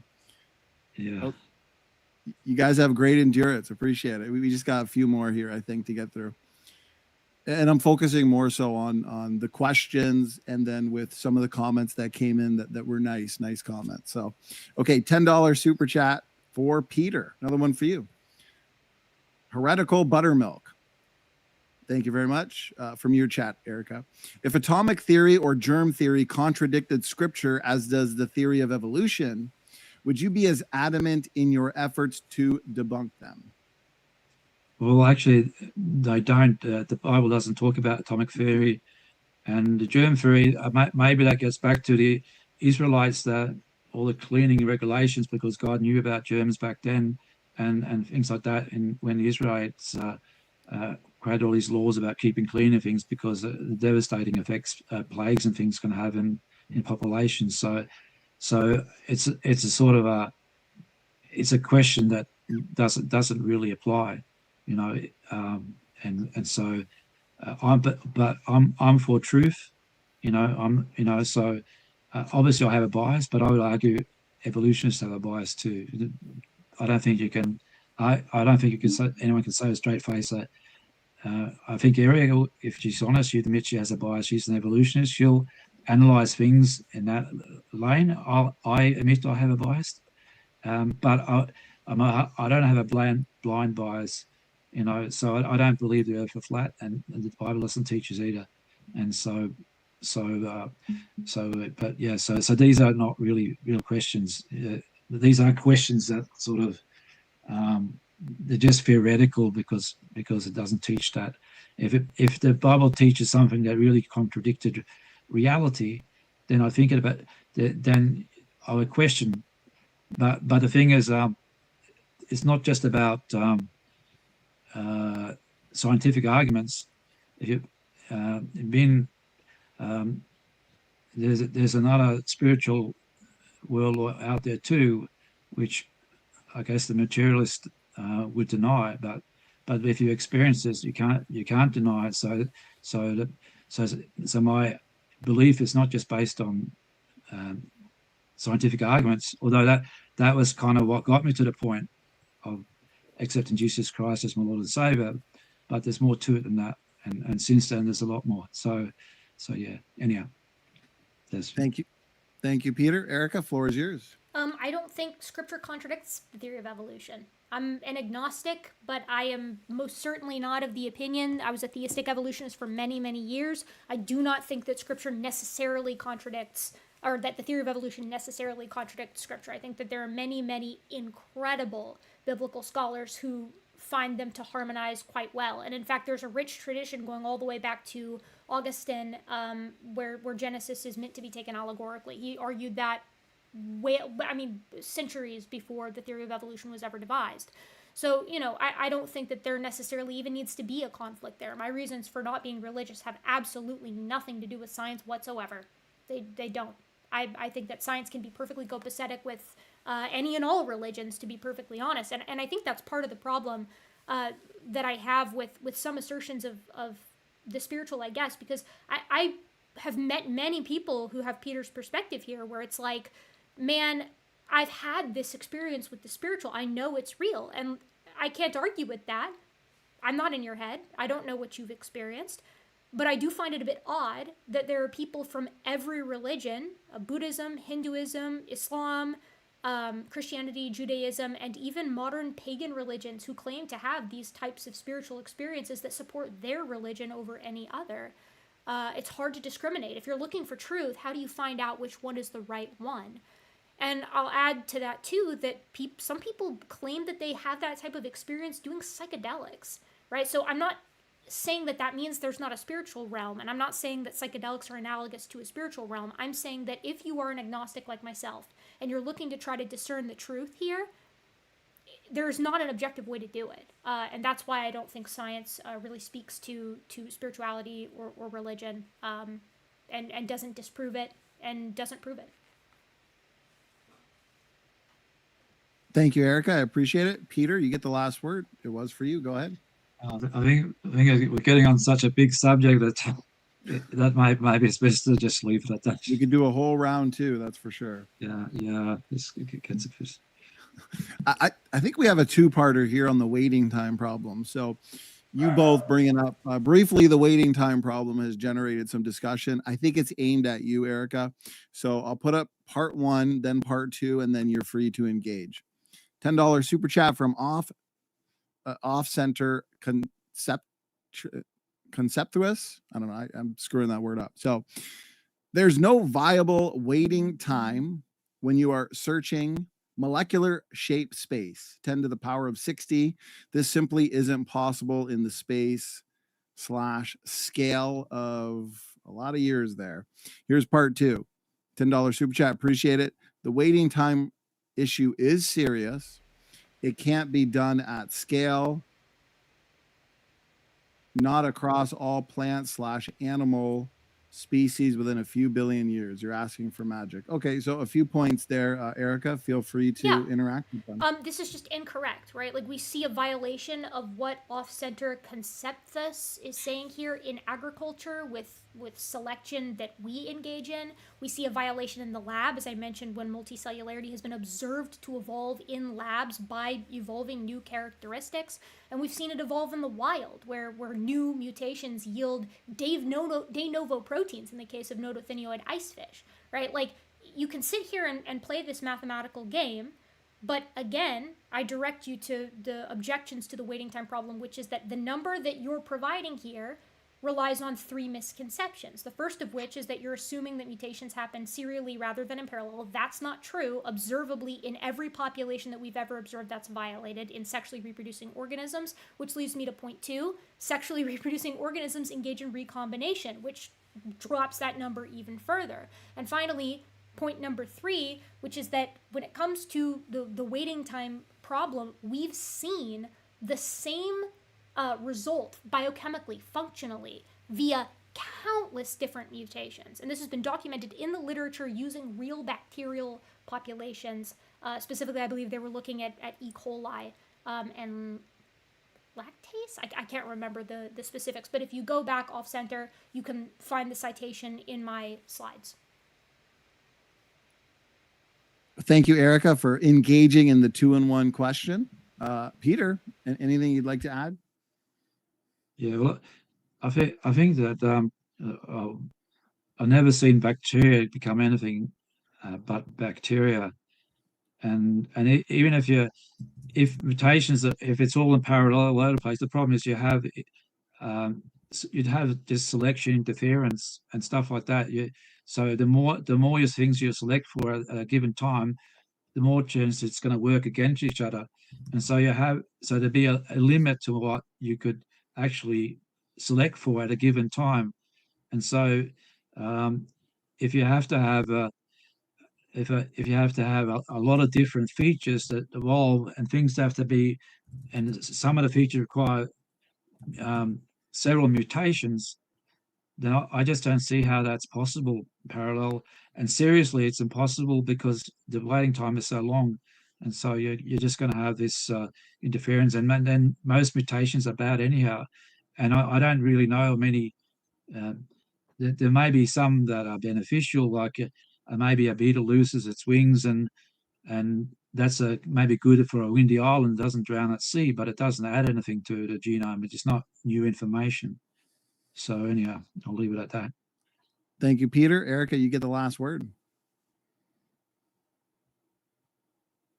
Oh, I think we might have lost your audio. Oops, I muted myself. Again, we have de novo proteins evolving in gadded fish and notothenioid icefish, right? Like, this is a new protein that in the case of the gaddids came from non-functional regions of their DNA that gave their blood an antifreeze property. That happened over the course of their evolutionary history, unless you want to propose that Arctic cod aren't related to other types of cod, which I don't think anybody here is going to propose. Likewise, again, like the waiting time relies on the calculations that off-center conceptus is presenting here, and those put out by Doug Axe and Gunter Beckley and a lot of these guys from the DI, who calculate it with incorrect understanding of how population genetics works. There's a rich literature out there dealing with this when it was initially proposed back in the 1990s, and that's why it hasn't gotten as much attention here in present day. You have to have a decent understanding of population genetics to engage with this, which is why if you want to do a waiting time problem debate, Donnie, the person that you need to get for it is a population geneticist. You need to get Zach Hancock on here, or you could get Dan Stern Cardinal. He knows quite a bit about it as well.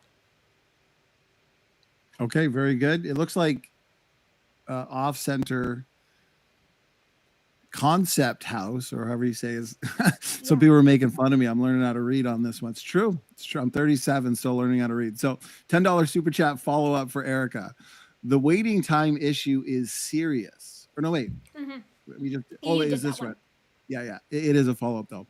I would ask Erica to quantify what she is asking for and run the numbers. E. coli doesn't replicate at the scale/speed as large mammals. So the ones that I was talking about weren't E. coli. The species that I was talking about was Coenoflagellates, which is a green algae, and then a snowflake yeast species. But I don't need to run the numbers. Zach Hancock already did, and so did Dan. They specifically looked at the differences between humans and chimps, looked at the amount of positive selection, which is how you determine functional differences between organisms, and calculated that the actual number of genes that differ between humans and chimps that would need to emerge is like 300 max, and that's using the most up-to-date published literature on the subject of positive selection, right? So if you want the math for this, Zach Hancock has a video on the waiting time problem right now that goes through the literature step by step,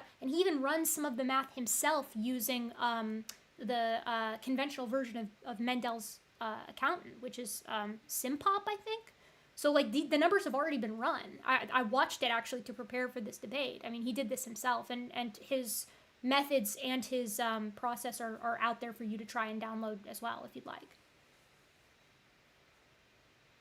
I got to say, I am looking forward to next month. Dr. Zach Hancock and Paul Price, perhaps they might dig into this a little bit, actually. I'm hoping so. Peter, is there anything you wanted to add to that, since in a way this is kind of a new question, but still same topic?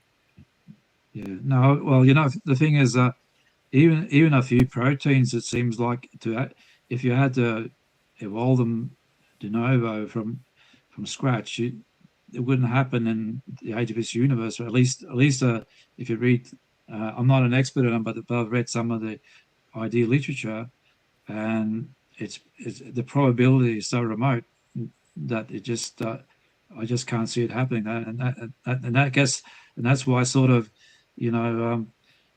people need to understand that the probability is one of the biggest arguments against evolution.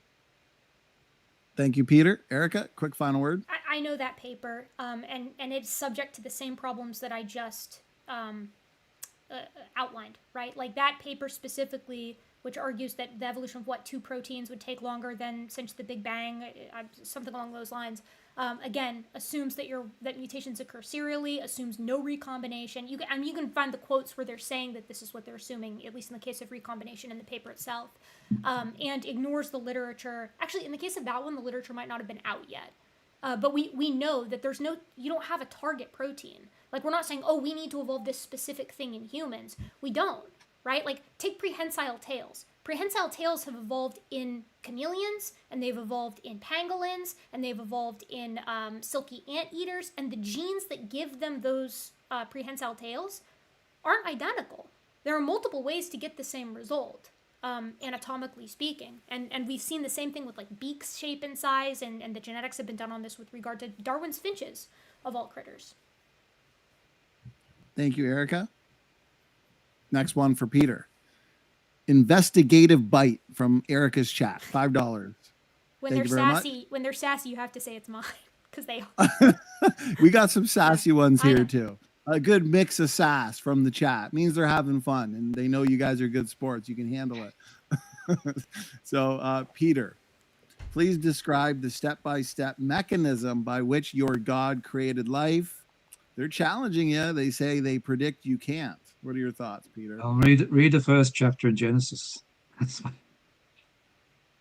That would be my answer. Yeah, I like it. Short and sweet. Erica, anything you want to add? Nope. I don't have anything to add there. Okay. Remind me if we did this one. MST. No, I don't think we did. $5 super chat. Thank you very much. What about the hominin fossil record disproves evolution? So for you, Peter, what specific predictions of evolution are precluded by the fossil record? Well, I think that I guess I talked about the brain size thing, that there's no the need for a big brain isn't really there, because a small brain, if you can win a Nobel Prize for literature with a brain 1100, and Erectus at the relatively speaking soon after the supposed birth of the species, Erectus, as exemplified by Jung's Gentoo cranium, already had that brain size. Then why would you need to then, why this slow evolution over 2 million years if you already got the brain size there? So to me, that sort of is one of them. And the fact you don't have, despite what's been said, there is a gap between Australopithecines and humans, and the Erectus body form was essentially modern. Below the head, it was essentially modern human-like, and a lot of evolutionary paleoanthropologists will have admitted that. I've got that imprint, very, very, very similar, and so there is a gap, and that's what I pointed out, the weighting problem, that the like Lucy, its limb proportions are different. It's about 84 or 85% the humerofemoral index, where humans it's I don't know, around 70 or 71. Apes is a bit higher. It's about 100 and I don't know, 100 or 104 or 5. I'm not sure what it. But it's different than humans in that sense, and Lucy is built to climb the trees. Australopithecines are built to climb the trees. Whatever you think about their bipedal walking, it wasn't like humans. And I argue from the centrum, which seems to be small in these Australopithecines, that it wasn't obligatory like human exclusively with 2 legs. Humans aren't built to climb trees. They can't. They would never survive in the trees. Lucy would. So there is a kind of difference there, and so getting from a Lucy body form to a Erectus body form, a human body form, that's a big problem, and because you have to have the genetic changes, and they're not trivial, and so the weighting problem is a big thing in that. So the brain size and the body form, they're kind of 2 things I can think of at the top of my head. Thank you, Peter. Erica, go ahead. I have a quote here from New Partial Skeleton of Homo habilis that says, given the, this isn't from the Homo habilis paper. This is from postcranial evidence from early Homo from Dmanisi. So these are Homo erectus. Peter said that they're Homo erectus. The Dmanisi hominins are postcranially largely comparable to the earliest Homo, that's Homo habilis. And Homo habilis, if we go to that New Partial Skeleton of Homo habilis from the Upper Burgi member, Kubi-Fora Formation in Illiret, Kenya, in many ways is very similar to the Australopiths. So you actually see the Australopith body plan carry over into the earliest members of Homo erectus, again, just as we would expect from evolution. I didn't touch on the centroid size earlier, but I have looked into that as well. I've got some papers sitting around on it, but it doesn't really matter because no one is arguing that Lucy walked for long periods of time or ran like humans. And that small centroid, if you look into the literature, limits only load carrying, long distance walking, which no one that I am aware of is proposing that Australopiths actually did. Finally, the characteristics that make Lucy good in the trees, Homo naledi has those characteristics. Homo habilis has those characteristics. And by virtue of what I just read, some of Homo erectus has those characteristics, and arguably some of Homo floresiensis too. So again, it's a big smudge. Now, with regard to the out-of-place cranium, that one at 1100 cc's or 1000 cc's at 1.7, as I mentioned earlier, you can plot the brains of all of these guys through time, and there are similarly sized brains like within 300,000, 200,000 years on either side. Not quite 1100, but 800, 900 cc's. In a sexually dimorphic species, that is not, which Erectus is argued to be, that is not at all unexpected. Thank you, Erica. Peter, you get the last word if you'd like it. Go ahead. Well, I think it is unexpected because otherwise, what's the what's the point if your Australopithecines were say on 500 or so cubic centimeters in brain size, and if you're evolving that gradually into humans, become humans 2 million years later, then it's a gradual increase, and you wouldn't go from 500 to 600 to 1100 in 100 or 200,000 years. So that's a big step, and then so that's what I argue.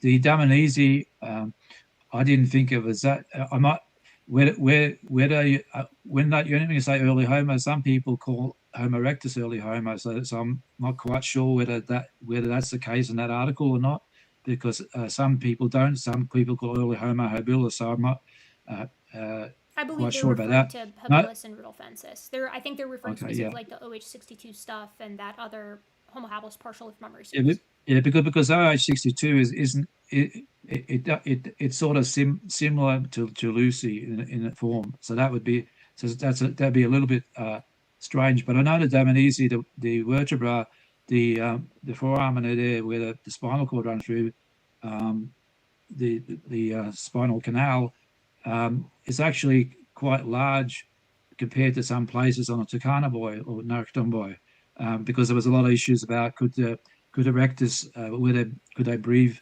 could they speak properly, because it was very narrow in the Narcoton boy, I think in the cervical region, and then for the passages of all the nerves to go through.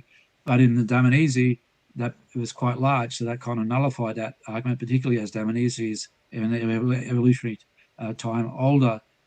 So yeah. But in general thing, the all the other well, there isn't that many erectus specimens. There's yet with a postcranially skeleton.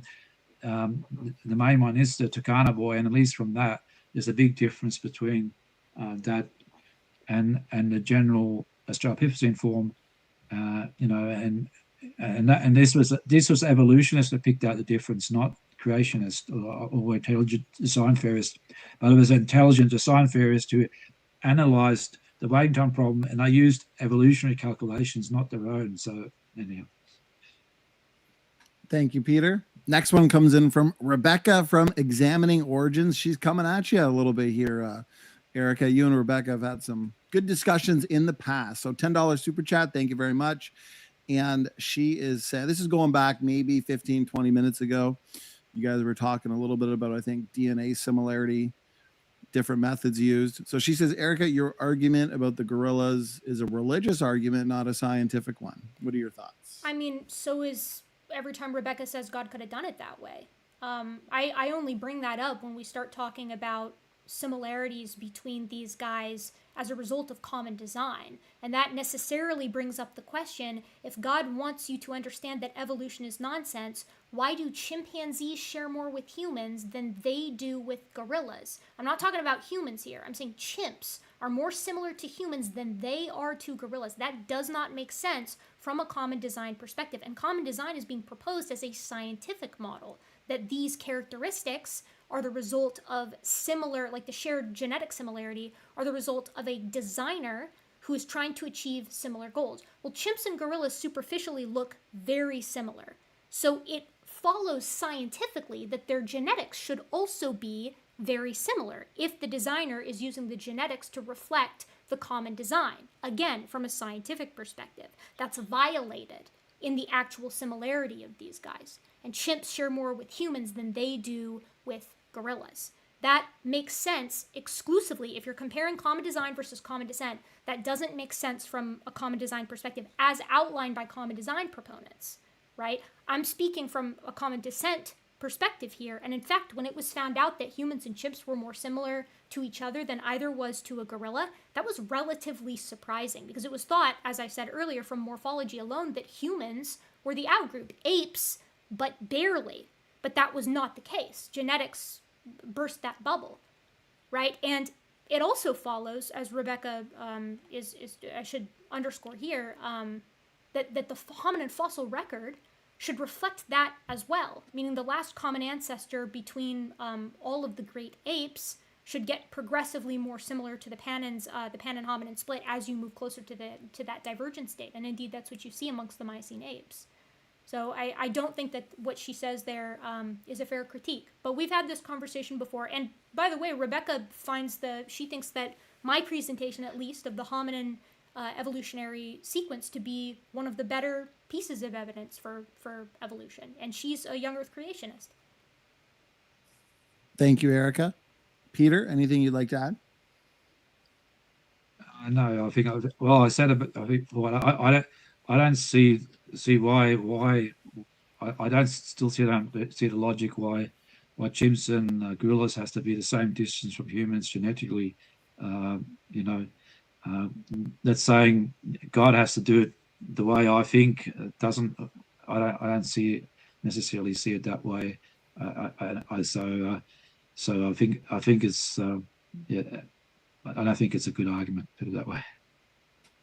Erica, final word? That's not the argument. The argument isn't that chimps should be equally distant of gorillas as they are to humans. The argument is that if genetic similarity reflects common design, then gorillas and chimpanzees share more physically on the outside of their bodies, so that should be reflected genetically from a creationist perspective. If genetic similarity just reflects common design, but it doesn't.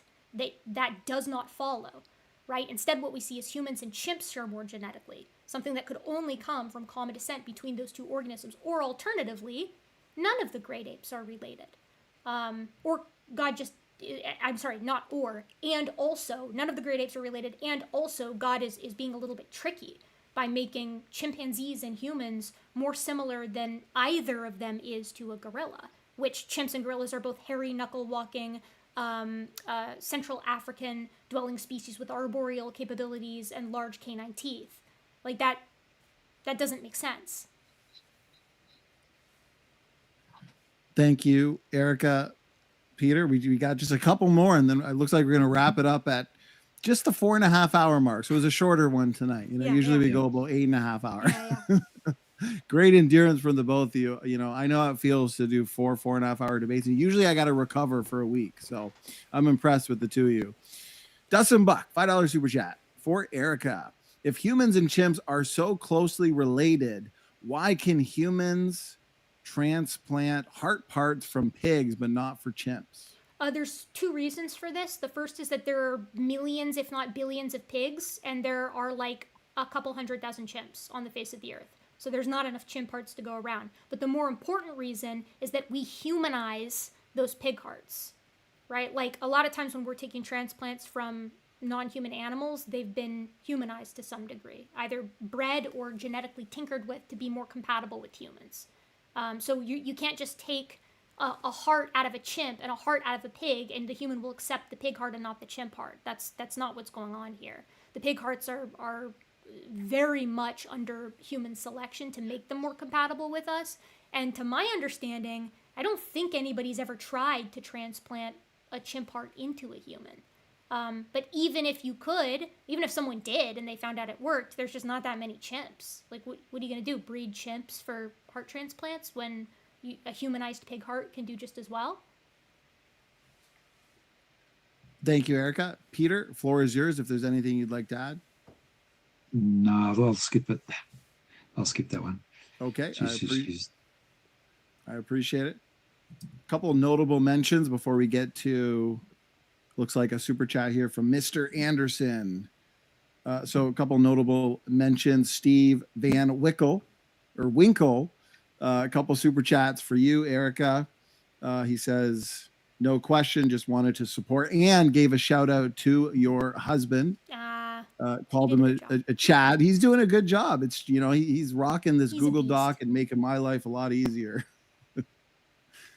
So shout out there. I love that guy. That's why I married him. That's true. He's a keeper. And okay, so there's the couple notable mentions. Mr. Anderson Crosses, long time no see. We got to get together soon. I always enjoy when Mr. Anderson is here for debate. So $5 super chat, and there's some interest on the waiting time prompt. He's a fellow Canadian as well, in Canadian. Peter, why is the waiting time a problem for going from Australopithecus to Homo habilis or erectus? They are very similar. Why are Australopithecines found deeper than the Homo genus? I think you know, like that, like it, because like I put the habilis postcranially is at best no more human like than the Australopithecine. So I'll put that in the Australopithecine category. So it's really between the Australopithecines and the Erectus. And I guess the best model we have at the moment is Lucy, although maybe Littlefoot uh, is more complete. So, but anyhow, it's because even as evolutionists, was it Lieberman and Bramble, or I think in that the slide I had, they outline a lot of features that are observed in Erectus or Homo sapiens that have their first appearance in these, which weren't present in the Australopithecines. They were first present in Erectus and Sapiens, and they were related to endurance running and it may aid endurance walking too. And so Gorge account of 16, so it's around that number. And so that there's specific features. You can't just select for anywhere in the genome for these. So you may have to tweak. Maybe it's tweak the something where there's a DNA binding sites. Maybe it regulates some feature which slows down or accelerates the bone production or muscle production or whatever it is, or you know, for this feature. And so there's you have to wait for that to happen. You get the mutation, but then you have to get this. Say it's neutral, then you have to wait a long time, millions of years to get the next mutation to make it work. And that's the problem. And if you need 16 of these features for it to work properly, then it's just practically impossible. And so it may seem like a small difference when you look at it on surface, but when you get to nitty gritty, it's a lot more complicated. And there are big differences when you look at you know, where certain ligaments or muscles have to attach, or tendons or whatever, and things like that. And so it's just it doesn't. They may look similar, but it's still 16 features that have to be changed. It's still a lot. Thank you, Peter. Erica, floor is yours. A couple of thoughts. One, the difference between like the skeletal systems of like Australopithecus versus Homo erectus, I would argue, at least musculoskeletally, is less than the difference between a Chihuahua and a Great Dane, and we did that artificially in a couple hundred years. Second of all, again, I have a huge issue with how the waiting time problem is being proposed here, and I would suggest to Peter, if he's interested in this, you ought to read the critiques of this, because I really think the literature supports that it is not at all how it's being presented by these intelligent design proponents, which is why I think it's pretty much exclusively put forward in creationist circles, whereas when the initial version of the waiting time problem back in the 90s, I think, was pitched, it was published in a conventional journal, because we didn't have the answer to it, at least at present. Or I shouldn't say that. We had the answer to it, but it wasn't appreciated or outlined in the literature sort of succinctly. Finally, and arguably most importantly, humans and chimps, like Australopiths, just by virtue of their physical similarities, would have had more in common with humans genetically than chimpanzees do. And chimps are already protein coding regions 99.1% similar to one another. The difference between rats and mice is larger by every metric of comparison. Protein coding regions, regulatory regions, just the raw alignment, X chromosome or Y chromosome. It's bigger in rats versus mice than it's mice, than it is in humans versus chimps, which means necessarily, if there is a waiting time problem for humans and chimps, there's a much larger waiting time problem for rats versus mice, and rats and mice can't be related. Thank you, Erica. Peter, would you like a final word on that one? Yeah, I don't. The thing is that although they can't interbreed because of their size, a Great Dane and Chihuahua, if they were the same size, or I guess they could, and so, but humans and chimps are a bit different, and so I don't know that that's a really good comparison. And the rats and mice, yeah, I don't know what the differences are, mate. I'll take your word for it. But the thing is, there's a lot of things there's a lot of things that you can say. The whole animal kingdom is 30-40% difference between.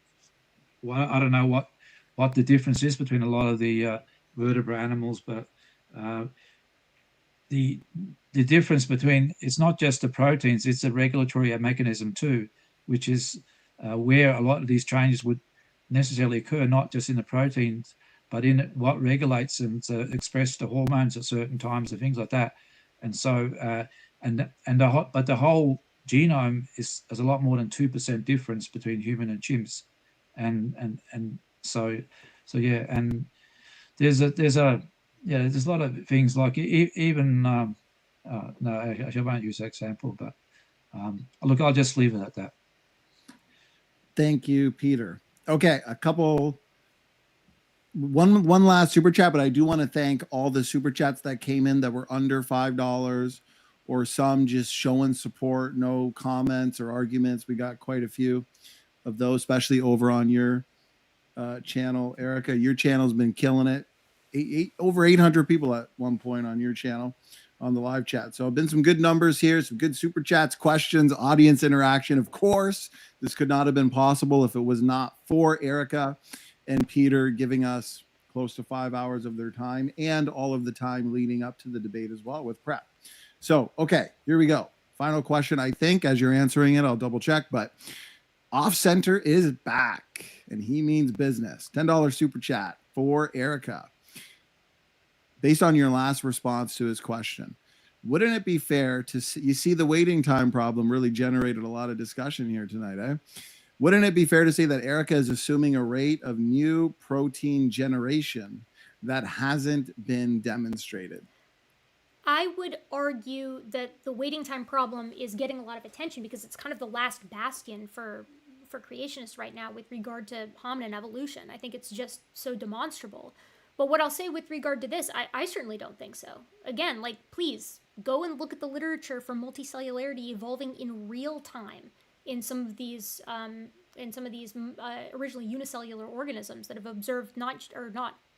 evolved not just multicellularity by like clumping and cloning, but cellular differentiation as we've been watching them, right? That is not a rate of new protein generation like that has not been demonstrated as far as for the hominins.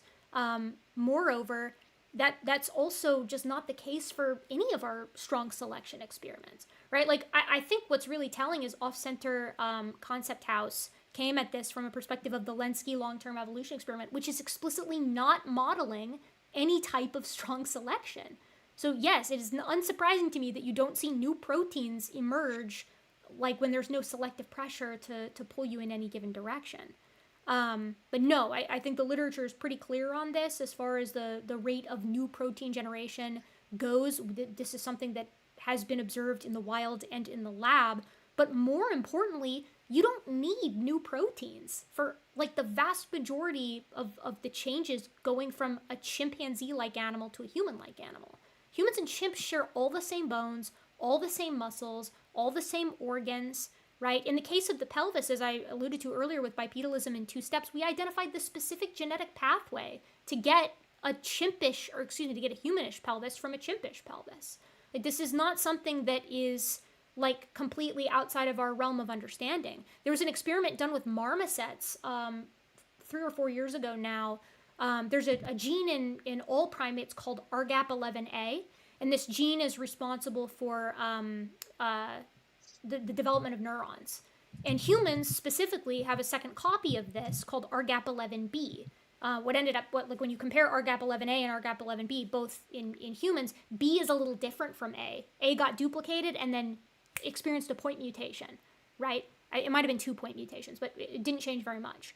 And it led to, when they took I should be clear because this is the punchline, when they took the human version of RGAP11B and put it in marmosets, their brain developed a human-like shape down to gyri and sulci developing on the external surface. It grew by, like, if memory serves, I could be wrong on this, but like 2.5 times the size. And they didn't carry these marmosets to term because the ethics of that would be dubious, I think, to say the least. But this like doubling of the brain size in a marmoset occurred by taking one gene, duplicating it, and then giving it a point mutation, or two. Again, I can't remember if it was 1 or 2 point mutations for RGAP11B. But like, this is not, I'm not making light of these transformations, but what I am encouraging you to do is to take a step outside of the creationist literature here and look at what we've actually observed. Because you can sit all day long and do mathematical calculations and say, look how unlikely something is. Except then we see it happen in the lab, and then you realize something's really, really, really wrong with their calculations. Like that they're assuming that mutations need to happen serially, like that they're excluding recombination, the thing that all sexually reproducing animals do, like assuming that there's only one way to skin a cat as far as getting a specific sequence for, or excuse me, a specific function for a protein goes. So no, I don't think that's fair to say. Thank you, Erica. Peter, over to you. Okay. Well, I was just looking at this magazine I showed you before, and it does say about the difference between the latest research between the apes and humans, and our results show there are hundreds of protein coding genes which are unique to each species. So one of the study's leaders. So to me, that's hard to overcome. If you have hundreds of different genes between humans and chimps. So that's different genes altogether. So unique. So for me, it's a real big problem of how you'd incorporate that into the genome. It's not. It'd be a lot worse than the waiting time problem I showed, which would be relatively simple in comparison. But getting hundreds of different genes uniquely from chimps to human in 6 billion years, that I don't know. To me, that seems impossible. And just to take experiments about unicellular organism and things like that, I don't think that which can replicate at a much quicker rate.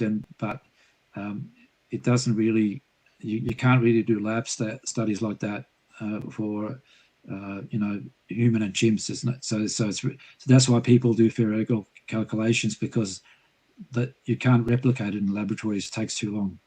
But the calculations indicate it's just too difficult, too long. If it could happen at all, it's probably yeah. So to me, it speaks of design. Thank you, Peter. I appreciate it. Erica, final word. It was a question for you. Right. So RGAP11B is a distinct gene from RGAP11A. It's a duplicated version of RGAP11A with a couple of point mutations. That's a new gene. That took 3 mutations?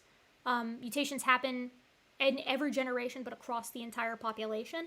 And it is very significant that, first of all, I want to say, I believe that magazine because that's the same number that I gave, right? I said the most recent up-to-date number of differences in genes that are undergoing positive selection between humans and chimps is about 300 on the human line specifically, and probably another 300 or 400 on the chimp line specifically. So let's call it around 1,000 genetic differences between the two of them.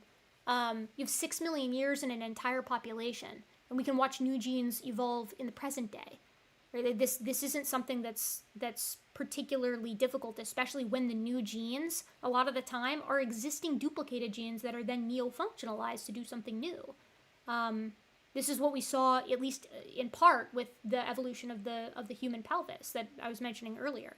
So, yeah, I think that's going to be, I don't find that nearly as impossible, just because, again, we see these genes evolve in the lab and in the wild, in small-bodied organisms or in large-bodied ones, right? Like, we're seeing the evolution of tusklessness in African elephants, and you might say, well, that's a loss of information, so that doesn't count. But what's really cool is that for the first time, we observed a tuskless male. That used to be lethal for male elephants, to be tuskless. Like, genetically, it would result in the spontaneous abortion of the fetus, right? Like, and now there's one that isn't. What kind of selection do you think is going to happen for a male elephant that doesn't have tusks in an area where poaching is extensive?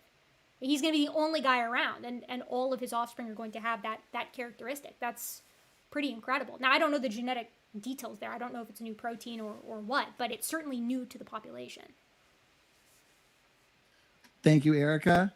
And okay, thank you to the both of you for being good sports, obviously putting in the work and prep necessary to give us a debate to remember. Now, I could go put a pot of coffee on and we could have a round two for another 4.5 hours, or maybe we should wrap up, save that round two for another day. So, Peter, You tempt me. Peter and Erica, great job.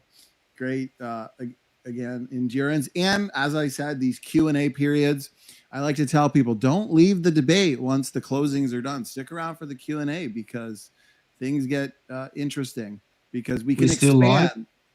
We're still alive. We're going to do final words, final thoughts quickly, Peter. So great Q&A, great debate all around. I'm looking forward to re-listening to this. There's just a lot of information for us to absorb, digest, and think on from both sides. So this was more of a seminar, and I like that. Let's get some final words, final thoughts. Erica, let's start with you. Appreciate you doing this. Thank you for your time, and hand it to you. No, I think this is super fun. I had a blast. I thought Peter was a blast to talk to. I think he really knows his stuff. I wish I could pick his brain. I guess pun accidentally intended on neuroscience stuff unrelated to evolution, because he'd certainly know that better than I would. I think these types of conversations are good to have. I think they provide a really important resource for people out there who are asking questions about this kind of thing. I'm going to take a minute to emphasize again to anybody who might be listening that accepting evolution does not mean you have to be an atheist. My greatest academic idol is a Christian, and he's one of the foremost guys in human evolution, I think.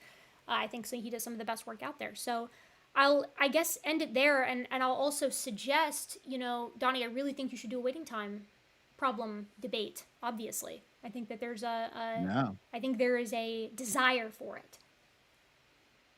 I completely agree. I think it's important. I also want to just thank Peter for being here and for his time. Erica, thank you for those final words, final thoughts. I think it's important that us creationists and evolutionists come together and just have these kinds of discussions. I think debates are important because it helps us to refine our positions, change our minds where we need to, confront the data head on. You guys did a great job doing so. So Erica, thank you very much. I have your channel linked right there, Guts of Gibbon, for people to check out. So Peter Line, thank you as well for your time. I really appreciate you being here and doing this. That was a great debate. Let's hand it to you for some final words, final thoughts. Yeah, no, I enjoyed it. It sort of was the first time I really done a debate, so it probably would have been better having a bit easier opponent. Yeah, I guess your first debate was against the other side's best. Peter, you took on the champion for your. That's a compliment to her. She's a tough opponent to do, but so she's very skillful. So I guess we disagree with our views, but I respect that she learns her stuff and things like that. So likewise. So I can learn from that you got to back your arguments up and things like that. And so yeah, and I think having people who really switched on to this waiting time problem would be an interesting debate for the future. But that's not me. Me either. No, me either, my friend. Me either. But it would be interesting to get some people who are really into it from both perspectives, because I think it's a very important thing. But I think it's been great and things like that, and sort of made me think about things, or what the research of how the weakness in some arguments put forth and things like that. So yeah, it's been good. So I thank you, Erica, too, for the debate, and it's been a pleasure. The same with you, Donnie.